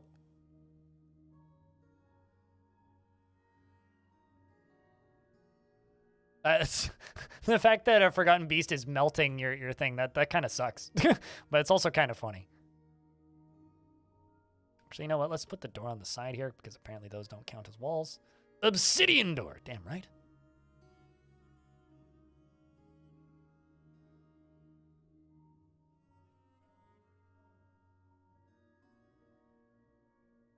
On someone whose first name would be Devil is pretty funny. Kind of is. All right, so this is going to become a bedroom. Bedroom created, all the way out to the door as well. This is going to go to the king. It's not quite a nice enough bedroom just yet, but...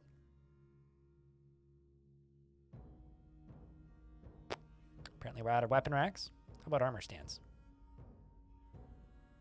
Ah, well, I do have the one.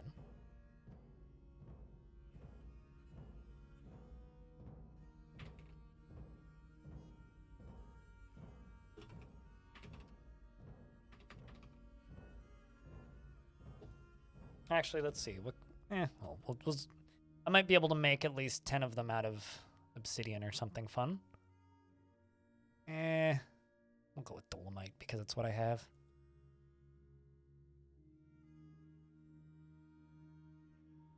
Also, they're already war giant jaguars.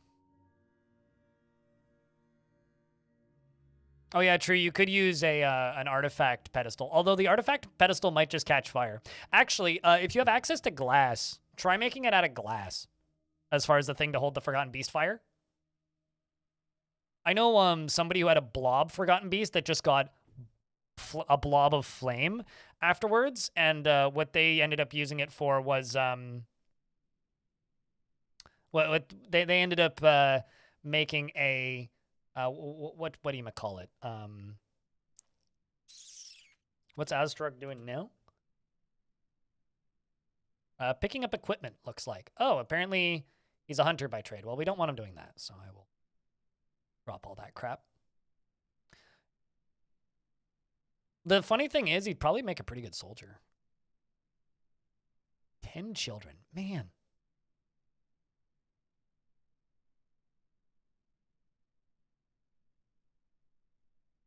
Send him to hunt the next Forgotten Beast? No, I'm going to release a demon into his bedroom when he goes to bed.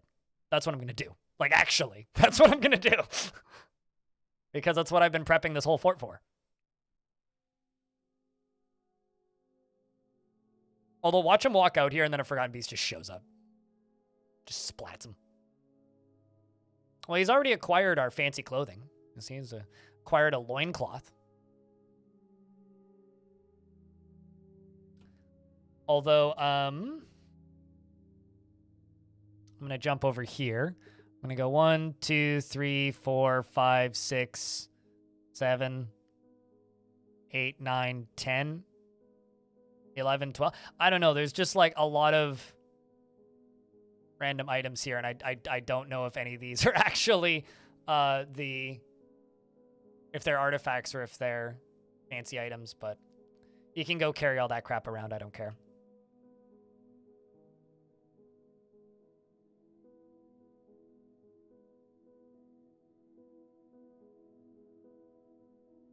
But yeah, no, one of my major goals for this whole fort is to just simply put throne back in the hands of a dwarf. It's probably my biggest goal, actually.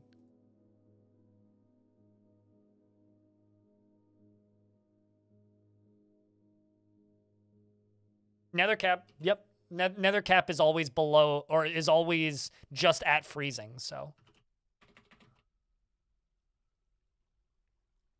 That should do it, yeah.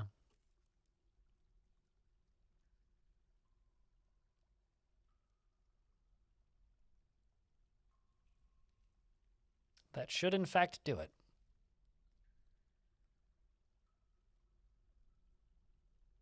Yeah, I want, at the very least, a goblin with a dwarf's name. Although, oddly enough, most of this goblin's kids have dwarf names. So there is that. And at least our outpost liaison is a dwarf. Actually, let's check. Where have you lived previously, outpost liaison? Oh. Well, that's an interesting. That's an interesting. I'm good at words.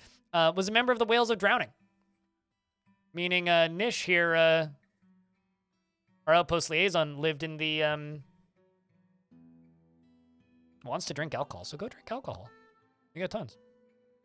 Wait, hold on a second. You're not a vampire. So wait, what?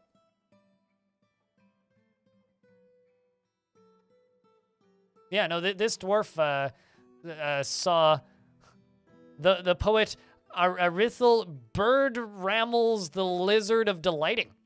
It's dead body. No, this person came from Waterlungs, which is cool.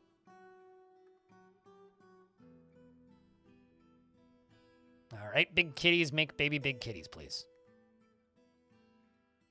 Resentful after being confined. But you're not confined anymore.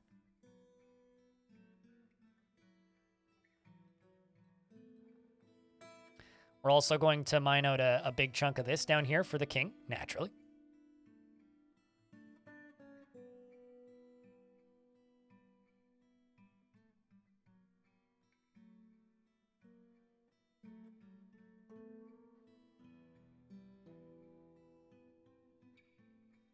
You are alive, actually, Redbug. Your dwarf showed up and I expelled you almost immediately. Which means you're out there somewhere eating people. Probably.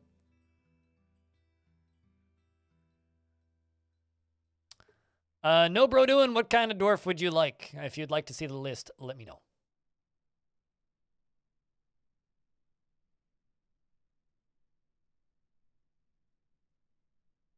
Got an adequate fighter that just showed up. Competent swords dwarf. Oh, the military.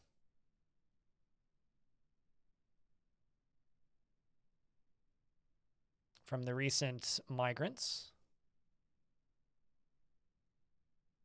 Anybody else? Adequate fighter. Ooh. See, there's a legendary axe dwarf and a legendary swords dwarf. I'll bet you.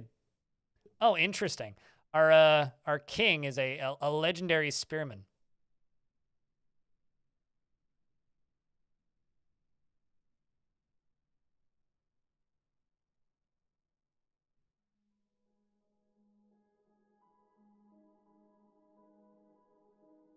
I wonder if it's the king's entourage that I'm putting into the military now. Bet you it is. Can I name the liaison? Absolutely. It is a lady, though, so just keep that in mind. Bro doing? She is incurious and never seeks knowledge or information to satisfy herself. She is in a constant state of internal rage, and she is rarely jealous, and she lives an orderly life, organized and neat. She is not the type to fall in love or even develop positive feelings, and she can get up in internal deliberations when action is necessary. She is somewhat uncomfortable around those that appear unusual or live differently from herself, and she can often present herself modestly. She has a tendency towards forming deep and emotional bonds with others, and she is quite ambitious. Quite polite, not ambitious. She often experiences strong cravings or urges, and she has a tendency to consider ideas and abstractions over practical applications, and she is slow to trust others, and her hands jump all over the place when she's excited, and she needs alcohol to get through the working day, and dreams of raising a family, and personally thinks the entire concept of sacrifice for others is truly disgusting, is a firm believer in the value of tradition, and values self-control, and values good craftsdwarfship. She likes borax, bismuth, bronze, sapphire, and horse hoof, and amber, and bolts, and alpacas for their jutting teeth, and when possible, prefers to consume herring, and swamp whiskey, and water buffalo's milk, and peaches. Absolutely hates bark scorpions. She has a broad body with almost no fat on it, and her head and her broad ears are flattened. She has an angular chin, and her eyebrows are extremely sparse. Her hair is quite dense, and her medium-length hair is arranged in double braids. Her somewhat short head is somewhat broad, her lips are thin, and her hair is chocolate. Also going to fly... Hiccup, apparently. I'm going to fly up here, and we're going to assign animals. Just to get them out of here. So I don't have random dead alpacas, whatnot. He has an opportunity against the demon. I'm not going to give him a weapon, but yeah, I guess.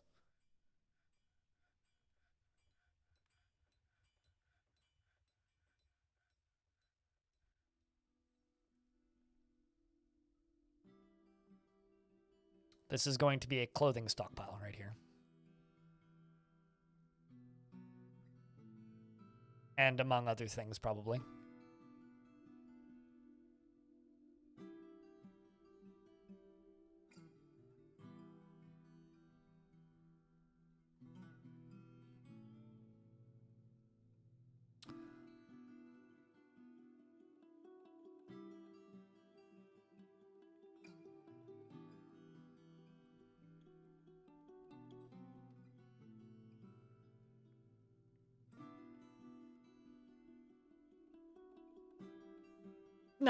No, we're going to assassinate him in his sleep. I think giving him a shitty weapon is like making it less accurate.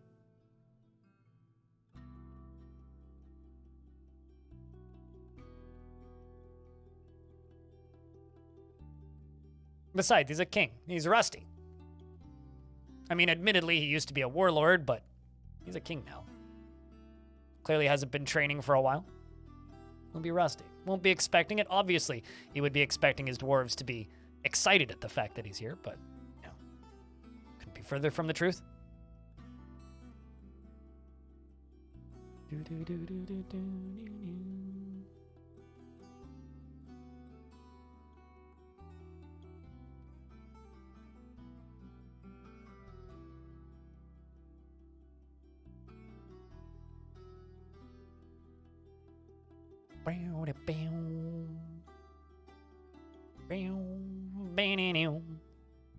Song's still good.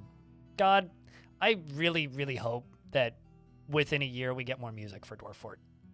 Not that there isn't enough music, there is, I just want more. I just really want more music for Dwarf Fort. Is that too much to ask for?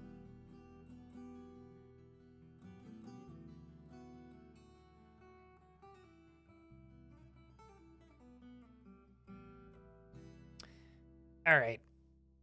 Frame rate, why did you go back down to 20? It was nice when you were at 40. Can you go back up, please? Be awesome if you could do that. Are the elves still here? Do I blame them? I'm blaming the elves. The elves are still here. I assume that it's their fault. Well, I mean, the king went to a fortress. Little did they know that this fortress is being run by a maniacal streamer who has been planning the king's death for 4 forts? Yes, 4 forts.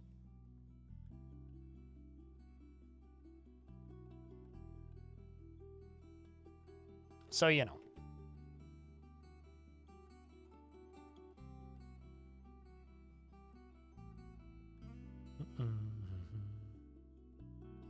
Show them a piece of wood? No, I want them to stay. They brought me 2 giant jaguars. These elves are friends. As much as it annoys most of chat. They are, in fact, friends.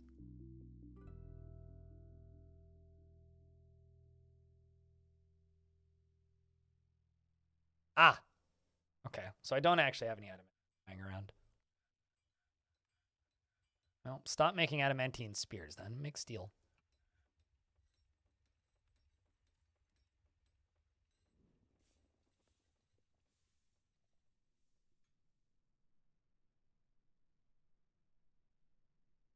Frenemies?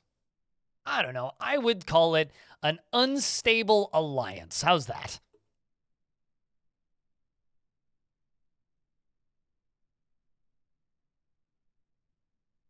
This is going to be the king's throne room.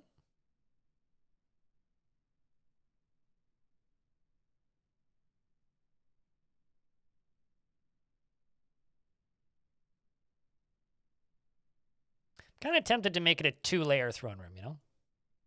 So go out to here, and then it sinks down a layer at this point. So we'll build it out like this, and then smooth it, and then sink it down a layer.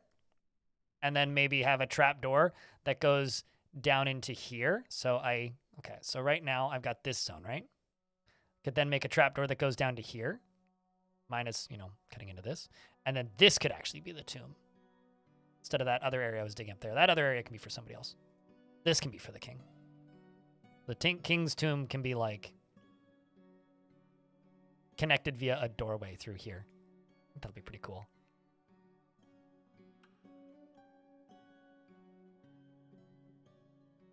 They're just that judgmental friend that brings you cool stuff for your birthday. I can't say I've ever had a friend like that, but I'll believe that that's a real stereotype for people.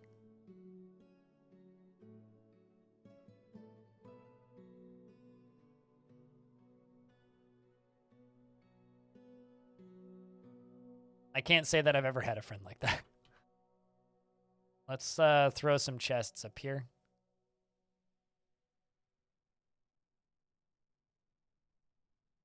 King's slowly getting satisfied with things. And we can also just give the king the adamantine throne.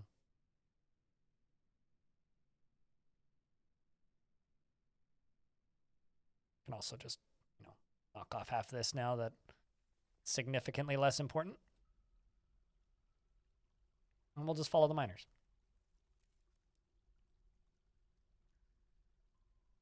Once I do this, because I don't actually need this done right now. So they can keep mining it, that's fine, but it'll get to a point where priority just drops, and we'll follow you. It's on.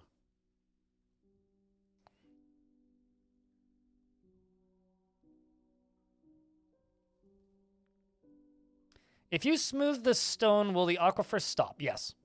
But it will also come from the ceiling too. So if you're digging sideways, it's coming from the ceiling until you go above it and channel out the ceiling.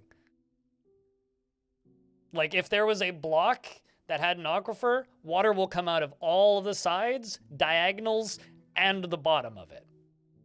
It won't bubble out of the top though. But if you just dig vertically, channel through it with stairs and smooth the walls, you can just go straight through it.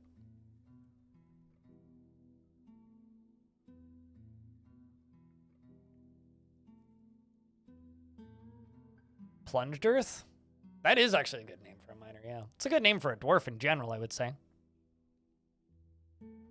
This dwarf is only a novice miner, though, so they're not that good, but... Hey, at least they're able to do something.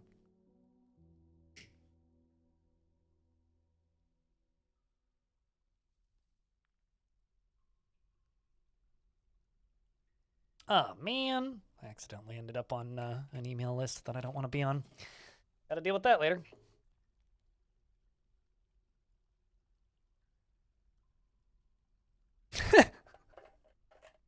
I can't believe that Dearth clogged the toilet again. Yeah, Plunged Earth has clogged the toilet again. God damn it, Plunged. At least plunge the earth after you clog it. Come on.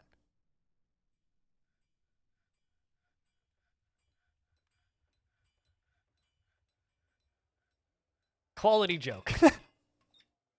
I appreciate said joke.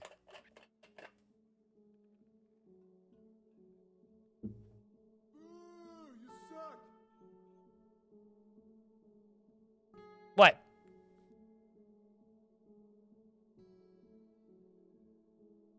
What'd I do? Make a funny joke? I apologize for being funny.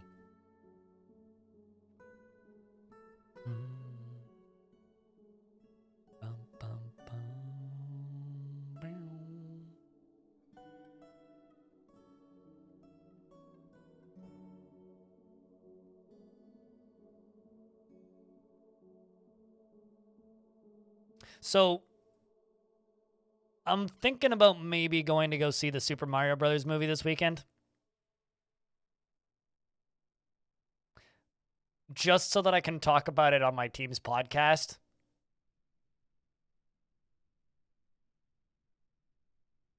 Is it any good, or am I going to hate it? Let's take a lovely And how high should I be everything that's good from it, the seeds, the when I go vitamins, see it? the nutrients, everything that's good about it, and just jam it full of shit garbage shit sugar and put it in a shit bottle that sounds like shit when you put it on your shit. It's shit. Stop eating ketchup. Got it. Okay. Be very high? Okay. So as long as I'm high, it'll be okay? Noted. Fully expecting to hate it, but it's funny. I do like Jack Black, which I guess is kind of an advantage. And I also like Seth Rogen, which is also an advantage. So the fact that I like both Jack Black and Seth Rogen, I think means that I'll probably like it. But I've kind of heard nothing bad about it so far, which is like reassuring. Frankly.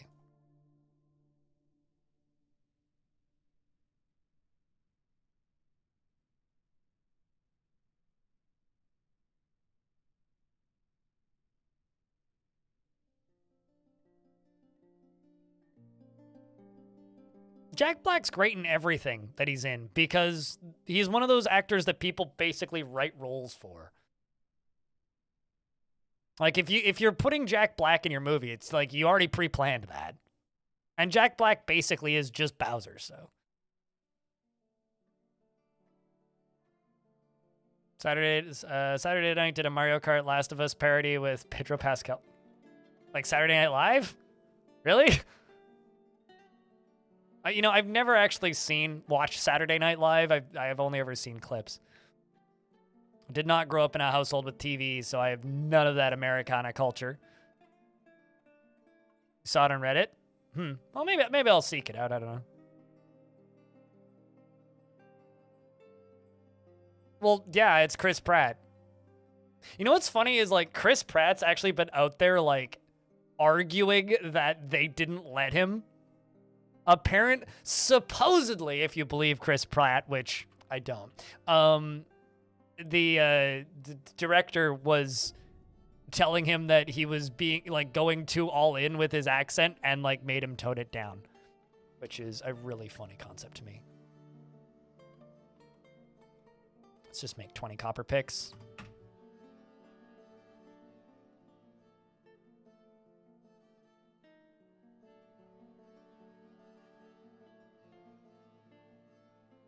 Also, I can definitely make another metalsmith's forge over here.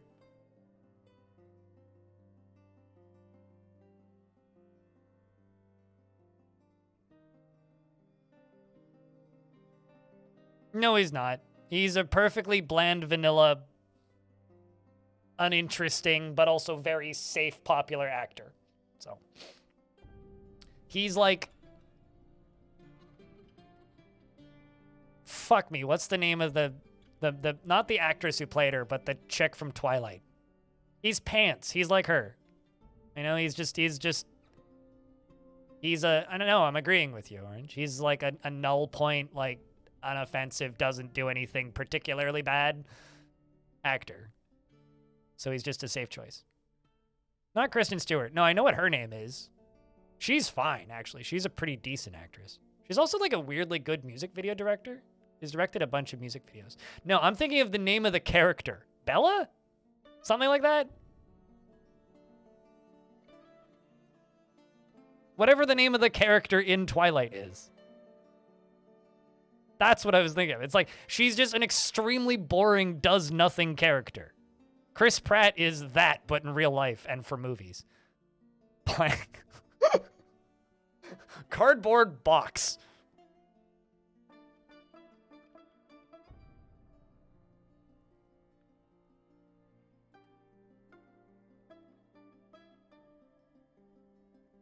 Whatever her name is.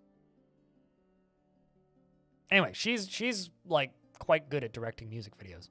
So, watered down milk. Ew. So wait, skim milk?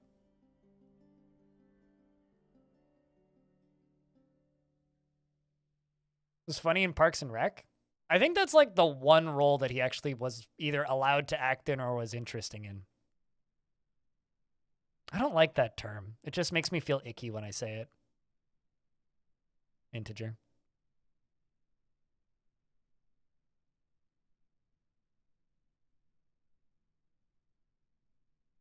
You will not stand for this cardboard box slander. Well, I mean, they are trees. So, I guess I'm insulting trees.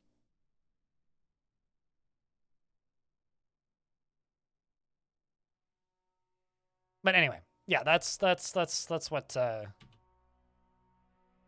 I would describe Pratt as. He's just boring. He's just boring. Nothing particularly wrong with him aside from that. He's just boring.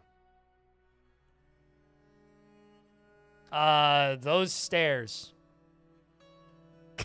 And I get rid of items I don't need. But right now, I don't know why the frames are so low. They should be around 40. They just keep dropping. And then popping back, and then dropping. And then popping back, and then dropping. I'm starting to just blame this world. Because... yeah, I'm not totally sure, to be honest with you. But I have a YouTube video on, like, how to improve your frame rate, if you care. But generally, it's just mass pathing and blocking line of sight between dwarves. And as somebody who likes making big open spaces, I don't generally do that. So...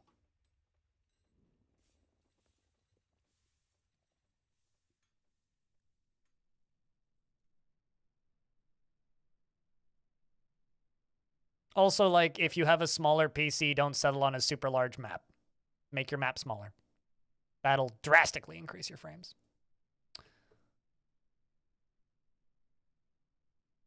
They have a copy of Chris Pratt in a bunker. They don't have a copy of Chris Pratt, but they do actually have a copy of Bruce Willis. Bruce Willis signed over the rights for his likeness to be replicated by AI, actually.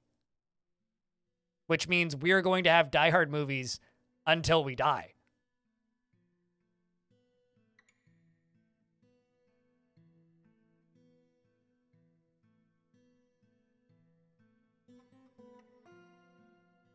Oh yeah, that'll do it. Canine Pepper.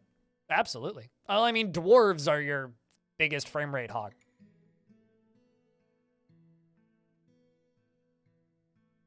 Oh, until we die hard? Yes. Yeah, no, I getcha. It's die on impossible.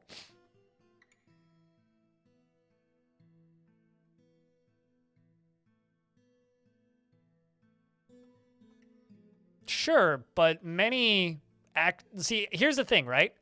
That's a good reason to retire. Like, let's just say I develop, hypothetically, me as a human, I develop lung cancer. I'm not going to design an AI to take over my Twitch channel. I'm just going to die. Like, that is just what will happen to me. I'm not going to develop an AI to take over my Twitch channel because that's just weird. Like, maybe that's what people do now. I don't think that's a good reason. Like, it's sad, but I don't believe that that is a good reason. But why not?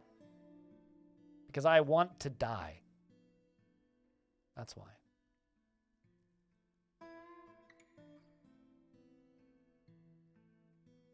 You would just freeze your head like a sane person?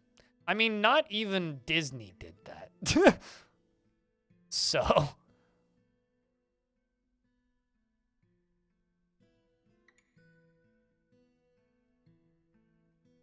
I mean, I don't know. At least for me, I want to be remembered as the kind of asinine, mean person that I always was, and not remembered as a kind of asinine, mean AI. You know? Not to be like mean to Bruce Willis, but dude's done okay. His family's fine. AI rights or not.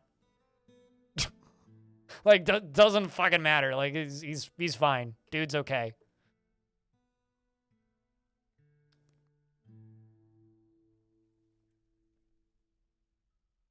There never would be an AI version of me. And change the subject ASAP. Blood Odin. Like, do not make me continue talking about this.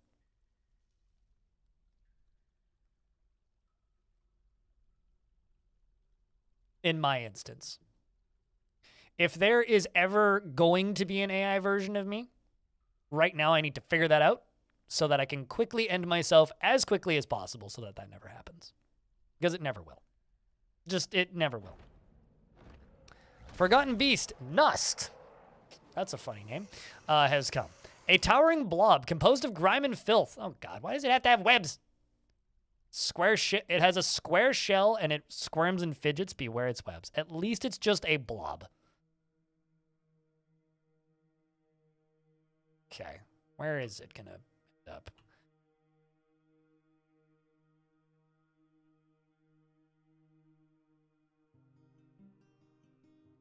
Station 1 squad there. And I'm gonna station the other squad there. Nust? Nust. It sounds like the word musk to me. Oh, also, in case you guys hadn't noticed, because neither had I, my fortress is full of these dudes. We got Zang the Count, we got Rith the Count, we've got Ustath, the Baroness. That's a necromancer. We got Bim, Suxul, Digal, as well as Damastel and Doran.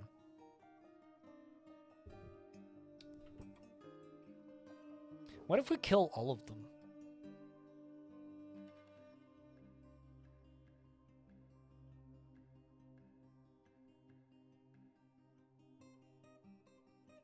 No, my current life goal is just to be as opposed to AI as humanly possible, which is what I'm currently doing.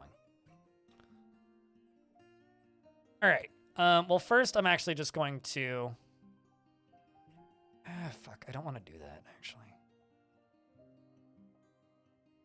We'll see if we get visitors. I really don't want visitors in this fort, but...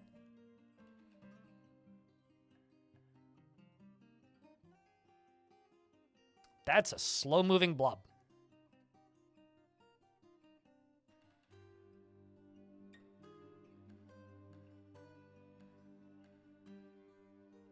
And I would very much appreciate, chat, if you guys do not have any hypotheticals about AIs of me.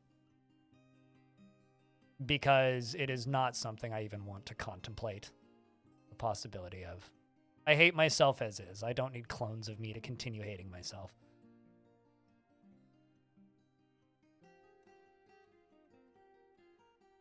Here.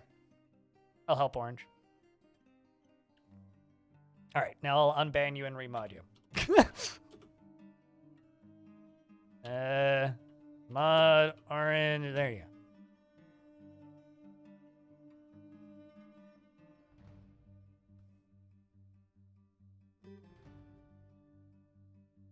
Does banning still lock you out of the chat completely momentarily? I wonder.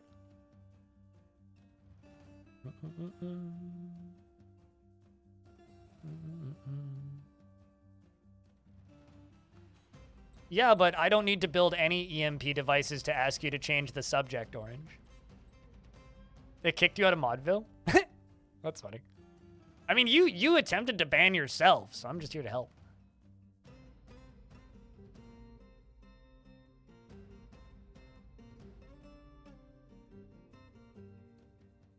Yes, but you can imbalance the chemicals to remove the existence of a brain. You're basically implying that the human brain isn't killable, which it absolutely is.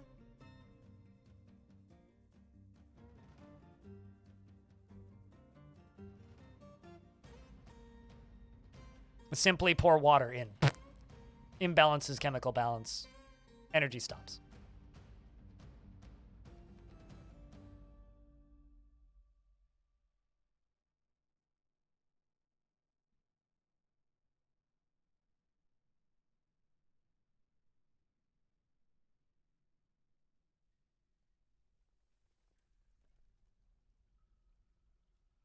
This is a very slow beastie. I'm starting to get kind of... So the reason spider web and web-based Forgotten Beasts are super scary is because they either have a strong weapon or poisonous bite.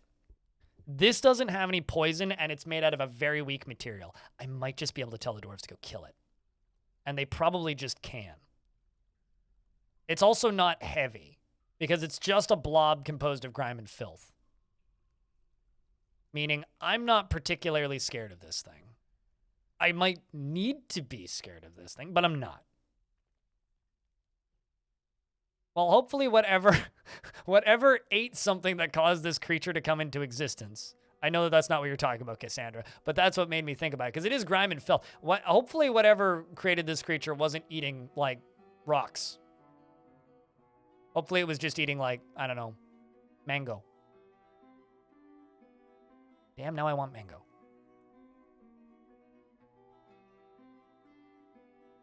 That's the one nice thing about summer, though, is fruit season. All right. Now, hopefully, you see how I've got all my dwarves up at the top of this ramp? This one's sleeping. Hopefully, what's going to happen here is this dwarf's going to run the fuck away. Trimcoff, I recommend running. Okay. Hopefully what's going to happen is it's going to walk all the way up to the base of this ramp, and my dwarves get to fight down, and we get free hits. What, did I like mango? Chat, favorite fruit, go.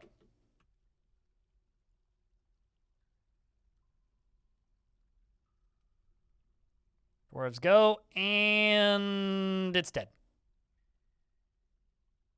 One of my dwarves got seriously injured, though. Cogsack is seriously injured. The Forgotten Beast pushes the Swords Dwarf in the upper body, bruising the muscle through the liver, through the Cave Spider Silk cloak. The Forgotten Beast pushes the Swords Dwarf in the upper body, bruising the muscle. It pushed the Swords Dwarf in the upper leg, and the attack is deflected by the Iron Greaves. Would have crushed his leg otherwise. And then the Swords Dwarf stabs the Forgotten Beast in the shell with her adamantine short sword, chipping it. And Integer stabs the Forgotten Beast in the body with her bronze spear, chipping it, and Integer seems to have gotten the kill. Let's confirm.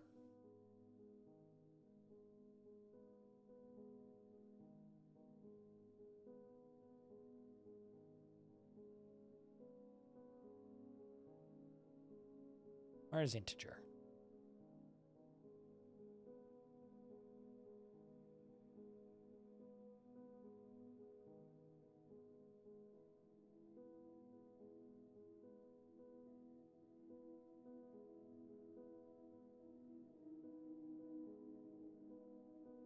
Let's confirm. Did you, in fact, get that kill?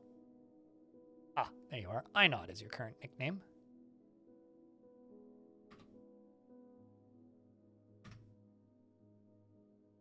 And, you did, in fact. You did. It's your second Forgotten Beast kill.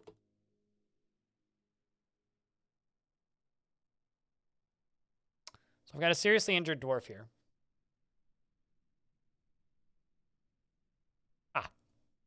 Dwarf's coming to recover wounded.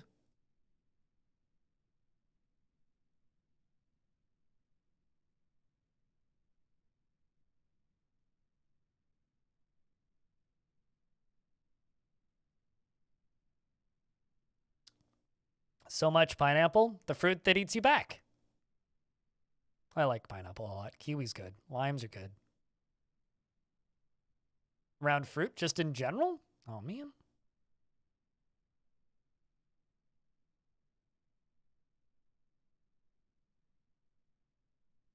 You're not on a boat, fruit is fruit. Do you feel the same way about, like, tomatoes and vegetables that are also technically fruit?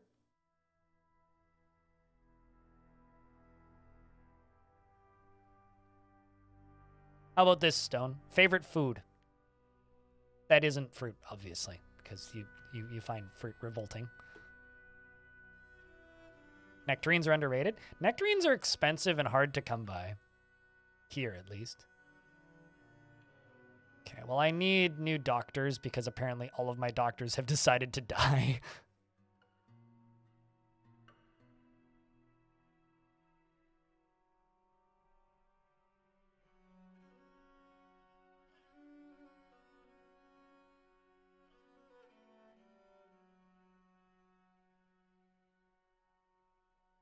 You can survive vegetables? Okay, fair enough.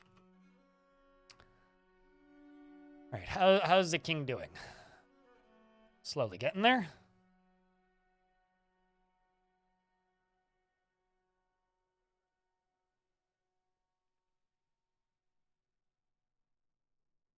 All right, well, this is going to get 2 doors and become the throne room.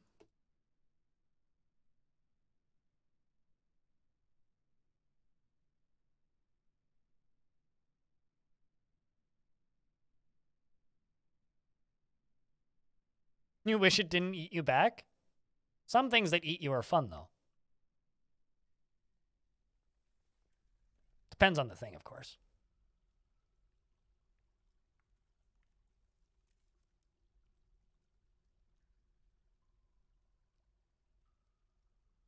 Almost satisfied with his throne room. That was quick.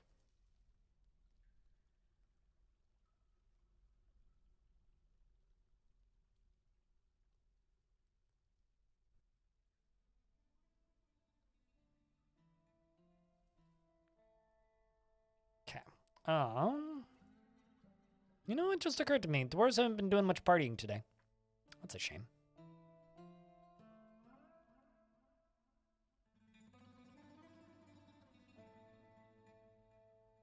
Okay, now am I getting a bunch of visitors? No, but they are all hanging out in the tavern, so I guess that's off. That's for the best. You know, probably what'll happen whenever King here becomes a member of the those who sleep forever and don't wake up. What I think might end up happening here is that one of these random barons that are just hanging out in the fort, one of those might end up becoming the monarch.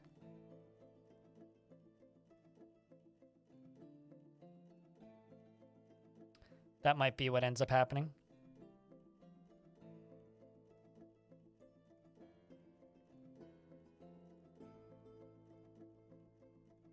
Are we still talking about like pineapple being the only tropical fruit that travels well?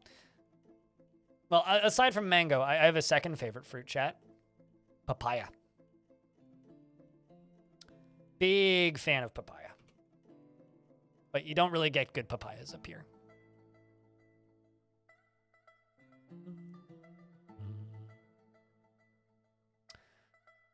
Okay, so I think I'm going to let you guys follow the king. Maybe not. I'm going to let you guys stare at this tavern. I'm going to go get a sandwich because my tummy is grumbling and I have a sandwich made in the fridge. I literally just need to grab it, check my blood sugar, and give myself an injection. I'll be back in like a minute 30 tops. So I'm going to BRB, and when I return, I will have a sandwich. So don't go anywhere too fast. Also, check out this lovely Ushpu monster jump. That's a good name. The Baron of Farmwim was a goblin who is currently delighted when watching a performance, but doesn't feel anything after discussing an acquaintance's problems. Not a very family or friend-oriented character. That is a good win, Frog for Hire. I will be right back. Don't misbehave while I'm gone, and if you happen to have sound commands, now's a good time to use them to entertain the chat. Verb. BRB.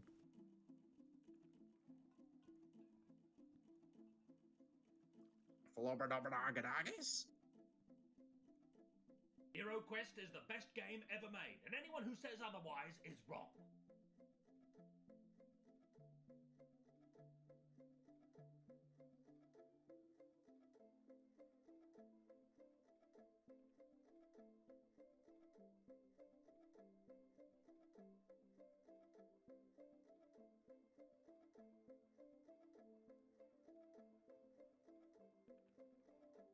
It's a unit system. I know this.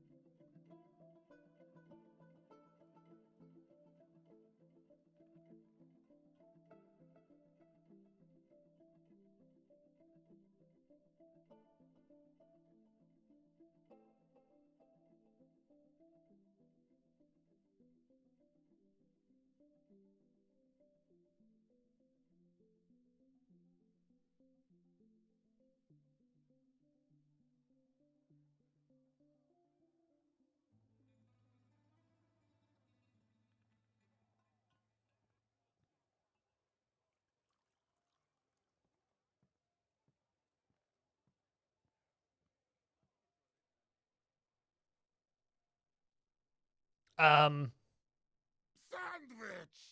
yes. Patio takeout still there. Stupid investment scheme? Yes, a very stupid investment scheme. I can agree with this. Generally just rips you off. All right, so down here, this is going to become a clothing stockpile, which means just armor stockpile for everything that isn't armor.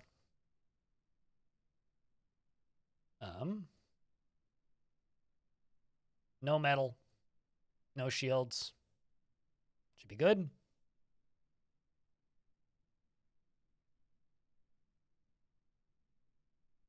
So you don't use straws anymore? How about metal straws? I don't use paper straws at all. Although I was always that person where people would bring a straw to a table and I would just be like, I just keep that. I don't need that. Unless it was like a fast food place. You just drink out of cups? Yeah, I do the same. Just cups. But like if I'm getting water at like a pub or something, I don't need a freaking straw. What the hell?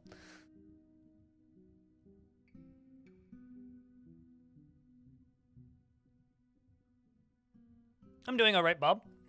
There's a restaurant I went to once that has metal straws here, but it's by request. So it's like if you want a metal straw, they'll bring you one, but they just don't bring straws by default. Yeah, the mystery of the takeout lives on. If it had a phone number on it, I would call it and be like, I don't know who's paying you to deliver to this building, but stop.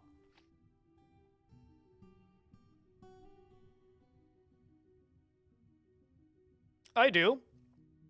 For people with beards, Herbie, for disabled people, and for children. But outside of that, I don't understand the need.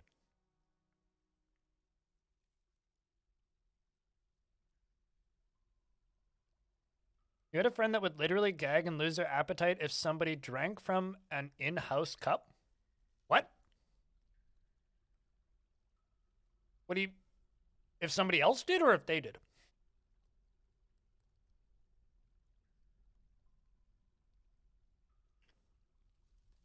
The same response as beards. It's not something that would come to mind immediately for me, but yes, 60 months makeup of also Prime is a must reason. Be enough income for you to get a year of Prime. 60 months must be enough income for you to get a year of Prime. Well, it's $2.50 per. So I'm terrible at math.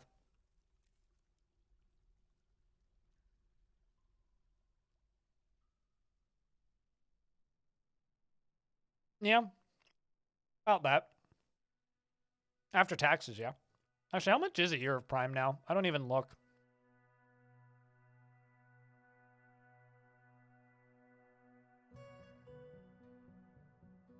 I didn't believe that restaurants washed cups well enough. You know, I have a question. If you're going to a restaurant and you don't believe that they clean it well enough, how are they capable of eating off of a plate?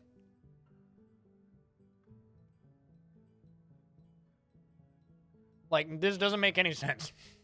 Oh, I see. I'm erasing it instead of adding onto it. No? What?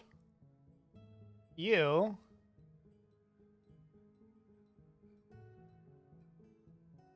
This tool I need to use? I haven't done this in a minute. Okay.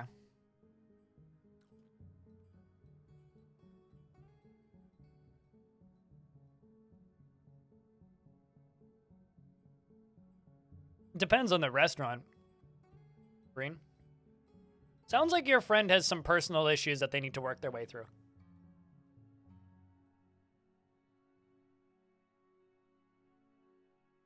And also sounds like a person I wouldn't be able to hang out with at a pub because I drink beer from a glass.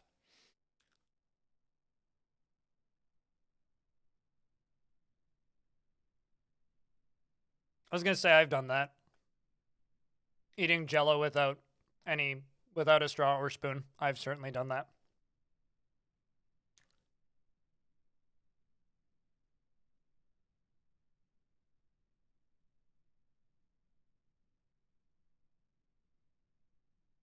You eat food you drop on the table too? Oh, damn right. I don't know. I worked in restaurant cleanliness, and I can tell you if a restaurant is food safe basically just by walking in. It's very easy to tell. Most aren't, but tons are.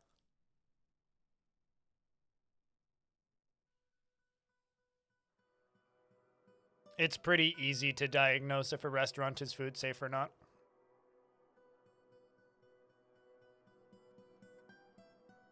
At least for me. If the refrigeration repair truck is outside. If the refrigeration repair truck is outside and they're open, there's a problem.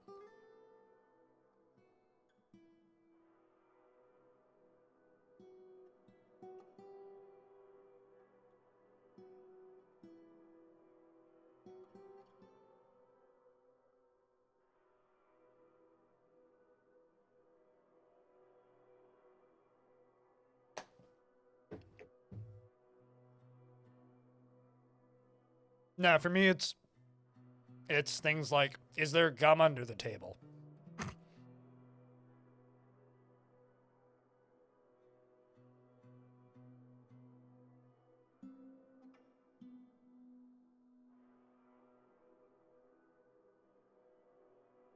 Very few are.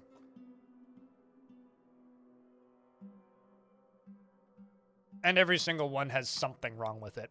But whether or not you can drink out of a glass, I would argue that most restaurants' cups and cutlery, majority, are as clean, if not cleaner, than what you'd get in your house because they use much more invasive chemicals to clean than you do at home. Unless you're cleaning shit with raw bleach, then yeah, it's probably cleaner. Blacksmith withdraws. Ooh.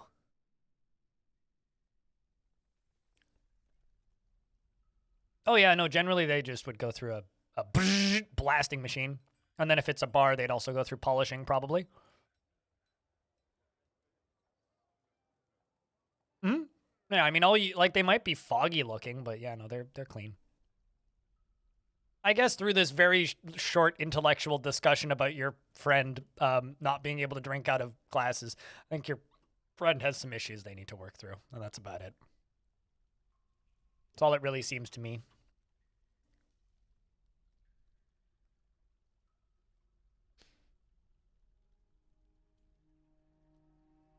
Like, I have an old shitty dishwasher in this apartment, right? To the point where, like, sometimes I will just wash it by hand because I'm pretty sure I can make it cleaner than my dishwasher can. That's just another smelter. I need the forge.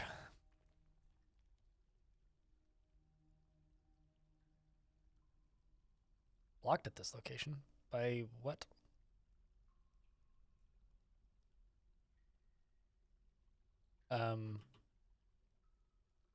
Nothing is blocking you? Oh, I see, because that's just the metalsmith, not the magma. I'm smart.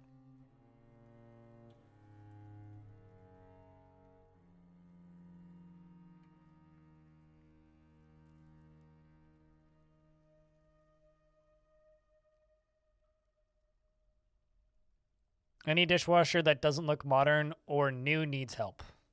Yes, pretty much. Well, I mean, mine's from 2012, I think.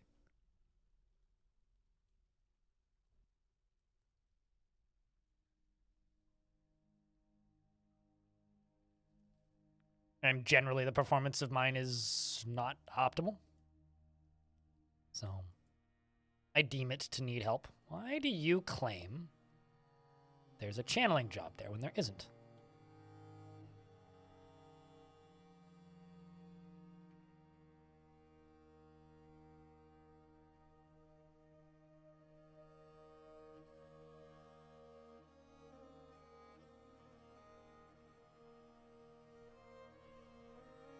Took me a very long moment to realize what you meant about popping balloons and then realize people were talking about Balloons, the video game. Okay, I understand now.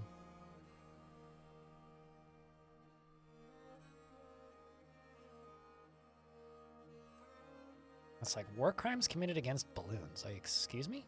You know, also, fun fact, I've never played a balloons game. I kind of refuse to believe that I'm actually missing anything of value. So I just kind of don't worry about it.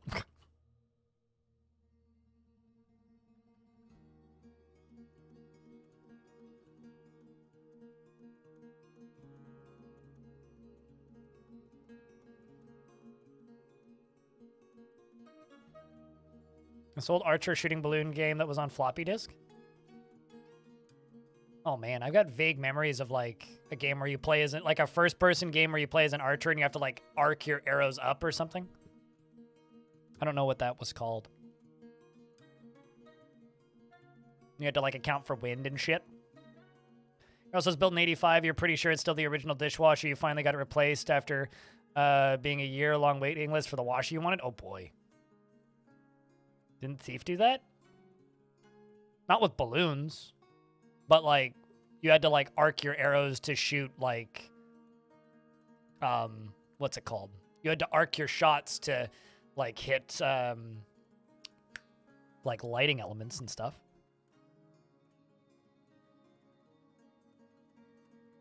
I do recall that.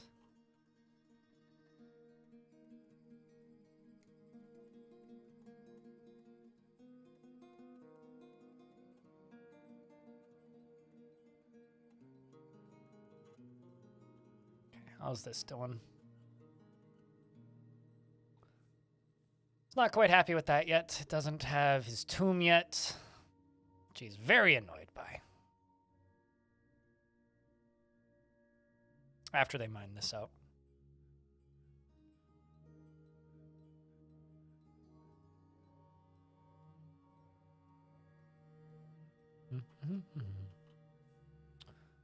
Guess I could throw statues here and here. Those here and here. Here and here. I don't know how much that's going to help the value, but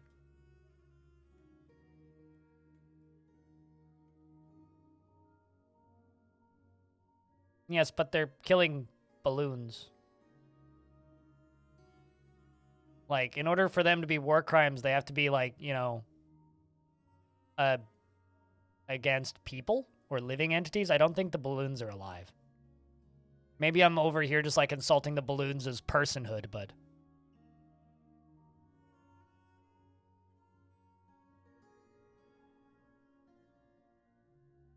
personally, I don't consider plastic inflatable pollution to be a war crime. If anything, the balloons themselves are polluting the earth, and frankly, I think we should thank the monkeys for doing us a service and disposing of all of those pollutants for us, assuming they go out and then clean up the plastic waste. I mean, have you seen, like, those incredible balloon festivals where they just release thousands and thousands of balloons into the air for zero reason, and then, like, birds die because they get caught in them, and planes have to, like, turn around them? You know, all that jazz.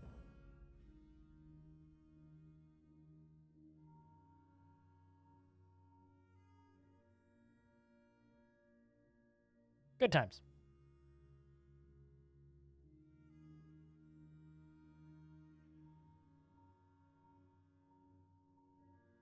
Wasteful stuff like that makes you angry? Mm-hmm. Some fishermen died? Some fishermen died? What? It's cute when 100 people do it in 1987. You know, like before airplanes exist? Yep. Also, because we're stuck in an ad, in a loading screen, I'm going to run an ad. You're not missing much. It's going to run in 4 minutes anyway. Not the entirety of California. True. Should have done that earlier.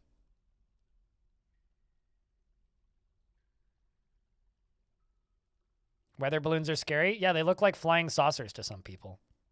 Also, not to be strange, Fayan, but do people still read newspapers? Almost an actual question. Do people still read newspapers?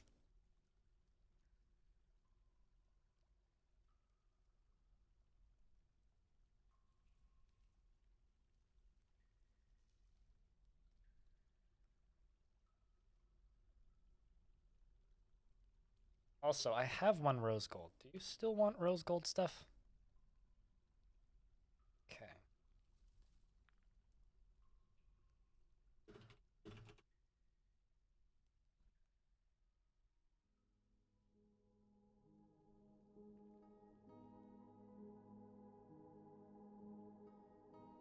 Is this like 99 bottles of beer on the wall?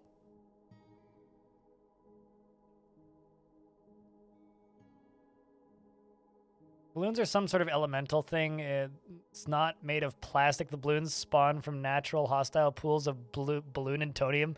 You know, I'm learning more about the balloons franchise than I've ever learned in my entire life. And you know what? I'm once again reminding myself I think I'm okay with not playing. But frankly, no. I think I'm still on the side of the monkeys here. I think we should be thanking the monkeys for their service for removing the awful pollutants of balloons from the planet. I think I'm maintaining that. Turns out, like, the monkeys are actually just a bunch of off. Well, I mean, they are the player characters. So wait, in that case, is the player the baddies?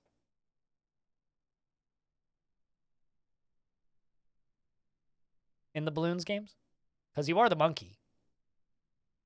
So then you're like, if you're referring to what the monkeys are doing to the balloons as war crimes, then you're like gloating almost. That's makes it even worse.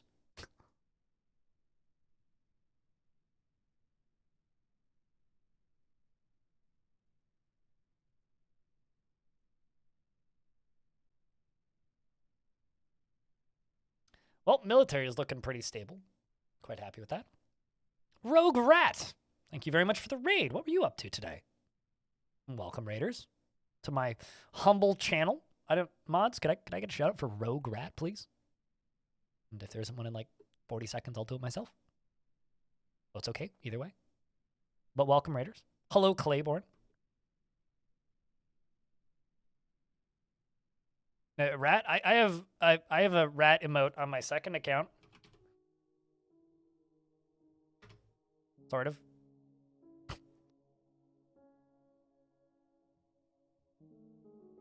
Ulverico. It's probably Ulveric 0 or something. Hello. You're replying to DMs on Discord. How dare you? Slow mod. Ha! Probably not even on a computer. You're probably on a phone. How's it hanging? Currently I'm sitting, not hanging, fortunately. That would be concerning. But I'm okay. We have the king. Assuming you know your way around dwarfs, we have our king, who is a goblin. And so I am building proper quarters for my king the goblin. And we are discussing the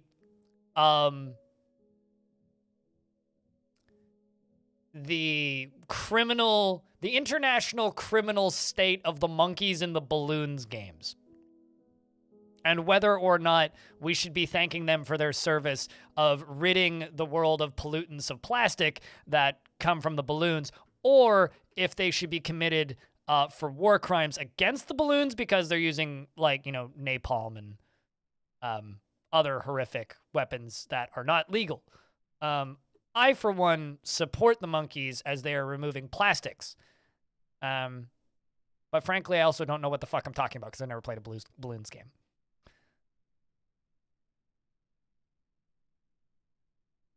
So that's the current status. I'm watching these dwarves slowly dig through this wall.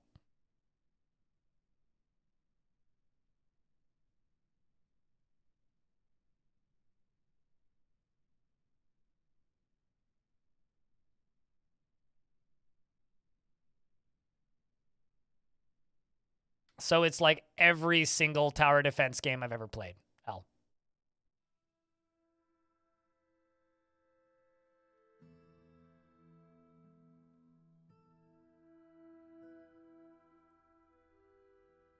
Forcing them to develop their military. I mean, like I said, I'm not going to think about it too hard.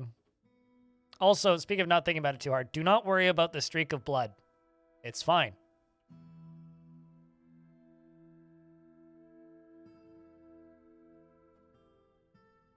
Well, I mean, frankly, if those monkeys could remove pollutants from Earth, that would be pretty great too. Oh, also, very big win today. Chat was all like, "Oh no, we're gonna go to war with the elves or something or another," because that's what chat always does. And look what the elves brought us. Big kitty, giant murder floofs, 2 of them, a breeding pair of giant murder floofs that hopefully will make a baby. Giant murder floof at some point. But we have 2.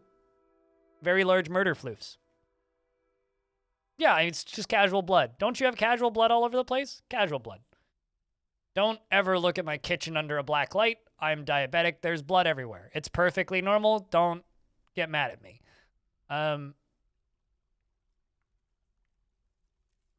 Anything on a mysterious construction? Cool, cool, cool. Also, speaking of giant floofs, we have several other giant floofs. We also have a giant chipmunk and a giant red squirrel.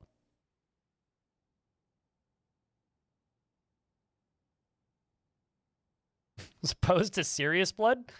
I mean, my blood's perfectly normal.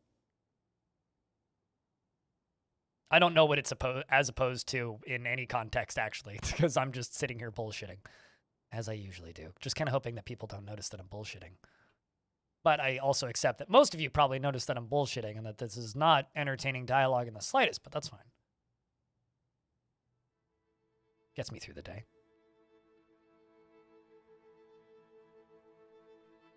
It's very blue and orange, so what, everybody's evil? The chipmunk's in the real hero of the fort? I mean, the chipmunk's brand new in the fort. The chipmunk's 2 years old. She's younger than the fort. She is very comfortable around others that are different from herself, and she has a calm demeanor. She is rarely happy or enthusiastic, and she is conflicted by this as she values parties and merrymaking. Speaking of parties and merrymaking, it's time to party and merrymake because the blacksmith has created Dakostorum Irum Nilok, a black metal bed. And offers it to the mean, angry abyss of beer. Wow. Imagine getting a black metal bed. It's like, what's your bed made out of? You know. I'm trying to imagine the corresponding concert. Dude, it's just like, it's just like, a Dimmu Borgir bed. It's like covered in skulls and scythes and like, has like, feasting on the blood of our foes and inscribed in the side of it, and it just like plays loud music the whole time.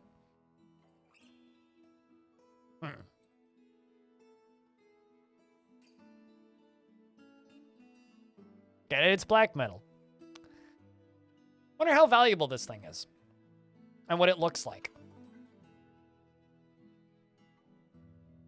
It's worth quite a bit. This is a black metal bed. All craft store ship is of the highest quality. It is decorated with forgotten beast bone and encircled with bands of black metal and emu bone. This object menaces with spikes of alpaca wool. On the item is an image of Cybrek Ernheim, the dwarf, in rock salt. Cybrek Ernheim is cringing. The artwork relates to the dwarf Cybrek Ernheim collapsing under a collapsing ceiling in danger. It's crushed it with that bed. It's a black metal bed with an image of a dwarf getting flattened by a collapsing cave-in.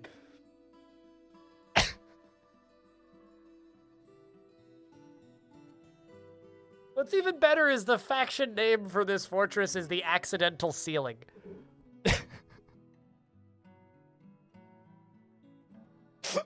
I love it.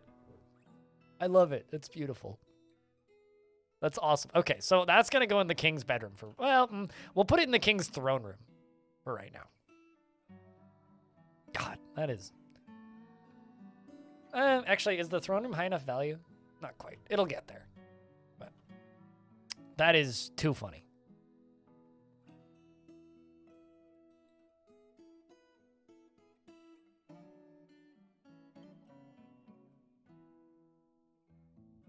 Whoops, made a ceiling. Whoop, accidentally floor. But God, that is amusing as all hell.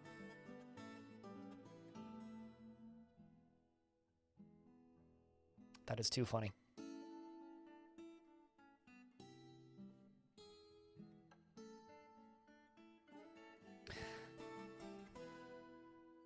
Instructions unclear, ceiling is now floor. I mean, yeah, that's what happens when you don't seal up your ceiling properly, right? It becomes floor.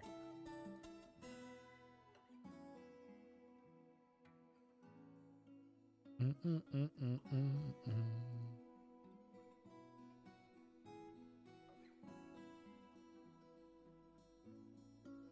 right, so this is going to become a tomb. And this is going to be dedicated to our king. Which he's not satisfied with, but hey.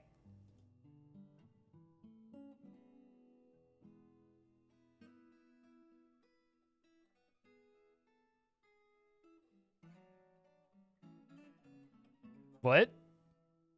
Playborn?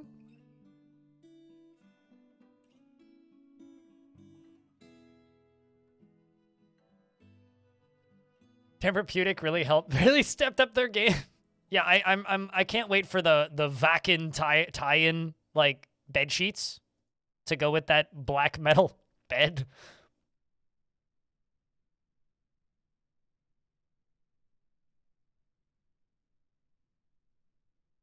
Diggy Holdorf. Ceiling is not ceiling.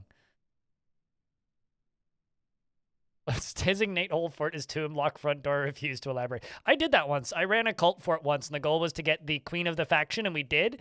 And then every single dwarf stood on a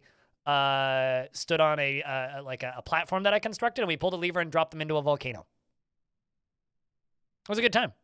Made a suicide fort, or a cult fort. Everybody wore robes made out of leather. Does the Dry Mines mod on Steam Workshop now work? I don't know. I don't use mods like that. But if you want an aquifer, you know you can just go into Advanced World Gen and just say, aquifer, no. You know you can do that, right? You don't need a mod to, like, turn off that. But also, here's the thing. It only works, it does, so if you've generated a world, right? Then you install one of those mods, it's not going to change all of your worlds to have no aquifers. You have to generate a new world with the mod active. But yeah, no, you can literally just, like, go into Advanced World Gen and just be, like, off. What kind of leather? Turkey, probably, mostly, I think. We had a big turkey breeding operation, but whatever kind of leather. I wasn't being particularly picky back then. But yeah, literally, like, just generate worlds without them. That's unfortunate. Hell.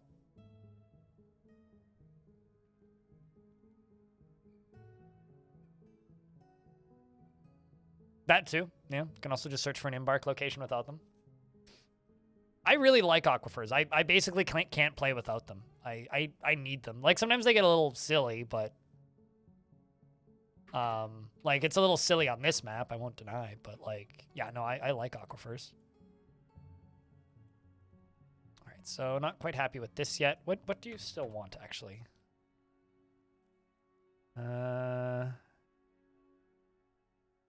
We need 1 more cabinet and 6 more chests. Okay, well, I can put a bunch of chests down here. Heavy aquifers I don't like. I don't settle on heavy aquifers, but I basically always settle on a light aquifer. At the very least, a partial light aquifer.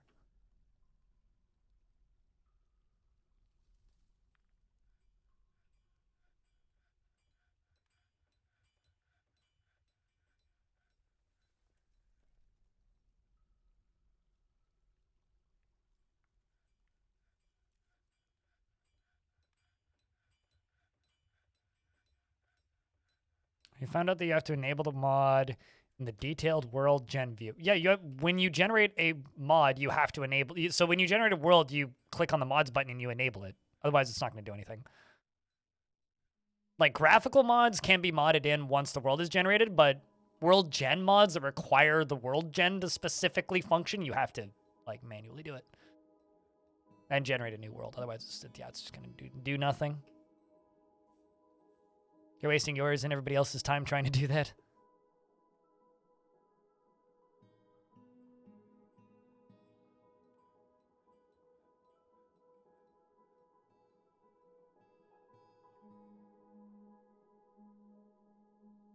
Did I do an MC Escher design in stairs? No. They're just stairs? Have you never seen proper square stairs? Like, literally, I've been making stairs like this since, like, 2012.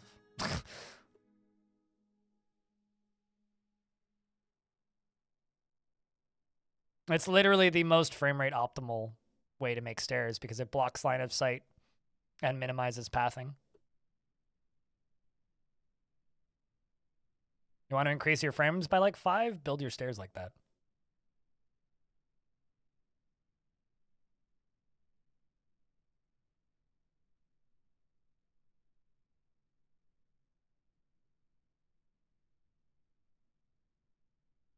Yeah, I know one person who is a fucking wizard with world gen. This goes by Tillier.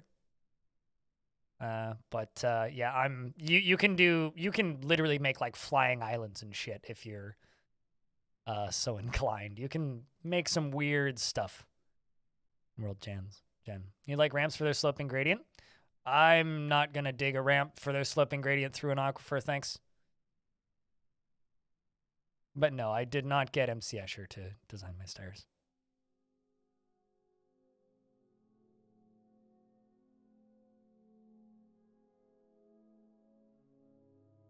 I like manually going in and digging out the caverns. Because caverns to me without stalagmites are like weird. Like, it's not Journey to the Center of the Earth for me, they're caves. So I want them to be cave-like. This is pretty cave-like.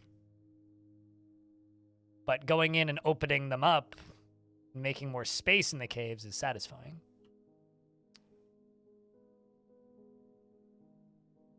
At least I find it satisfying, I don't know.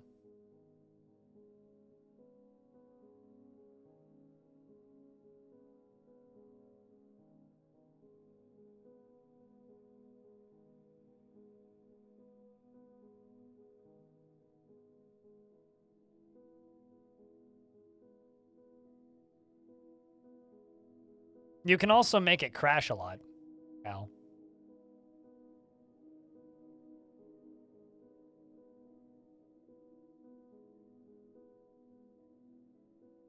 Oh, I see. I enjoy that. Trap house.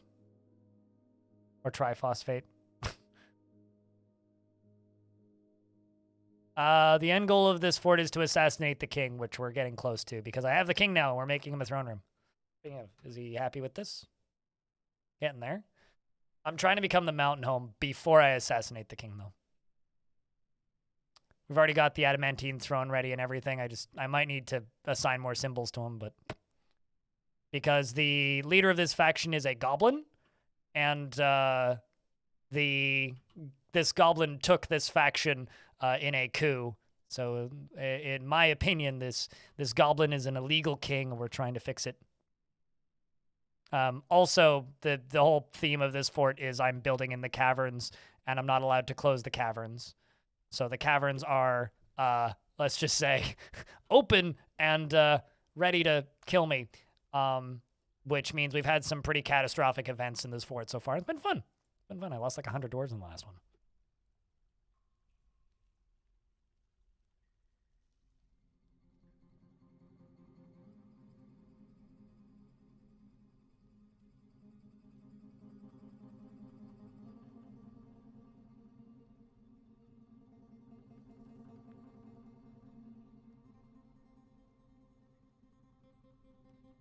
I'm not sure. If it goes to another goblin, then we hunt down that goblin with a new fort, or the same fort. I'm trying to return control back to the dwarves. I don't know who his succession's going to transfer to. We'll find out when that happens. But currently, I just need to get the king happy with everything. Although at the same time, I wouldn't be too annoyed with just starting a new fort soonish here too, because frame rate on this fort's kind of shit.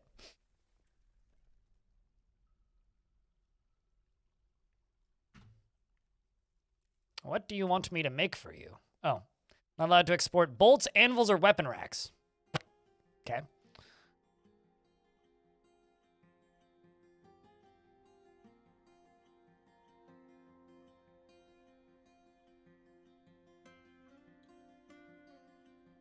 Actually.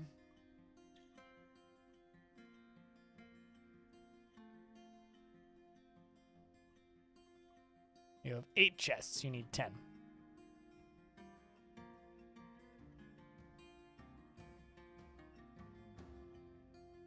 Okay. Need 3 more weapon racks and 3 more armor stands. 1, 2, 3. 1, 2, 3.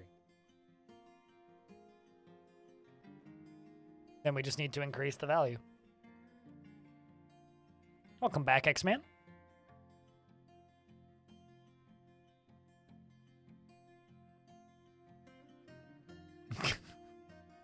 I mean, I'm not talking to you, Al, so it's all good. I'm just letting you have your conversation. I don't have much input. I know some of the witchcraft of World Gen, but not that much. It's one of those things people sometimes ask me to make tutorials out of, and it's like, I don't know how that works, so how would I make a tutorial? Maybe that makes me a bad tutorial expert, but if there's something I'm not interested in that I don't know how it works, I'm not going to make you a tutorial. You can figure it out yourself.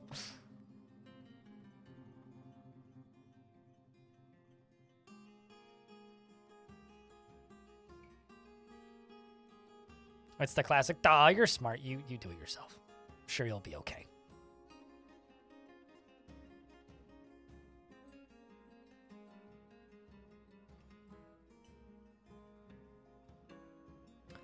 A lot of those items are used by specific creatures, or like are wielded by specific creatures, Knowles. Like as an example, the mortar and pestle are used by giants and ettins and various night creatures to grind up bugs and bones, and so sometimes you'll find them in their caves because they're using them. Or will they be usable for the player? I mean, you could pick it up and throw them. Define usable. Thanks for the pennies. I'm not really going to comment on the pennies because like they get kind of spammy, so. But thanks for the bits.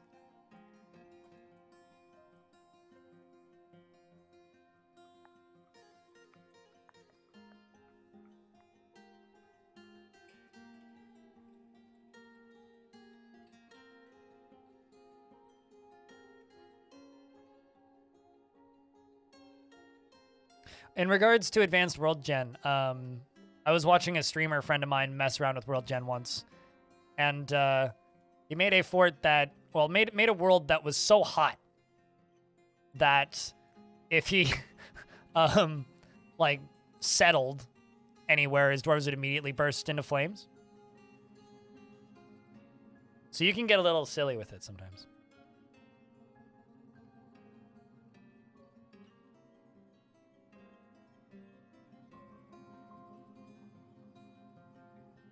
Whether it's its intended purpose or improvised? Sure, certainly.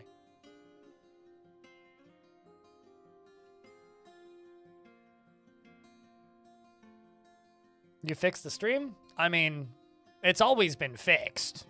You fixed your internet to receive the stream better. Tried to settle on Mercury? No. Settled in Dwarfery. Also, chat room, I have a question. What would you guys prefer? Once I complete my goal of assassinating the king, do we continue playing this fort, or do we call this fort done and then settle a new fort elsewhere?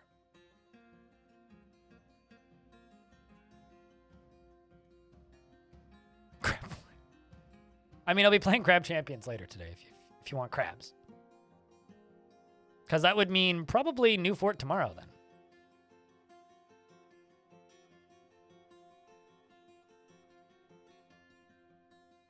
If a dwarf is restored?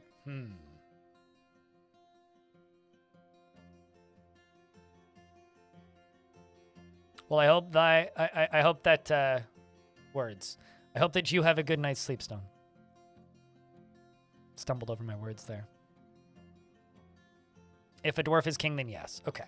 For me, if a dwarf is king in this fort or a different fort, then yes. If it's a goblin that's king in this fort, well, then we have to assassinate the goblin. If it's a goblin that's a king that's not in this fort, then we also have to start a new fort so we can become Mountain Home again.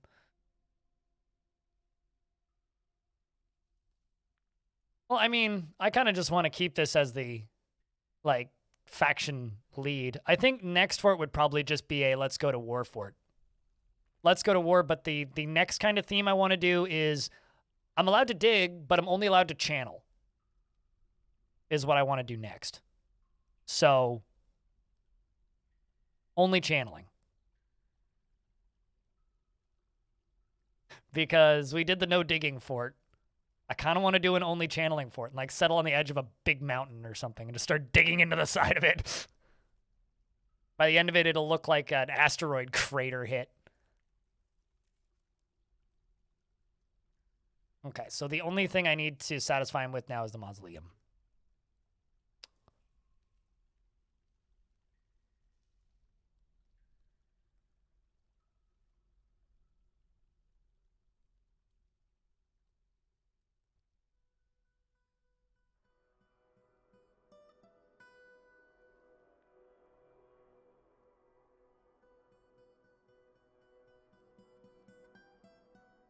Living in a strip mine? Pretty much, yep. But yeah, that's what I want to do next.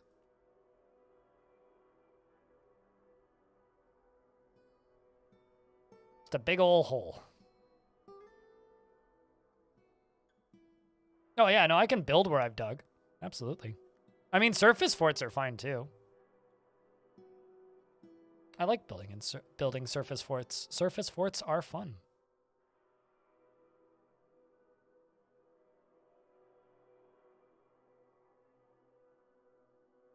But also I could leave like huge pillars and shit, which could be really cool. Because we could still like dig diagonally into a thing, but I basically would do it on I would do it on a mountainside because that's be the easiest way to do it.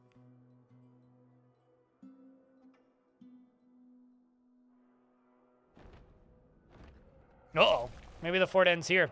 The Forgotten Beast, you Snows Loopy, has come. A huge skinless frog. It has a short trunk, and it undulates very rhythmically. Beware its fire.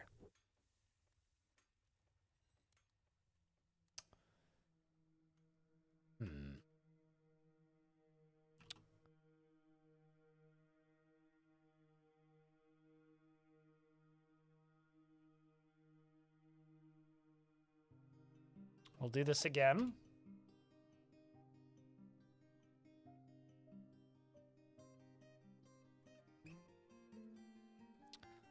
Does it have... Nope.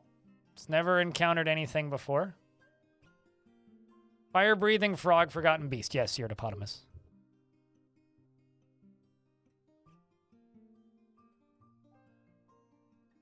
Frog sounds pretty chill. Pretty lit, actually. I mean, it's not as metal as that bed that we just made. What's the name of the Forgotten Beast? Us Snows Loopy. The Lurid House. I haven't seen Layagushka in a while, actually. I wonder where they've been. Like, it's been a couple weeks. People come and go.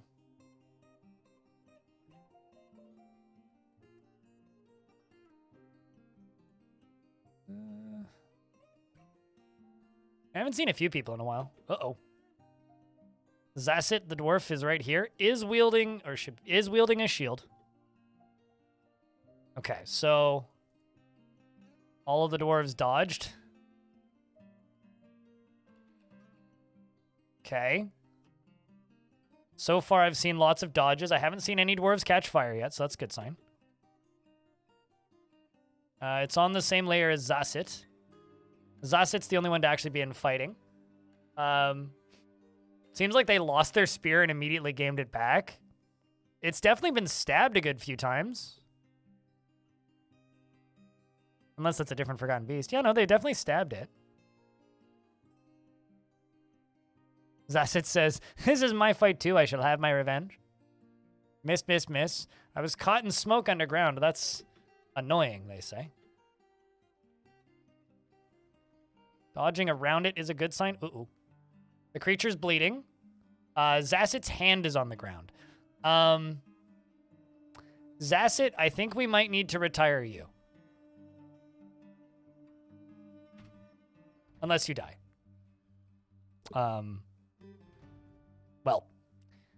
I guess that means you are now officially retired. Forgotten Beast is still bleeding. Uh-oh. This is not good.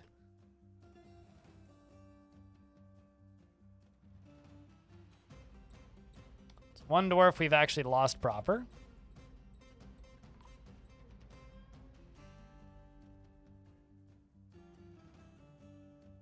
Seems like Zulban the Swords Dwarf is on top of the thing. They're all diving on top of it. There is fire next to it. The creature is bleeding heavily. Zulban's probably just stabbing it if I had to bet. Rest in peace, retire me. The Axe Lord stabs the Forgotten Beast in the right rear foot with his steel short sword, fracturing the bone. The Spear Dwarf stabs the Forgotten Beast in the lower body with their named spear, tearing the guts. The Axe Lord slashes the Forgotten Beast with the sword. Blood dried up. Creature's still bleeding. None of my dwarves appear to be bleeding. This dwarf is unable to reach the target. There's no fire underneath it. More dwarves dive in. Fire shoots out. It's maybe another one of those situations where I lose my whole military again. This dwarf is somehow not on fire, yet in the middle of the fire. Is still fighting with the creature. This spear dwarf is bleeding. Ghost Front, so now it's a named creature because it's got 2 kill, or got a kill. Udil is still not on fire somehow. How are you not on fire, Dwarf? Stopped bleeding, is literally just fighting in the fire. How are you not burning? Like, actually, how are you not on fire? What? Oh my god. Okay, now you're burning. Also, guys, we're the mountain home now. Yay! But seriously, how are you not on fire? How are you not on fire? What the hell? That is whack. Anyway, surely the gods want you to dig deeper still. Surely. Who's Shirley?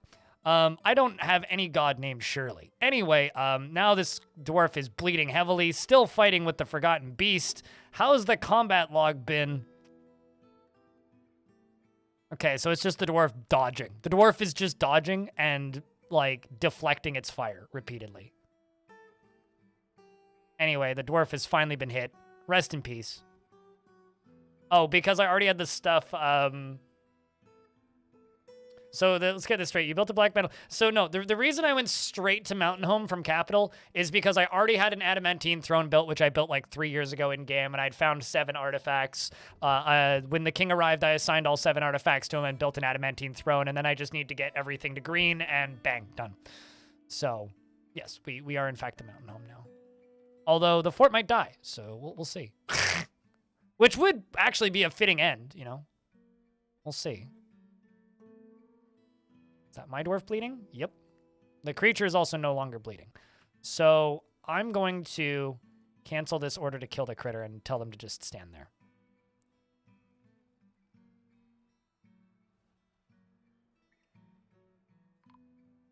Because it is bleeding. Heavy bleeding, even. It's on top of a dead dwarf. We've lost 3 soldiers.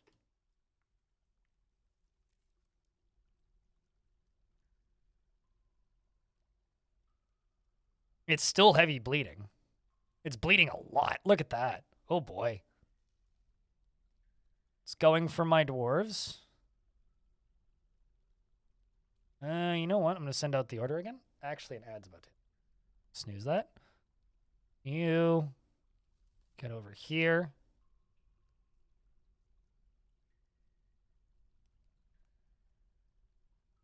Dwarves are on the upper layer. They can't actually see it. Cancel the order and tell them to get back inside.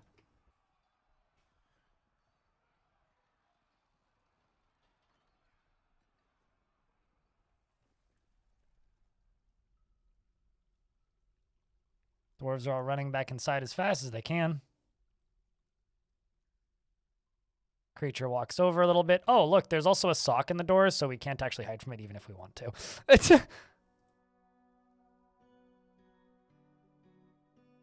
see if I can get the dwarves to go up. That seems bad. Lorbam is fighting with it. Okay. Dwarves just stand here. This area can't have fire on it, so the creature is seriously injured. I like how diagnosis required. Well, it's missing most of its body. Oh, the socks are definitely burnt now. But yeah, no, assuming I can station my military here, it should theoretically come up and in. Oh, never mind. Pack smack. You got smacked by a ball of fire.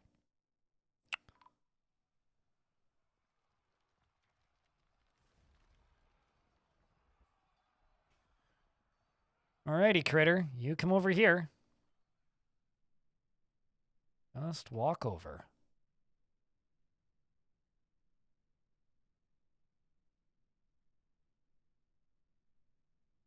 So, it moves up.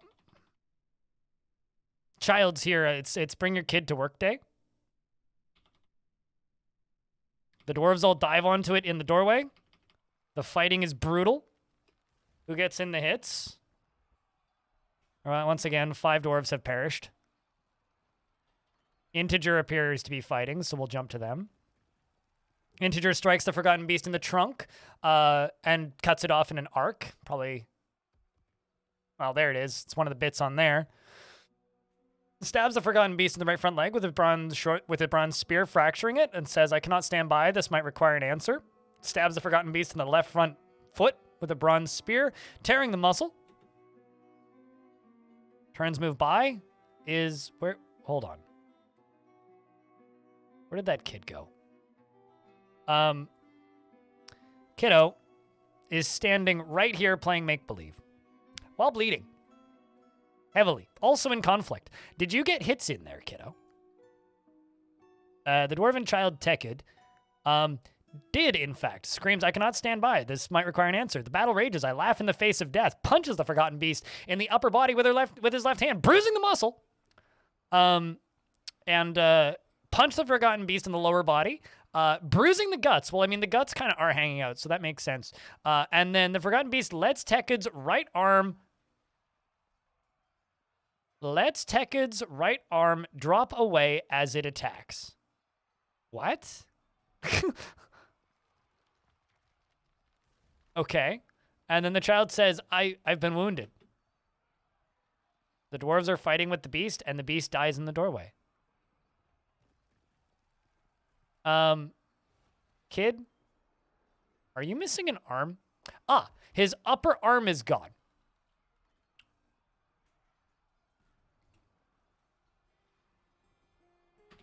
You get a nickname.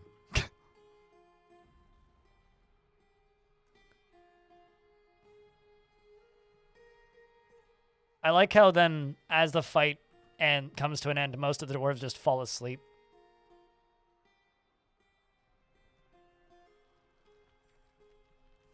Army, are you going to live? No longer bleeding. Still playing make-believe. Euphoric due to inebriation. Feels so good. Be great if you got the kill, but unfortunately didn't. Well, that could have gone a lot worse. We were able to take it out of the doorway, though, which is pretty good, if you ask me.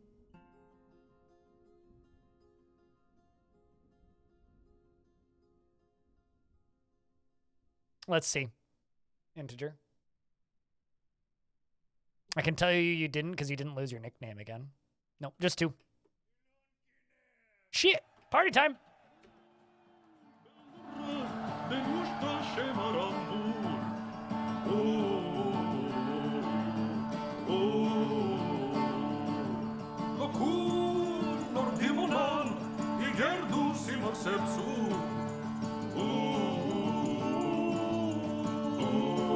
Thanks, Orange. I was just typing that.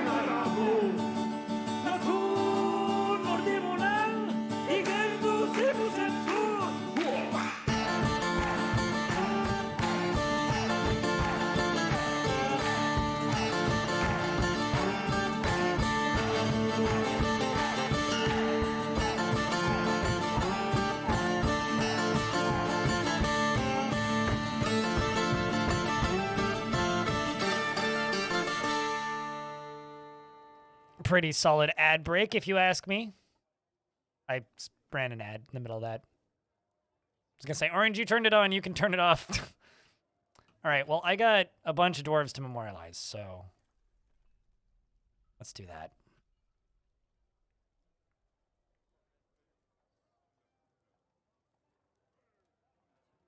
Because they all got burned, right?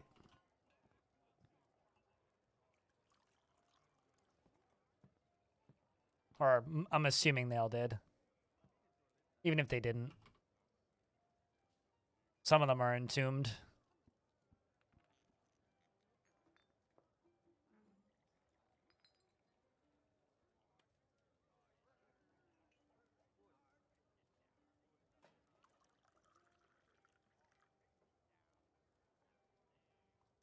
Absolute banger indeed, yep. Cheers, MB Audio. Thanks for watching. Thanks for sticking around. This channel wouldn't exist if it wasn't for people watching. So, it's a very careful balance like that. This channel only exists because people watch.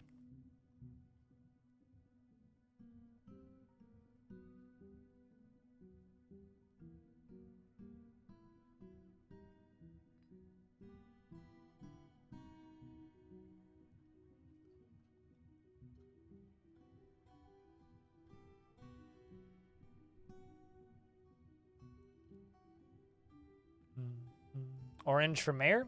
Nah, you don't do enough work here to get mayor. If anything, Stone would get mayor. You're too busy having a real job, you know?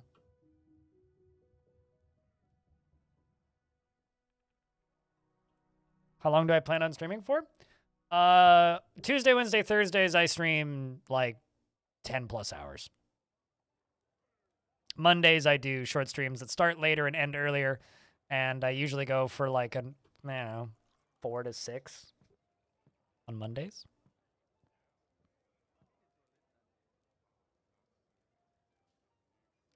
You're a little late. Well, I will be swapping games at a point. We're going to play more Crab Champions because I've been enjoying that. But we're at about, I don't know, 6.5 hours of Dwarf today. So I will be doing a bit more because I've got, well, assuming the frame rate doesn't just like fall down into nothingness, which currently it has been. I do have some more things I need to do. Specifically, I need to set a goblin on fire. Which, since I'm here, I'm going to see if there's a easy route for me to set that up. Alana Rama, thank you very much for the raid. How have you been? How was your stream today? I'm trying to figure out a very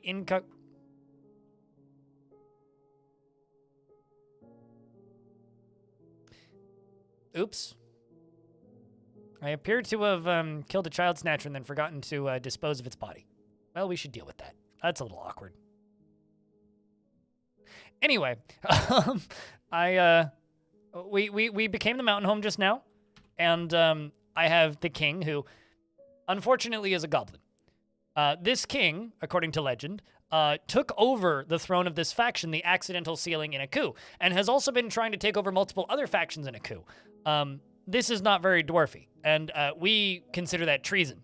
And so, not that he took over our faction in a coup, that's totally fine. He's trying to take over other factions. So thus we are going to douse him in fire. Or something. Squish him with a big scary monster.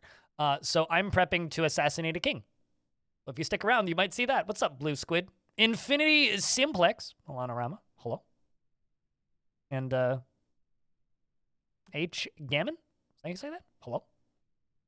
So yes, we are trying to dispose of this improper king activity. You still have a lot to learn, but you had one of those monster slayers declare themselves a lord of your faction or a different faction. That's kind of funny. They think they're important. But yeah, no. I have these demons here. I got a yellow-green monster. I got a sheep fiend. And I got a flash spirit. I'm gonna see if I can get that flash spirit into the king's bedroom. That's my current project. So let's see. Can I go from here down to there? Probably.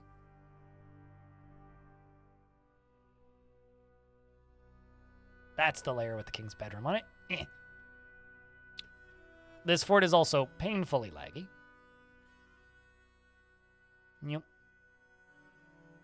Nope. And nope. Let's do that and that.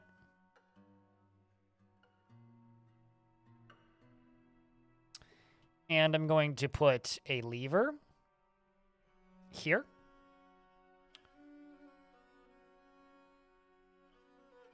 Stay away from my goats. What, the sheep fiend? Well, I'm sure technically it would be fine. You did make sure to get a nice hospital set up, so that was great progress. Hell yeah. I mean, Dwarf Fortress is, like, here's the thing, right? A friend of mine did this test earlier this year, which Tekkit did this. He just, like, turned the frame rate up to, like, 1,000 FPS and just let 7 dwarves sit there without him doing anything. Not only did they make it through 4 migrant waves before somebody went nuts, but they lasted for 4 years with him doing literally nothing in a calm biome. Just left them there. So if you do nothing for your dwarves, as long as they don't, like, you know, get attacked by a were creature, even if you don't build anything for them, just between them scavenging for food on the ground and just, like, drinking from local pools, dwarves are pretty self-sustaining. All you really need to do to keep them happy is make sure they have more than one type of alcohol in a meeting zone. So, really, like, realistically, keeping dwarves alive isn't that difficult. Which is why I'm always so impressed when people are like, everybody died of thirst. It's like, how?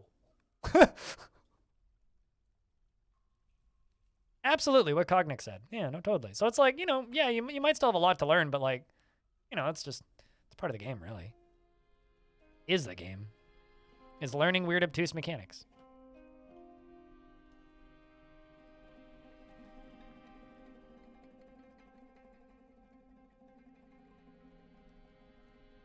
So now we just need to seal this off, basically. Which we'll have to do in a little bit here. But essentially, what I'm going to do is I'm going to mine through this wall right here. And then just unlock this door with a wall around here. Tell the king to go walk into their bedroom and pull that lever and unlock a door. Classic dwarven assassination. Hey, dude, pull this lever. What?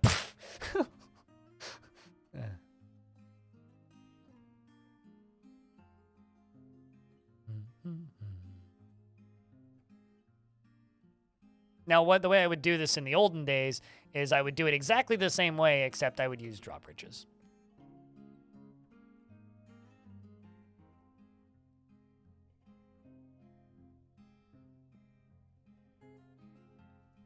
We'll see when we see a knoll.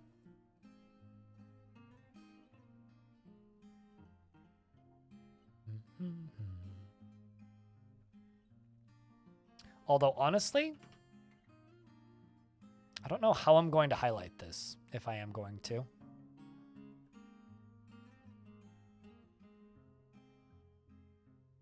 We'll have to find out.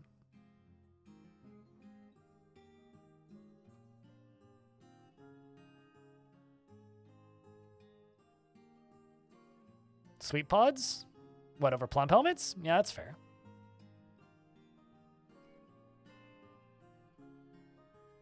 Oh, yeah, the frame rate went up by like 10. That's nice. Treat it like creative mode? I think trying to, like, yeah, you should treat Dwarf Fortress like a creative game. If you try and play Dwarf Fortress like a hardcore strategy game, you're just going to overthink things and make the game harder for yourself. Unless you're trying to play it like a numbers optimization game, at which point then the game can become very good again. But if you try and play it just like strictly like RimWorld or something, you're going to have a hard time having fun. You're just going to want features that RimWorld has, you know, like specific management, more control over the military, less free will of the dwarves, and it becomes less like Dwarf Fort.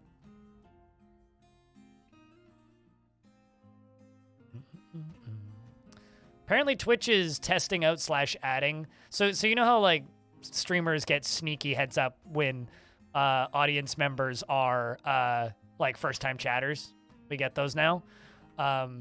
Apparently we will be able to soon turn on a returning chatter for, you know, streamers who can't remember the names of viewers.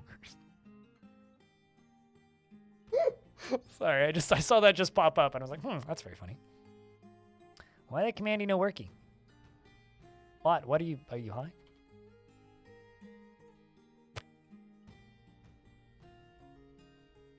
Bot, are you okay? Hold on, let me see if my bot decided to disconnect.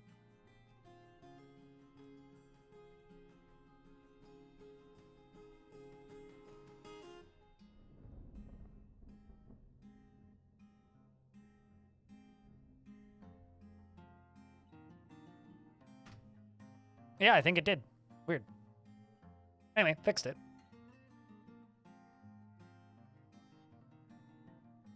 That's like Alanorama is a raider from our own stream. You know, I've disabled the raiders feature because I either know the people coming in because I generally get raided by the same people, or they're all just first time chatters anyway. So who cares? It's like either I know them already or they're first time chatters, so it doesn't really matter. That notice in and of itself is kind of redundant.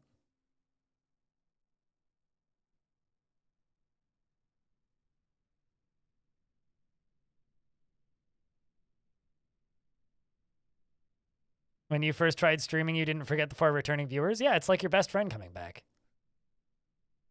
I mean, like, I've had a harder time as of late remembering viewers, just because there admittedly is a large number of people who watch my stream now. But if you talk like more than once a stream, yeah, I'll remember you. Whoa, another giveaway? MB Audio is giving away a Vile Force of mug. If you would like to win a mug from my merch store, specifically a Vile Force of mug, specifically that mug, ! Enter in chat. Thank you much. Cheers.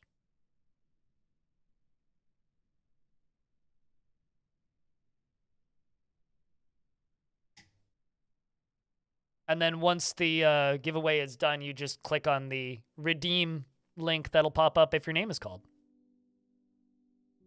Put loads of coffee into it. You could put whatever you want into it. Coffee, pencils, rubber ducks, marshmallows, dirt. Put a plant in it. Maybe I should do that. I should buy my own mugs and like grow plants in them.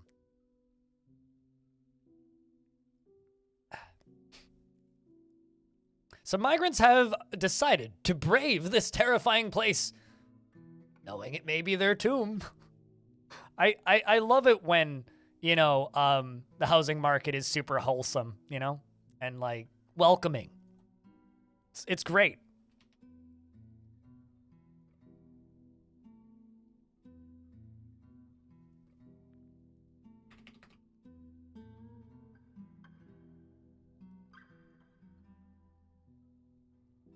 Aegis, congrats, you've won a mug.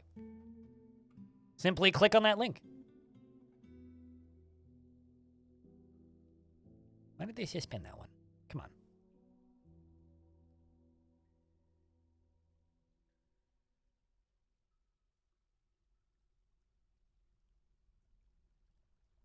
Highlight mods and subs. Thanks, Twitch.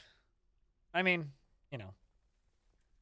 There's things like that are actually useful in large streams. In like streams of like 20, 30,000 plus viewers, yeah, that's useful. When you're just trying to moderate the spam, yes, that is useful. But like in almost all other cases, yeah, no, it's not particularly useful.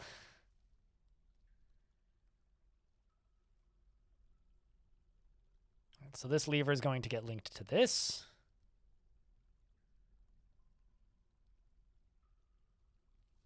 Oh, no, absolutely. It is very funny.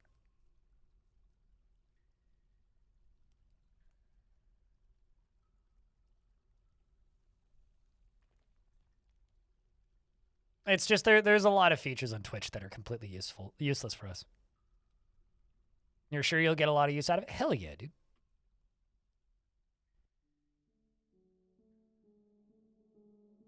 Also, I just want to say to any streamers considering going with any sort of merch store, go with Fourth Wall.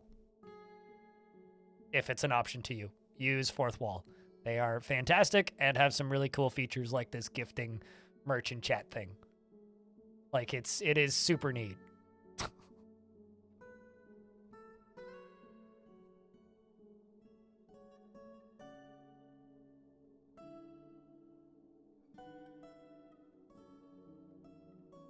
I mean, this hoodie that I'm wearing right now is like, I'm on wash number, I don't know, 6 or so.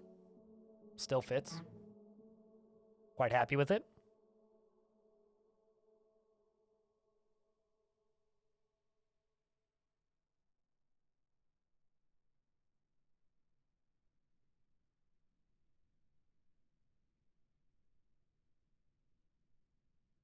The shirts are also quite nice. Like, all of the merch quality itself is great. Who is... What the hell are you doing?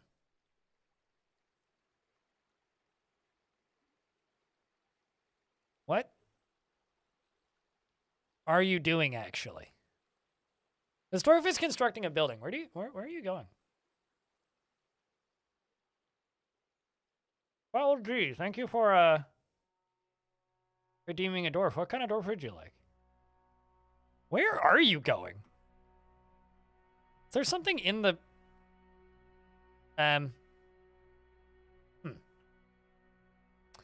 So...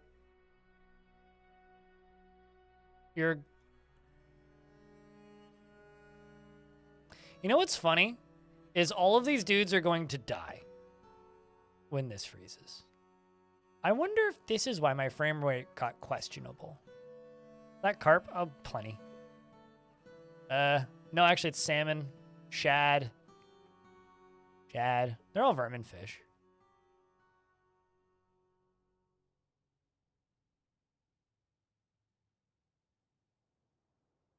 Well, none of them are permanent residents.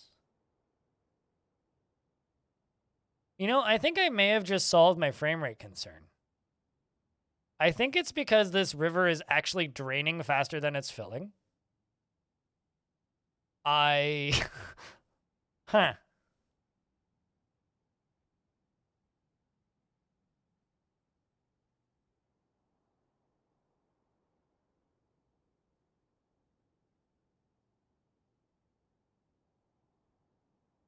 Damn it. I mean, you don't have to be so rude. But, I guess I could. I don't know. I'm just... What's your swimming skills? Oh, expert swimmer.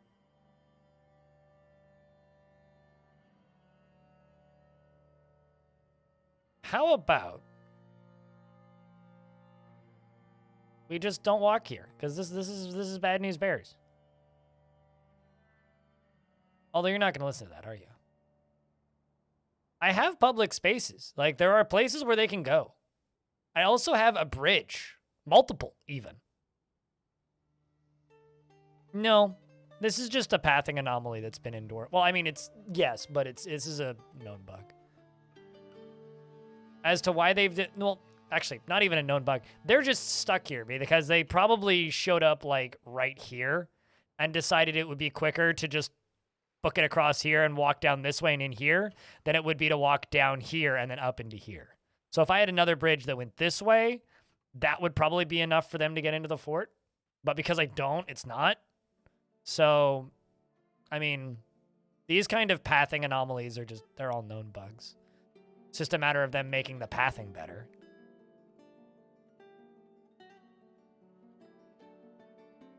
Some walls might not be a bad idea, but I'd want to wait for summer, or winter, rather. Safer. Oh, no, they'll definitely die off in the winter. I don't really want them to die. Because they are, like, you know, barons and a general and a baron, all of different fortresses of my faction. Oh, it'll freeze. Yeah, it freezes in the fall. But it looks like they're working their way across here, so maybe they'll just get across and they'll get out eventually. Anyway, we can ignore that. Ramp in. They have a way out. I don't need to ramp it anywhere. Like, they can get out. That's not a concern. I'm not sending my dwarves in there. They can get out. It's more just a, how do I stop that from happening again next year? Like, I have no control over them. They're not part of my fort. So there really is nothing I can do if they don't want to move. It doesn't matter if I build them stairs or anything. Like, they're just walking to the edge. Drifting slowly to shore. Yeah, literally. All right. What was I doing? Right. My current concern is killing a king, so let's focus on that. Okay, well that's set up. Good, good, good.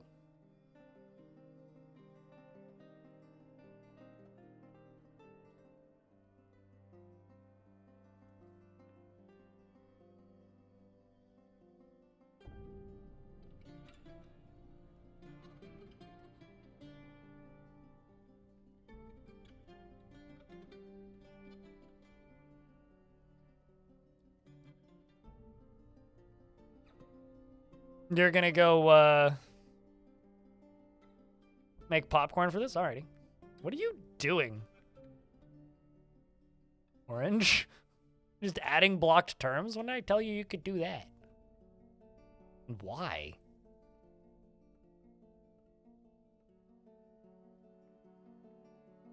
I'm assuming it's just something those bots spam, but banning them is fun. The heck, dude?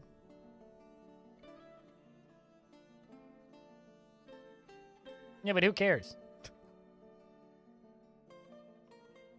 I like bopping the bots. You don't have to remove it, but like, please don't add banned terms to my chat. Like, you're a mod to mod the chat. It's not your job to run the chat.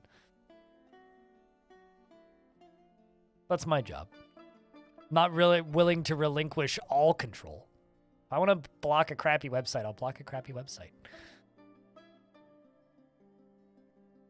Okay, let's knock that out.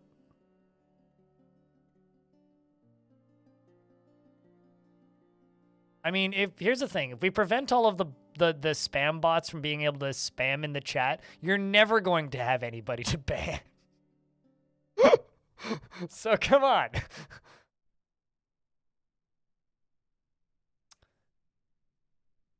All right, so I'm going to go down here, and I'm going to just get this lever pulled.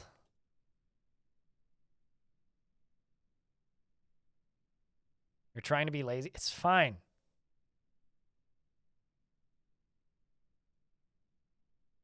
We'll get that sealed off. I love how these dwarves are all just going to use this as like a main highway now for a little bit. Until that's all sealed up. There we go. Sweet, sweet, sweet.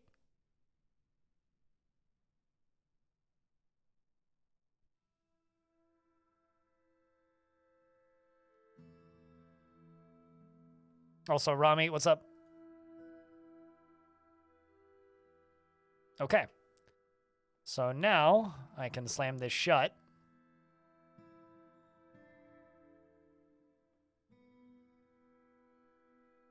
You guys ready to assassinate a king, chat? The dwarves have been busy preparing an armory specifically for our king. It's behind this locked door. We've spent, since before the king even got here, prepping this. We've informed our king of this, and the goblin is very excited to find their new belongings all the way down into here. Let's just double check that's not going to get released. Okay. Now, we've informed the king that this is very much his space.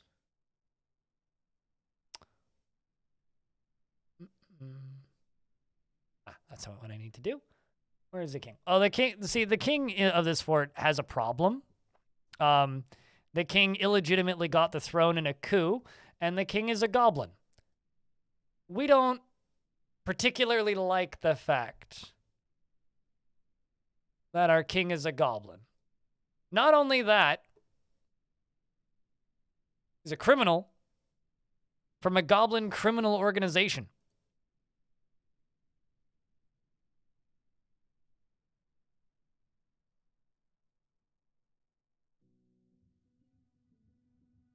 So, once again, just as a reminder, this goblin is a former member of the Dread of Moons, a goblin civilization that we are at war with.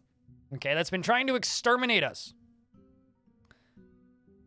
Was exiled from the Dread of Moons for crimes. And joined and actually founded the Evils of Naughtiness. So thus the dwarves have created our king a very particular armory for the king to enjoy. The king is moving down to go see their new quarters. Oh, I mean, the dwarves accept that the goblins are at war with them. That's not a concern. But what is a concern?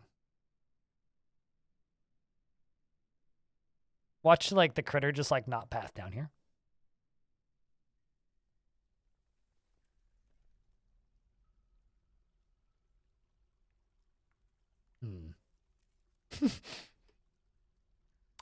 How about I deconstruct this door?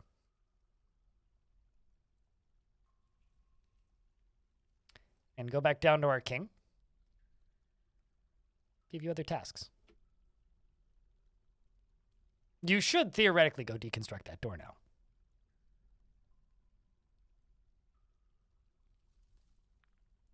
Theoretically?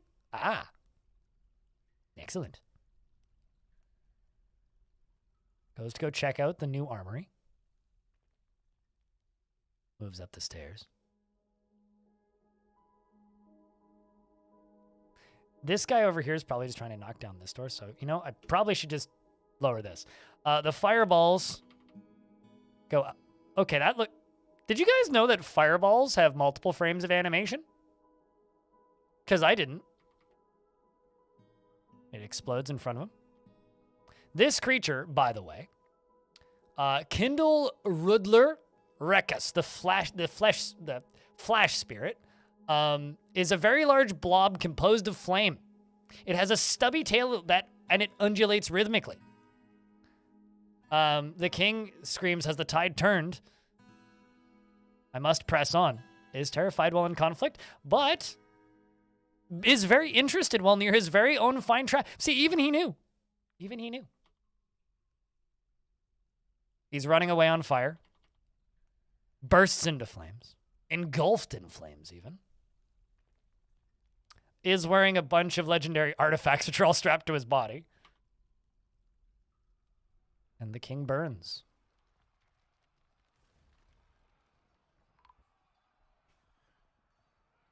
Oh, absolutely. But he certainly did not. So, now the question is,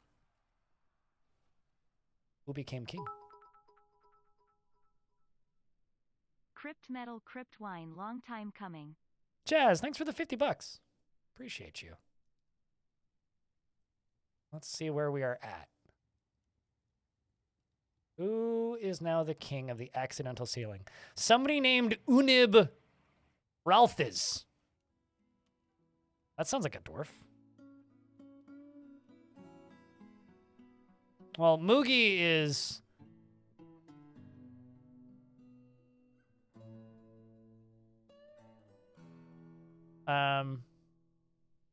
what's the word? Moogie is simply the local count. Okay, so it's none of those guests. Yep, we apparently have a, hopefully, have a new Dwarven king, hopefully.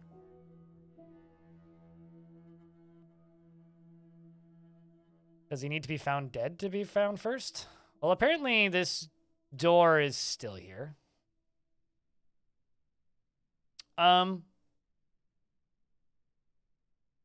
Okay, never mind. We found him dead. So the dwarves know he's dead.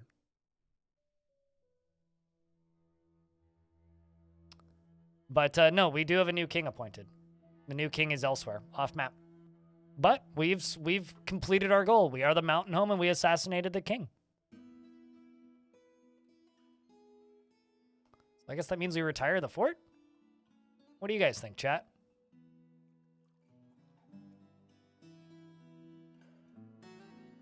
Is it a Dwarven king? I have a Dwarven name. The thing is, it might actually be one of this goblin's kids. There's somebody named Unib Realthiz. Ralthiz? But it also doesn't state that they are a goblin.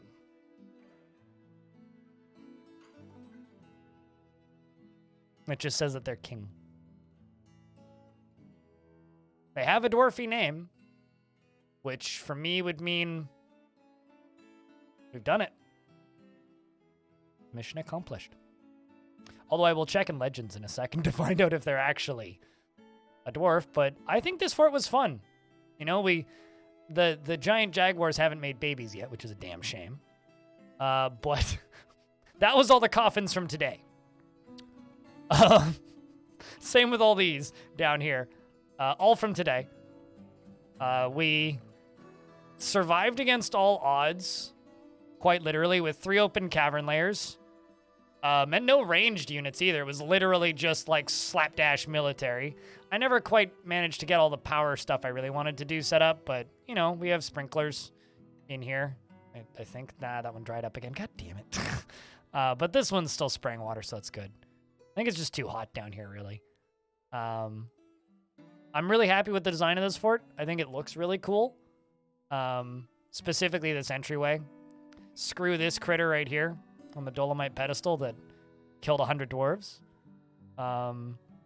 Massive thank you to Jazz for all those bits. And we built a cool water feature up here, which I'm also really happy with. Yeah, I think we did great in this fort. I would play in this fort longer, but honestly, the fact that it's so shallow means there really isn't that much more I can do. We did stick to the theme and obtained the goal, which, you know, kill the king. So, with that being said, I think it's time to say good night to Danger Caves and its terrible frame rate. And before all of those nobles over there drown, and I think it's time to retire the fortress. Although, actually, let's save this. And yeah, that's fine. We'll keep it going. Well, let's save it to a new timeline just so I still have this save left. Actually, it's fine. I'm good with this one. Save over it. Good night, sweet Danger Caves. Yep. That beehive's been there since the start of the fort. Jazz.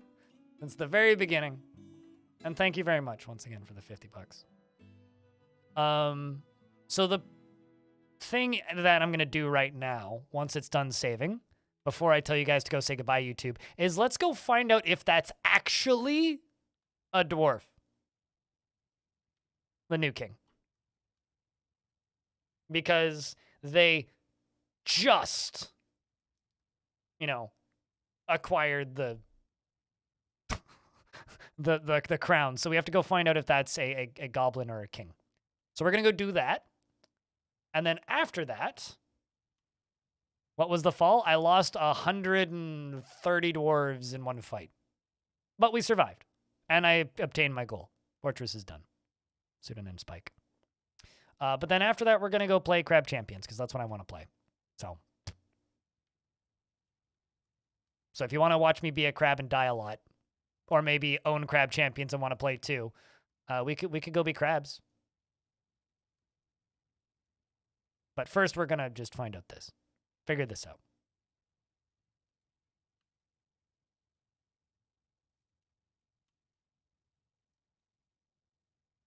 There we go. Cleaning game objects. And then tomorrow we'll be starting a brand new fort again, which will be pretty cool.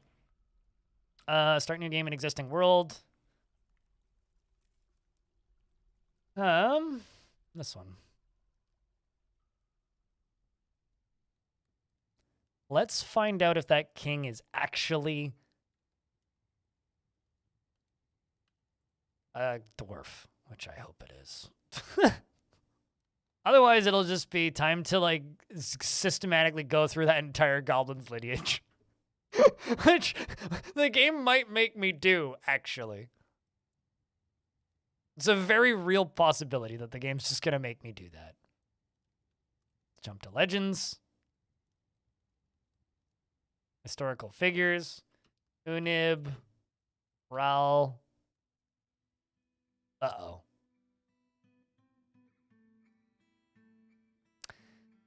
Wah, wah.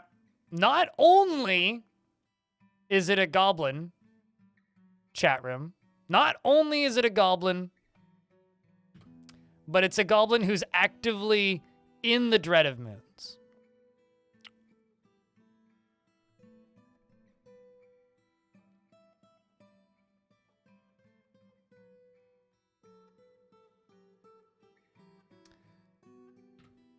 Well, just when we thought it couldn't get any worse, it got worse.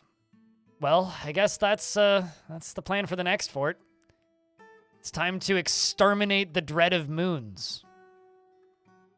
So next fortress in the accidental ceiling is only channeling and reckless abandon full war. You guys can say goodbye to YouTube if you want, because that's what we're gonna do tomorrow. So 9 a.m. Pacific, we'll be picking this back up.